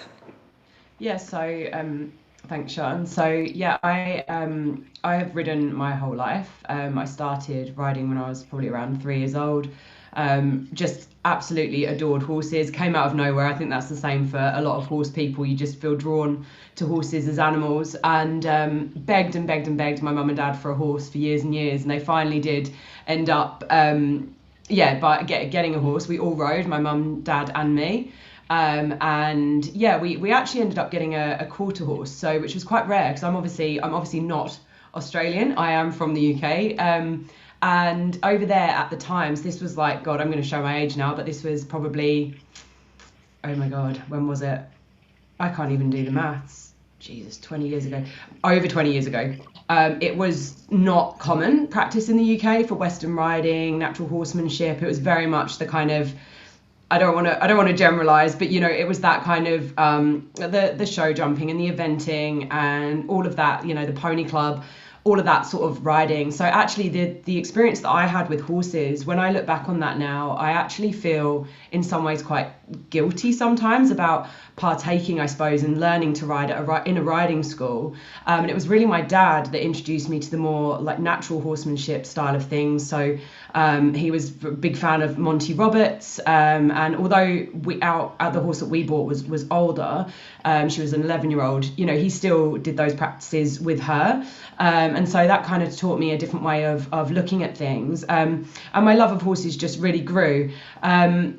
We only lost her, last year when I was back in the UK, and she actually reached 37. So it was an amazing age for a horse. Wow. Yeah, really, really. She was an amazing horse and with amazing breeding. And yeah, I suppose that, horses have always had a really special place in my heart. And although I haven't been riding, I suppose, recently, and, I've probably since my early 20s, I haven't ridden regularly. Horses are something that just, I'm never going to stop loving them. Not only that, I am a huge advocate for all animals. I have my partner says a bleeding heart, and I can't help but, if I see something on the side of the road, I'll go and pick it up, and, I'll be one of those people that has a cardboard box in my car and will, try my best to help them through anything. But so that's the background around horses and animals. I obviously, as I said, I'm not from Australia. I moved over to Australia in 2019 and been back in the UK a bit during that time. And when I heard about the Brumby Coal, I honestly don't know how it came into my remit. It was, I think, a random post on Facebook, and I actually don't really use Facebook that much. You normally just for marketplace or, just every now and again, like mums groups or whatever. And a post came up, and I just thought, I was horrified, honestly horrified. I couldn't get my head around it. And obviously I went onto the page. It was probably one of the big Brumby Facebook pages that are around. And the more, I delved into it, I remember it exactly. It was like the weekend before the 9th of June. So the cull was happening on the 9th of June. And I came across this post, and I couldn't let it go. I honestly think I went through a bit of a mini breakdown that weekend, which wasn't really helpful for anyone. And I've got young kids, so it's, you have to just carry on and keep going. But I just couldn't believe what I was reading and what I was seeing. And then, so I guess from there, I started to reach out to different people. I could see, people that were posting a bit more, and you sort of get to know people in the groups on Facebook. And, I just thought, what is actually being done here? And then, you start to realize that this isn't just the this isn't the first cull that's happened. This is one of many. And I think that's even more shocking. You know, the images that I saw, I'd never seen anything like it, in all honesty. And it really shook. It's quite shocking, isn't it, really? Yeah. It's shocking when you first see the images. And I wanted to circle back to how you're saying, you know, you have a bleeding heart, but without us with the bleeding hearts, this wouldn't be happening. The movements wouldn't be happening, and people wouldn't be standing up. So we have to have us people that put everything else aside, really, and we feel the calling to the wild horse and to our history and to all of these things that matter and the truth. And we answer the call and we go for it. And I think it's pretty beautiful how we've all come together. And we're just not going to give up until we see some changes happening. So, I mean, the topic about this whole episode is why the wild horse story matters. What do wild horses mean to you? I mean, for me personally, again, it's like they are the epitome of freedom. I think anyone that's lucky enough to go and experience horses in the wild, even experience horses on a day-to-day level, you know, I feel very fortunate that I've had that experience. I've had that upbringing, and I've been able to get to know an animal that many people are actually quite fearful of, which I don't know whether that's the same here, but in, you know, when you speak to people, a lot of people, they admire horses, but they're actually quite scared of them. In terms of the wild horses, you know, I suppose until really learning about the Brumbies more, I hadn't almost put two and two together. I just assumed that the horses were out there, they were fine, they were living their lives. You know, that's pretty much my understanding. And then obviously coming into this and finding out what was happening, I just thought, you know, how can a wild animal be the target? You know, this beautiful wild animal. And I know it's happening not just to horses, you know, it's happening to other feral animals. And yeah, I was just in shock. I couldn't believe that it's such a symbol of freedom, like spirituality. Horses it's used in advertising, you know, like wild horses. I'm going to use a really silly one now, but like in the UK, Lloyds Bank actually uses a horse like racing for its running free for its advertising, and it's just got that power and that powerful message. And as I say, I couldn't quite fathom that this was happening. And then obviously not only is it happening here, but it's also happening around the world. So in the UK, it's not happening in the UK, but you know, it was about to happen in the UK, and it's happening all over the US. So yeah, I was really shocked. That's terrible. And it's very interesting when you say the symbology of the wild horse, because you see it on the Mustang car, you see it on, I even picked up a pair of tongs the other day and there was a wild horse running. And us as people are very tied, I think, to the wild horse, because it does represent that freedom, and it does represent sovereignty, and it does represent that wildness that I think we have inside of ourselves. And I feel that things are being taken away, not only just with the horses globally, but you see it with wolves, you see it with dingoes, you see it with all sorts of wildlife. And it's almost like, you know, when you start looking deeper into things and you go into the rabbit holes, then you start discovering the true story, don't you? Which is really, at the end of the day, land grabs and control and things like this. And it feels like we're a bit tied to the wild horse, with our freedoms being taken away and our sovereignty being taken away. And I think we can really feel and empathise with those herds, I think. What do you think? Yeah, I mean, I agree. And I would say that even until now, I probably haven't had the understanding of the way a wild herd works, like the way that the family works. And, you know, I understood herd concepts to an extent, but again, that's what I'm saying. Like, you know, I feel almost guilty in a way about the education that I had around horses was just not, it wasn't a full education. And I'm actually finding out more. I've probably found out more about horses this year, you know, than I maybe did in that period of time where I was learning to ride and all of that sort of thing. So yeah, yeah, I definitely feel that, you know, the more that you find out, and I suppose this is for all animals though, you know, it's not just horses. And I think that the more research I do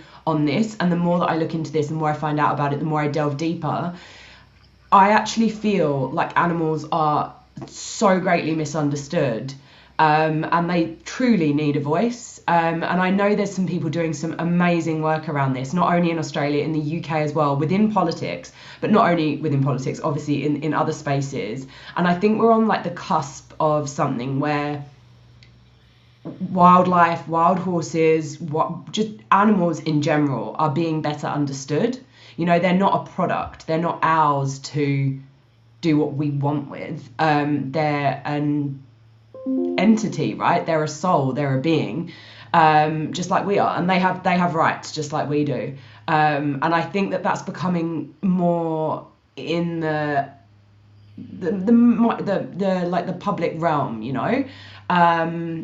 So yeah, but I agree with you, John. Sorry, I go off on tangents. But I do agree, you know, it's like, yeah, you know, you have your family dynamics, you feel safe, and then if that safety gets interrupted, yeah, I agree. Yeah, and you know, when you're talking about that people are starting to understand that they're not just animals, they're sentient beings. And I think roles or our way of being society has been reversed, where we used to in tribal times revere animals, and we used to be taught by them, and we used to respect them and idolize them, take on their traits in a shamanic way. All ancient cultures did this, and then it seemed to have been reverted. And they're just a product. They're just for human use. And so I feel like that's maybe in the spiritual side of things getting flipped around again. But another thing that we've sort of come together on and that we're excited about, and what our larger concept is about for Wild Horse Protection Australia, is the rewilding model. And you being from over in the UK, your eyes have been sort of pricked on some exciting things that are happening over there. And we're sort of a bit behind here in Australia, but there are some exciting things happening not only in the UK but Mongolia, and there's some models out there that I think we both feel that we could really start modelling over here. Yeah, definitely. I think that, and look, I think it's a tricky one with Australia, because being from the UK, we don't have, and look, the UK has got its own issues going on. It's actually wildlife deficient. So the reason the UK, I think, are trying to rewild spaces now is that a lot of that nature was, I mean, if you think about it, the UK was like predominantly forest, and look at it now, it's just farmland. And I think yeah, there were wolves in the UK as well. Yeah. So yeah, there were populations. I actually saw today there were pelicans, and they're obviously extinct there now. So it's only because there's so many around here where I am. So I was like, oh my god, I've never seen one before being here. Don't get pooped on by one. Oh, actually, no, that's good luck. Better luck. It's more. Yeah, I wouldn't fancy that. But yeah, so I think there, you know, all the hedgerows were taken away. You know, there was just so much was decimated there. And even if you look at like this year, for example, there's been fires all over the UK, and it's just a sign, I think, that like the landscape is struggling. But what I was going to say was that obviously the biodiversity sort of not biodiversity, sorry. The biosecurity in the UK is nothing like it is here. And I think that there's not that kind of sense of, and look, I don't know how political we can go on this, but there's not that sense of utilising that to kind of brainwash a population, or rather than brainwash, push people in a certain direction. You know, I would say that there's certain things over there that people have been told, like even like the fox hunting a thing, for example. I mean, that took years and years and years to get rid of, and it's still not gone now. You know, they're still trying to fight against that. I think it's what I'm saying is that there's people are coming at it quite level, whereas here, obviously with the horses, for example, there's very strong opinions either side. So for and against, whereas like in the UK, for example, I don't think anyone was looking at the Dartmoor horses and thinking, yeah, they really need to go, you know, like it just wouldn't. Yeah, I think we've got it a little bit tougher in Australia here, as you know, they're not a native animal, and even the poor dingo is a native animal, but has been classified in that feral pests thing, which I think is easy to do in Australia, and they've really used that to their advantage. These larger companies and the ISC and things like that, they've really jumped on that. But at the end of the day, we need to be humane about these things. And what I like about our model is that, you know, we're coming up with solutions and we're going to build on the side. Yes, we need to fight what's going on because it's not okay. And Sandra just wrote in the chat, I cannot believe how they cannot feel shame for what they're doing. And yeah, I don't understand how these people sleep at night. They must be that brainwashed or tell themselves or gaslight themselves that it's for the better. But you know deep inside of yourself, like, this is not okay. We can't treat animals like this. And so I think we need to really be building on the side examples where people can follow and they can watch and they can see that there's a different way. Because at the moment, there's only one way. We haven't been given a different example, have we? So sometimes you've got to take that brave leap and go, okay, let's build something else. And yeah, people will be inspired by that. I really believe it. Yeah, absolutely. And obviously part of the model, you know, we would want to provide an education piece, particularly, and like this is for me and you, Sean, like as mums, you know, I'm looking at my kids and thinking, I don't want them growing up in a place that thinks this is okay. Like, you know, it's barbaric at its core, and it is shocking, right? So, you know, everyone, like, so thousands and thousands of people have signed petitions, thousands and thousands of people understand that this is just inhumane. I think the government are just turning a blind eye, in all honesty. I don't think that they are connected to it. I think it's easier to just be disconnected. So yeah, I mean, I don't know how they sleep at night either. But like, sorry, what I was going to say, back to that tangenting again, but with the kids, you know, it's the next generation that we really need to teach and educate around animals, wild animals, nature, how things integrate. And yes, that's, you know, I think the rewilding concept, and also for the horses, you know, yes, there are, you know, shout out to all the amazing sanctuaries that are out there, because without them, there'd be many, many more horses, you know, going to horrible deaths. And they are doing, you know, an amazing job. Land is not easy to come by. It's, you know, I think that we are just trying to move towards a concept where the horses can be in their wildest state, right? Where the mobs can stay together, the family groups can stay together. And again, this isn't speaking in any way against sanctuaries or rehoming. But ultimately, you know, we want to find another way, right? Yeah, I think you're spot on there with, I want my children to be able to go and learn from the land and see it managed in a way where it's not, oh, there's a carcass, or, oh, there's some poison, watch out, or for them to see things governed the way that it is quite disappointing to them. It's a very tough time for them to grow up in, actually, because it's so constricted. It's not like the 80s or the 90s. And just going back to like why the wild horse story matters, it would just be such a tragedy if the wild horse wasn't wild anymore, if we didn't see them galloping around with the wind in their hair, and for our children to be able to experience that, to be able to feel that magic. When you watch these horses, they have I get goosebumps talking about such a special magic inside of them. And they need to be revered. They need to be managed in a proper manner. If they really don't want them on a park, we should be setting up large-scale areas where people can go and enjoy them and they're safe, not being slaughtered. So I'm so passionate about creating a model for our children and for people from around the world to come and experience these horses in as much of a natural state as possible. I think we owe it to them. We owe it to our heritage. we owe it to Australia as like people that are actually forward thinkers and truth, I guess, standing up for the truth and brave, that we're going to do this. Yeah, I agree. I don't have the same, I guess, background and cultural understanding, I suppose, as someone who's grown up here, which in some ways is probably helpful in sometimes, and in other ways, obviously, it's going to hinder me.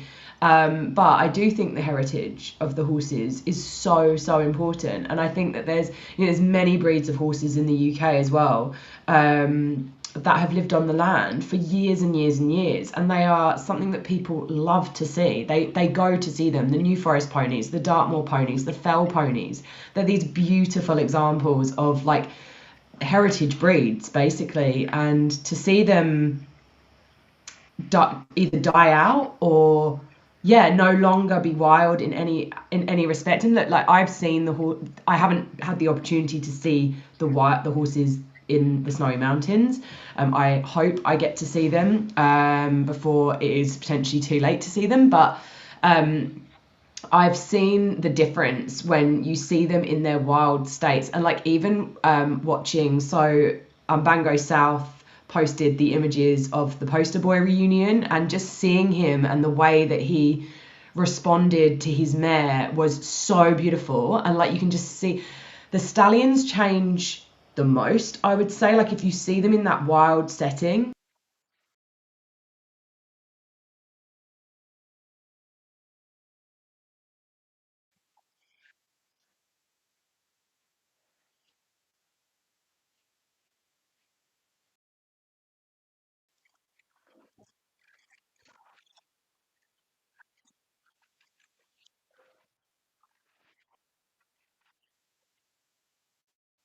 Exactly.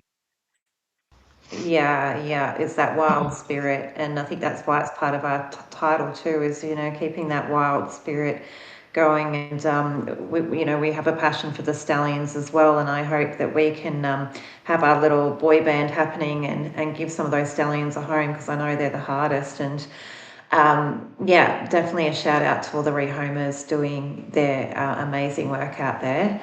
It takes a team, it does. And we're new to the scene, but we believe that we're going to come up with some ways to really help spread the word more, to help educate people, to come up with some safe zones. So the more hands on deck, the better in all the ways that we do it. So how about we move on to our gala and talking a bit about that. So I can't even, was it Sarah that came up with it? I can't even remember who came up with it now. I think it might have been Sarah.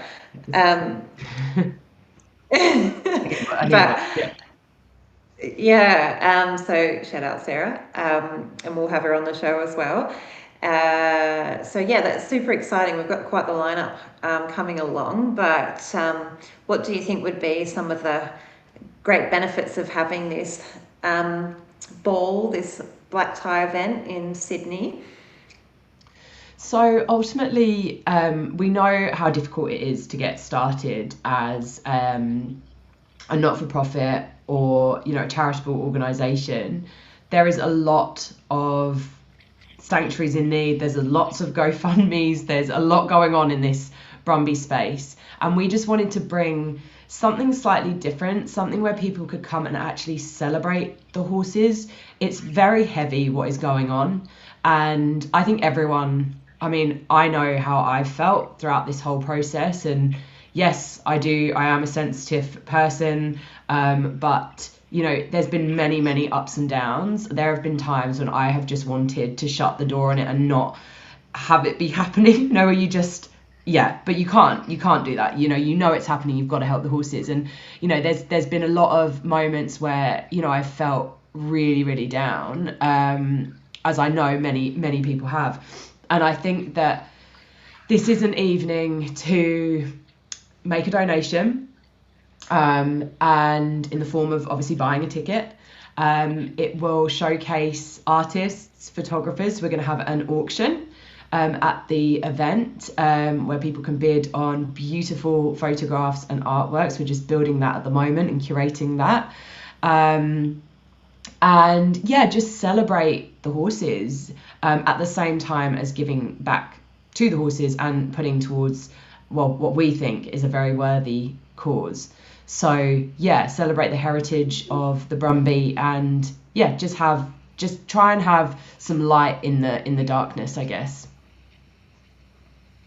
Yeah, and I hear that a lot from the people. I think it's important to balance it out because it affects your nervous system, it affects your emotions, it affects your mental health, and a lot of people in the community get really down about it. A lot of people leave as well, and because emotions are so high as well, there's a lot of fighting within the Brumby community. So I think it's really important to be able to bring some sort of positivity to people. And also, what I love about this is we're getting some incredible guests. We already have a couple of guests confirmed that are exciting. So Mrs. USA, flying all the way over from the States. She is an advocate for the Mustang. She has done a lot of this work, so she will be our MC. And with her, it becomes a lot of knowledge and presence, and also media attention as well. So we won't just have Australia's eyes on us, we'll have global eyes on us. We also have confirmed the amazing Billy D with her music, which is incredible. And we have Mark Ward and his band Imperial Prey.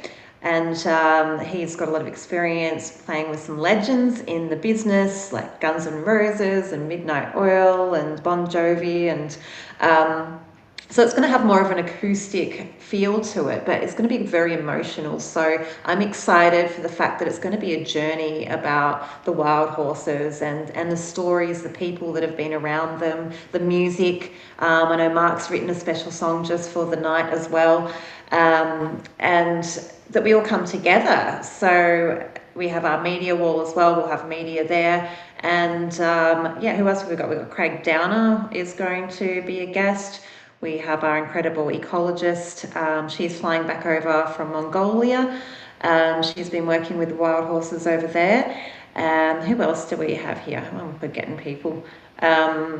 We have Mark Latham, of course. So I love that Mark Latham has been standing up. And, good on these people because they're in the spotlight, and it takes balls, it takes guts to say, I'm going to stand up, and because people can start threatening you from the other side. They can try and threaten your livelihoods. I mean, it all comes out of the works, doesn't it? So I think it's incredible that people are standing up. And we also have Bob Holder, who is the current world's oldest cowboy, and is nominated for one of the Australian of the Year awards. So exciting. Yeah, it would be awesome. It would be, so 10th of October, Sydney, and where will we share our link for that? Oh, yes. So the link is on our website, www.wildhorseprotectionaustralia.org/events. But we will be posting, I think, hopefully daily now on the guests that are joining. So we'll do a little bio of them and introduce them slowly. But we're already selling tickets. So come along and buy your tickets. It's going to be beautiful. People get to dress up and experience some music, and we'll have that auction as well. So I can't wait to see all the artwork and all of those things. But I think we have another 20 minutes or so. So how about we go more into the wild horses again, and the Eurogear cull. I know that's been stopped now for 2 weeks. What fascinates me, and something that you shared with me today, Laura, which I want to delve into and get into the nitty-gritty a bit of, is the land services in the northern parks in New South Wales. The process with the Brumbies there is very, very different from Kosciuszko National Park, where you have to apply to be a rehomer. They're rounded up. It seems very different, where you actually go in and adopt a Brumby. Can you explain a bit more what you know about that? I have only just become aware of that. So yeah, I honestly cannot explain the process. What I will say though on the process in the park is, and I think this is what not everyone, many people have felt throughout this process, is that there's a lack of transparency around the processes regarding the horses. And I feel that that's possibly, I don't know whether that's on the part of parks or what it is, but people are kind of, I guess, unaware sometimes of how they can help. And yeah, from my understanding with the northern, that LLS, the land services, they seem to have a different program, but in all honesty, Sean, I wasn't looking into that. I have been slightly sick the last couple of days. I'm not sure if people can hear it in my voice, but yeah, I haven't really looked into that properly, but it's definitely something that we want to look into further. And probably actually on that point, just to highlight, these culls, they're going on all over New South Wales. They're going on across the whole of Australia. This is part of the reason that we chose the name Wild Horse Protection Australia. It is not Wild Horse Protection New South Wales. We want to support horses all over Australia. And I think that even though, the Kosciuszko Brumbies are getting a lot of attention at the moment, and the most attention, this is happening all over the place. And really, I think it is so important that we start to work together, that the sanctuaries work together. We have plans in place. I think how it's felt this year to me, and this is purely just coming from a newcomer, and I suppose quite objective, but is that it was almost like this came out of nowhere. No one was prepared for what was going to happen. And that's not in any way talking against the people that have advocated for these horses for years, because honestly, I don't know how those people have kept going through this, because it must just be the most demoralizing and upsetting thing. But it's like the government and the Invasive Species Council, they always seem to have the upper hand. And I feel that if we can come together as a community, not just around the Snowies, but also, the whole of New South Wales, other states too, we can really support these horses in the best way, and have these plans in place. But, again, this is not in any way, what's the word for it, like a criticism. It's more like just an observation. Mm-hmm. And what blew my mind was that with Eurogear, there were no numbers stated at all. Yeah. So there was no transparency to the public. They didn't even know that they were going to do the cull. No one was approached about rehoming. So I think because of the lack of community support or awareness around that area, there's been more around K&P. So they've been a bit more transparent with them, or they've had to be. But it was, it really blew my mind that you don't even know how many horses are in that park, and they just go and shoot them, and no numbers allocated on what's left or what was trapped or that I can see. But yeah, the lack of transparency and just the way that parks are managed Australia-wide, not only just New South Wales, is appalling. And I think it's really good that the Brumby community is standing up, because it starts putting a spotlight on how these parks are being managed. So I think it's important for our organisation as well to be watching all culls and everybody, and shining the spotlight wherever you can. Also, the dingo world, which is great, they've been shining a spotlight on things as well. And the incredible thing, moving to the dingoes, because I wouldn't mind having on this show some other advocates from especially the dingo side of things, because once again, it's our parks being managed, it's 1080 bait being thrown everywhere, it's these poor dingoes being trapped in traps where they are left to die for days.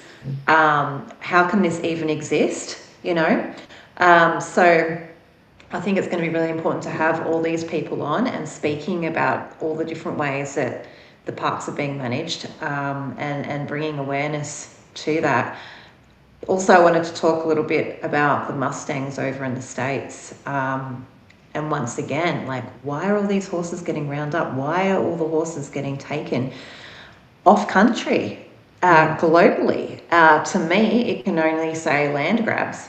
And it's quite a rabbit hole to go down. But once again, these poor horses are getting rounded up. People think, oh, that's fine. They're being put into a safe zone, the BLM safe zone. But do you know, when you look at those places, there's some BLM safe zones that don't have any public access. You're not allowed to go there. So God knows what happens to the horses there. They have no shade. They're just out in the elements in the hot sun. They're crammed together and they're in this jail cell for all of their lives until they go into they get sold off online and they go into the sales yards. And then I've heard some of them getting sold for $25 a pop. And it's just a pipeline to the doggers, which they're shipped. They're not allowed to do it in America, so they're shipped over to the US. But I just wanted to talk about it because it's a global problem. And I think it would be great to have some guests on here, some of our sisters that are fighting this over there. Yeah, I completely agree. It is honestly abhorrent what is happening over there. I don't know if I've looked into it probably through this. I didn't know about it again before I even started with the Brumby situation. I was not aware of what was happening in the US, and I've just been astounded. It is horrific. And look, let's be honest, it's public information. The Kosciuszko Brumbies have also found their demise at slaughterhouses. I personally, we're already seeing, so Ashley Avis, who was obviously over here from America, her Wild Beauty Foundation is doing some amazing work, trying to ban the export of horses to slaughter, which is obviously, you've got to cut it off at that end, right? I don't understand. It's just disgusting. I can't even go into it. It just makes me so upset. But it's the same thing here. Not just wild horses, domestic horses are ending up going to slaughterhouse, like knackeries. It's just mind-blowing. These horses did not come into this world to end up as meat. And look, the meat topic is not what we're discussing now. So vegan, vegetarian, meat eater, whatever, those animals are bred for meat, unfortunately for them. I personally don't love it, but that is what they're bred for, right? Those horses were born in the wild, or they were born to be someone's pony or show jumper or whatever they are, and they're falling through the cracks, ending up at these sales and going to knackeries. It is mind-blowing, and it's definitely, we just want to bring spotlight to all of this, like the mismanagement of horses and the mistreatment, and again, just giving these horses a voice, and making people aware of, like, they really are the atrocities of what is going on. Being sold $25 a pop, and I don't know whether anyone is following these channels on Facebook or Instagram. I would tread carefully if you struggle with that sort of content. But it's harrowing. And to be rounded up and all you've ever known is freedom, to then go into a domestic setting is one thing, but to be sent onto a slaughter truck and taken to us, and I don't even know what happens at those knackeries, right? I have not looked into that yet. I don't know whether I can. I do, and it's awful. It's a wild Mexico. Not only are they transported, and I know this is a heavy topic, but not only are they transported for such a long distance in the heat, Mexico is unregulated, so they don't have the same regulations as us when they go to the knackery. It's horrendous. I have seen the footage and it's just soul destroying. Yeah. So, more than ever, we cannot rely on the governments worldwide, because their number one pressure and what they need, especially look at the Trump administration. Yeah. He's lifted protections on wolves, important endangered species, lifted the protections so they can go in and remove and extract the minerals, it's mineral grabs or the oil or the land or whatever it is, which is happening over here too. And that's why, like, I was so happy to see that, was it Colorado, 200,000 acres or 22,000 acres? I think it's 200,000 acres. Yeah. But this is what we need everywhere, because at the end of the day, like, we need to have private lands. We do. And, you know, I was being disagreed with the other day when I said you sort of need to use their own formula against them in a way, is you can use their grants and their setups and their biodiversity and their blah, blah, blah. And you can use that to set up your own structure, and safeguard it. So we've just got to really sort of think laterally and outside of the box, come together and say, okay, well, yeah, we've got these safe zones, because I mean, they rounded up 100,000 horses or something, I think it was. Or was it 1,000? Sorry, my numbers are terrible. But where did they all go? Oh, what, in America, in the US, you mean? Yeah. Just in one roundup, yeah. Oh yeah, I mean, they all get taken, but yeah, by the BLM. But there's also, I also read that there's unregulated, like, mustering of Mustangs, and that's been happening for like years. I think I read it the other day. Sorry if I'm not being completely coherent right now, but there's like illegal, not illegal. Well, it's I don't know whether it's illegal. Well, they're meant to be protected. So yes, essentially, I guess it is. But it's unregulated mustering. So these horses just slip through the cracks. So they're just going like straight to slaughterhouses. But yeah, it's highlighting these issues and not being afraid to speak out, because that's another thing. You know, if people are too scared to use their voices, nothing ever changes.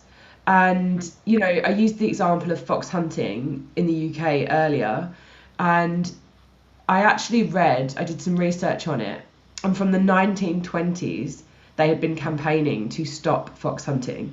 And I think it was in I can't even remember now when it was, but it was in 2000s that it finally Wow, that long. Yeah, and look, I'm not saying that that's the same for this case, but what I'm saying is don't stop advocating. I had a lot of people say to me at the beginning of this process, don't bother doing this. You'll never win. Nothing will ever happen, because we've tried it all before. And I do believe that, like, even like Carmen, for example, Carmen Jackson, and what she's doing, it hasn't been done before. You know, there are loopholes. That's not to say that the government are going to back down, all the horses are going to be safe in the park, because personally, this is just an opinion, I just don't believe that is the case. I do feel like they have vendetta against these horses for whatever reason, a myriad of reasons probably.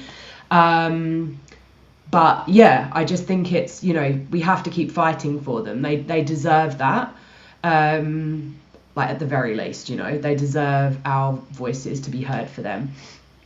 That's amazing how you said it took from 1920s from the voices to be heard. So it is a process, isn't it? And, you know, I think it's a part of our looking at the higher scope spiritual thing of this. It is our evolution. Sometimes we need to have the dark to be able to realize the light and the solutions to what's going on. So it's sort of like you go through a moment in society in chaos, and that happens all the time with empires and structures and things like that. So the structures will stop working, and they'll have to go through chaos to be able to be rebuilt. Well, number one, for people to be able to look at it and go, this isn't working. And number two, for people to protest and rise through that. And you see that as well, with societies at the moment too, and left and right wing and things like that. We need to sort of see that chaos and be so driven by it that it squeezes us to greatness. And I think that's where it's really important to have that big heart and that big empathy and that passion, and give these animals a voice. They're the voiceless, aren't they? They don't have a voice, and so we need to be the guardians. We need to be their voice. They're compassionate, empathetic, sentient beings that in tribal times we were guardians of. We were well, a lot of them called them our relatives. They're our relatives. They're not just pieces of vermin that we need to destroy. So, yeah, I think there is a deeper spiritual aspect at play here as well. Sorry for being woo-woo, but that's part of me. Yeah. So I think we're starting to wrap this up now. So it was amazing to have you on, Laura, and share you with the community and our vision and the gala that's happening on the 10th of October, 6 p.m. at Le Montagne in Sydney. There is parking there, there's accommodation nearby. The Man from Snowy River is on the same day, so if you guys are going to see that, you could also come along to the gala. If you go to the early one, which is 3 p.m, the Man from Snowy River Theatre at 3 p.m, you can head down to our gala and have a great evening afterwards and make a whole Sydney event out of it. And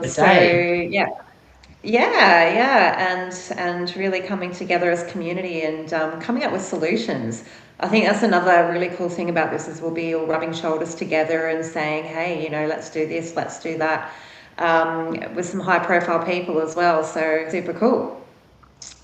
So yeah, anything else you want to talk about, Laura, before we... No, I don't think so. Just obviously, for anyone who doesn't know about us, we'd welcome any questions or any conversations. Like, we're so open to having good conversations about everything that's going on. Check out our socials. So that's Wild Horse Protection Australia _ that's Instagram, Wild Horse Protection Australia on Facebook, and as Sean said, www.wildhorseprotectionaustralia.org. And on our website that will have all of our information, our team, and of course like the events and everything like that. But yeah, just thank you for giving me the opportunity to chat, and we're going to have loads more amazing guests coming on, so yeah, hopefully you guys will enjoy the Wild Legacy show. So I'll be promoting this more. I'd love to have some of my wolf people in from over in Canada, some of my dingo people in, some of my Mustang people in. And most of these organisations have these incredible powerhouse women that just do not give up, and they've gone through the initiation in all of their communities of the bullying and the you go through all of it, don't you? And only the strong survive. It seems. When I tell stories with them, we've all been through the same thing. There's definitely some pushback. If you're controversial, you're always going to get some pushback. But I think sometimes you're on the right track when that's starting to happen to you. We're stubborn, so Oh, are you stubborn? Because I'm really bloody stubborn. I think we've proven so far. Anyway, it was kindred spirits over here, but it has been, obviously we have actually, I just want to say, like, just final thing, I don't know how long we've got, but our team have met basically from Facebook on this cull. I don't like saying it like that, but yeah, the one in June, and it just shows you the power of that and the power of social media for bringing people together and actually like getting a message across. And that's how our team is actually formed. It's really, really quite amazing. Just in this short space of time, it feels like it's been so long. What is it now? Like August, June? Oh my God, it hasn't even been 3 months. It's felt like a lifetime. It's literally created a whole new ecosystem in like a couple of months. That's wild. Although I don't feel like I've slept a wink. No, but I don't think my children know who I am anymore. No, I'm joking. But I know.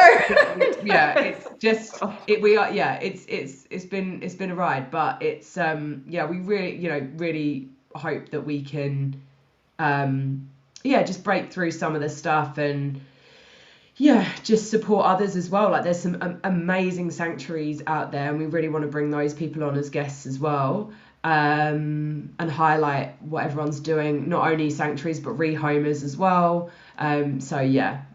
We've found some awesome people through this, and we're excited to show everyone who we've met.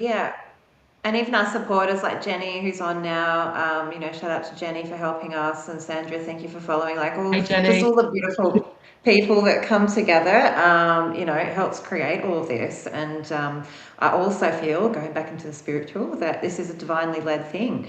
I feel like there's a higher being going on that is calling out for help for the Brumbies and really sort of bringing everybody together. So sometimes things are bigger than just us. There's a bit of a cosmic play going on. So I believe in the positive outcome to this, even though it might take a little while. I believe there is a positive outcome in the end.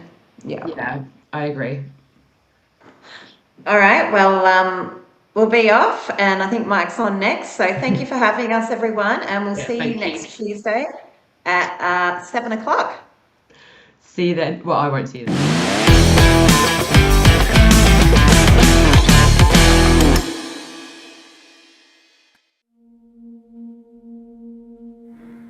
Tell my fool I kept on running. Tell my mirror I heard her cry. Tell the mountain I belonged here. Tell the wind I said goodbye.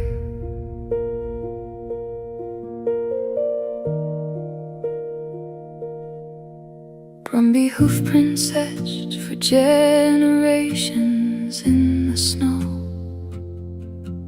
I've watched the foals become the mares, the stallions old and slow. Here in the snowy mountains where my life began, across hills, ridges and open plains my fellow Brumbies ran. I've led them through winter storms, drought and summer rain, but I can't outrun what follows now. Shield my family from this pain. My ancestors crossed the oceans, but I was born upon this land. These mountains are my birthplace, the Snowies are my clan. These mountains hold our memories, our family history. If home is where you're raised, then this is where we should be. Tell my foal I kept on running. Tell my mare I heard her cry. Tell the mountain I belonged here. Tell the wind I said goodbye. Stay close beside me, little one. The thunder isn't rain. The sky itself is hunting us, and I cannot stop the pain. I gather those I love and turn to face the sound. Though every instinct tells me run, there's nowhere left for us now. These mountains hold our memories, our family history. If home is where you're raised, then this is where we should be.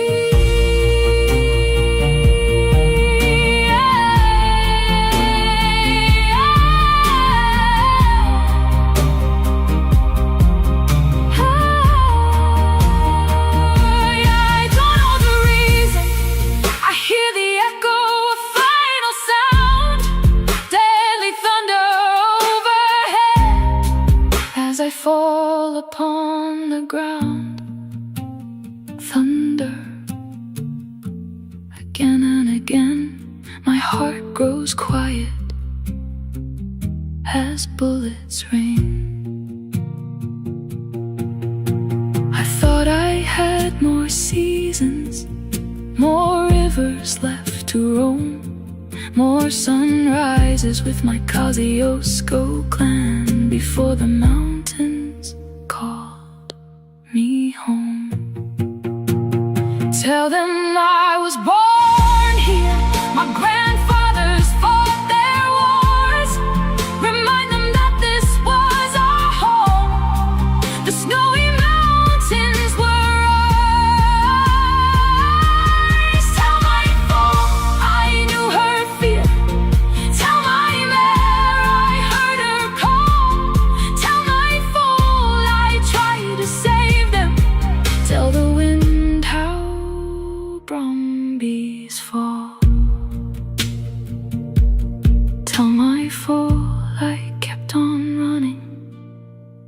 nightmare, I heard her cry.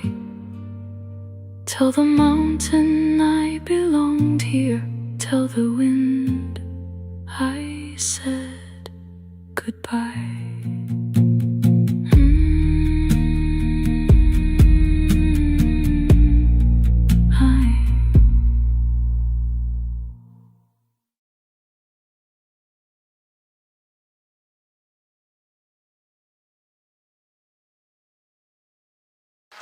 The common housefly, caught in the clutches of the spider's web.